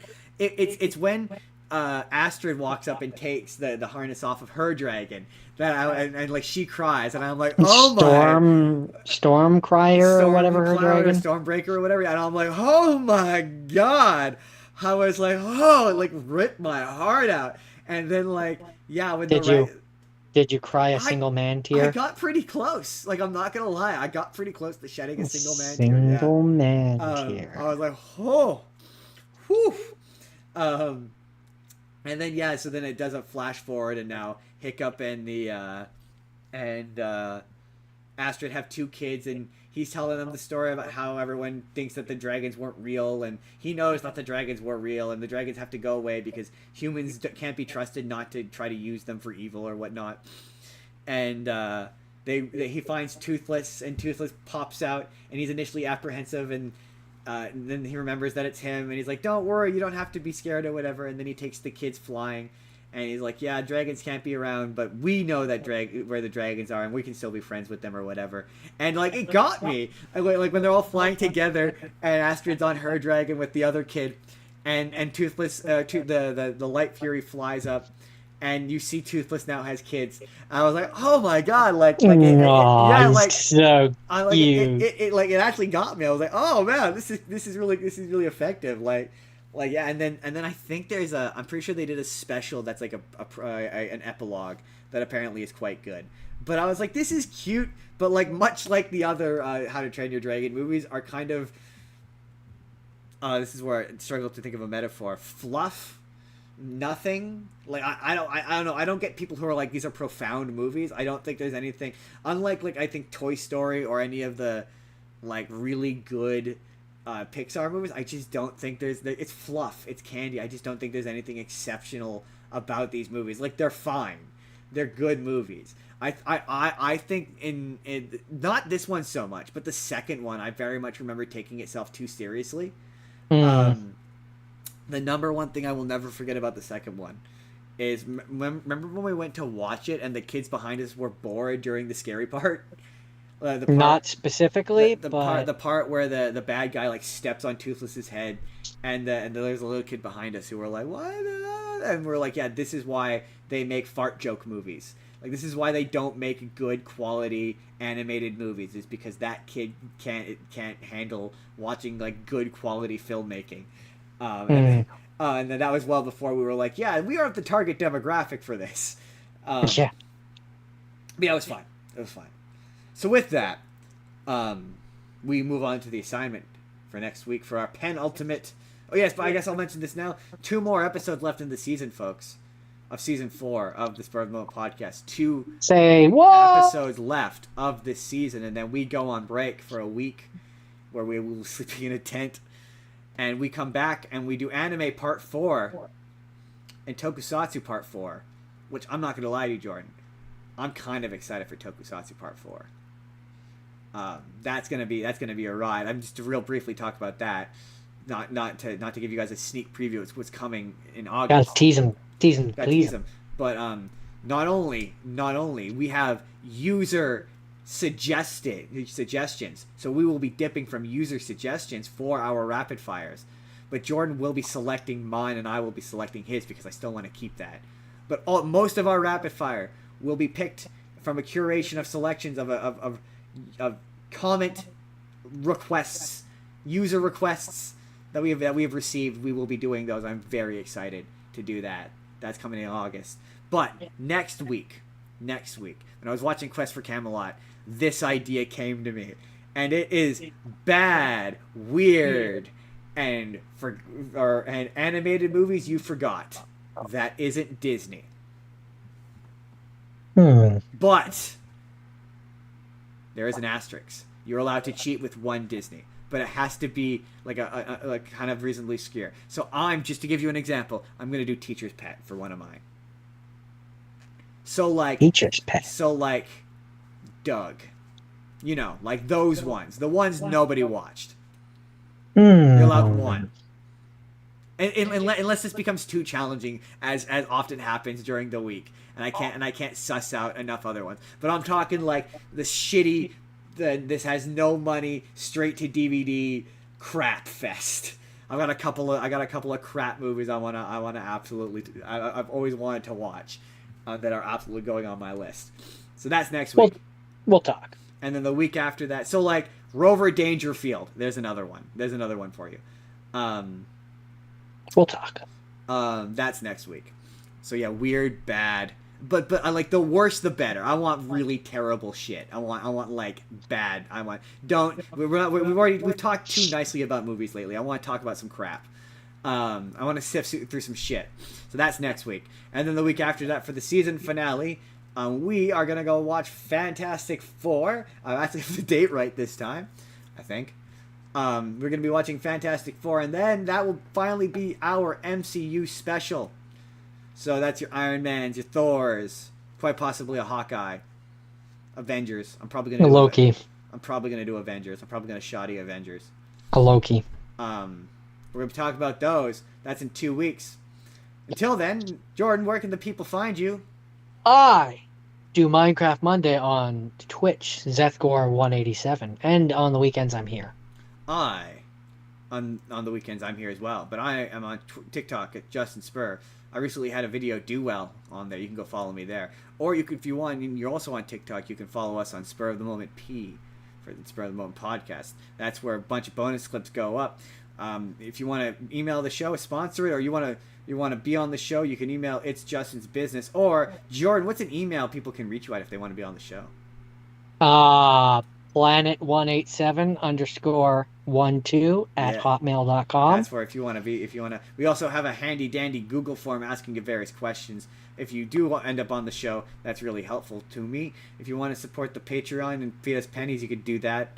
by clicking the Patreon. You can join the Discord. The invitation should work. Leave us comments about any of the stuff you heard about today. Let us know that you're watching, that you're listening. Some of you guys are subscribing based off of the podcast. That is honestly really gratifying when you guys makes us feel good, right? As much as it's great when you guys subscribe off of the shorts of the videos, it's way more gratifying when you actually listen to the actual podcast. Hit subscribe if you haven't already. We put, and by we I mean me, but we're gonna say we. Royal we, Justin. We're one entity. We as in the YouTube channel, we put 7 videos out a week. That's a video on Monday, Tuesday, Wednesday, Thursday, Friday, and then we have the podcast on Sunday. So there is always content on this channel for you to watch. And you don't have to stick around for an entire 4-hour podcast. You can just watch the inevitable 15 to 20 minute video, 30-minute video about Critical Role that's probably going to be up on Tuesday. You can just watch the video about the live action Avatar that's probably going to go out on Thursday. You could probably watch the video about Quest for Camelot and the other one, the Disney knockoff Sinbad, that's also coming. All of those, they're all coming next week. I'm going to make those into videos and you can watch those. Or you can watch the shorts. I put 2 shorts out a day. You can like those. Just like the videos, like them. Like literally, like watching helps, right? Watching helps, but you leaving a like tells YouTube that you like our content. And that is 1,000 times more helpful than anything, if you could do that. Thank you, everybody. Thanks for tuning in to another episode of the Spurr podcast. Oh, yeah, sorry. There's one thing I forgot.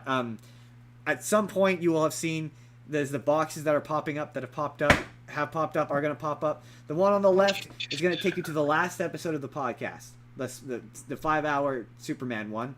The box on the left is going to take you to a random video, because I always forget to do this.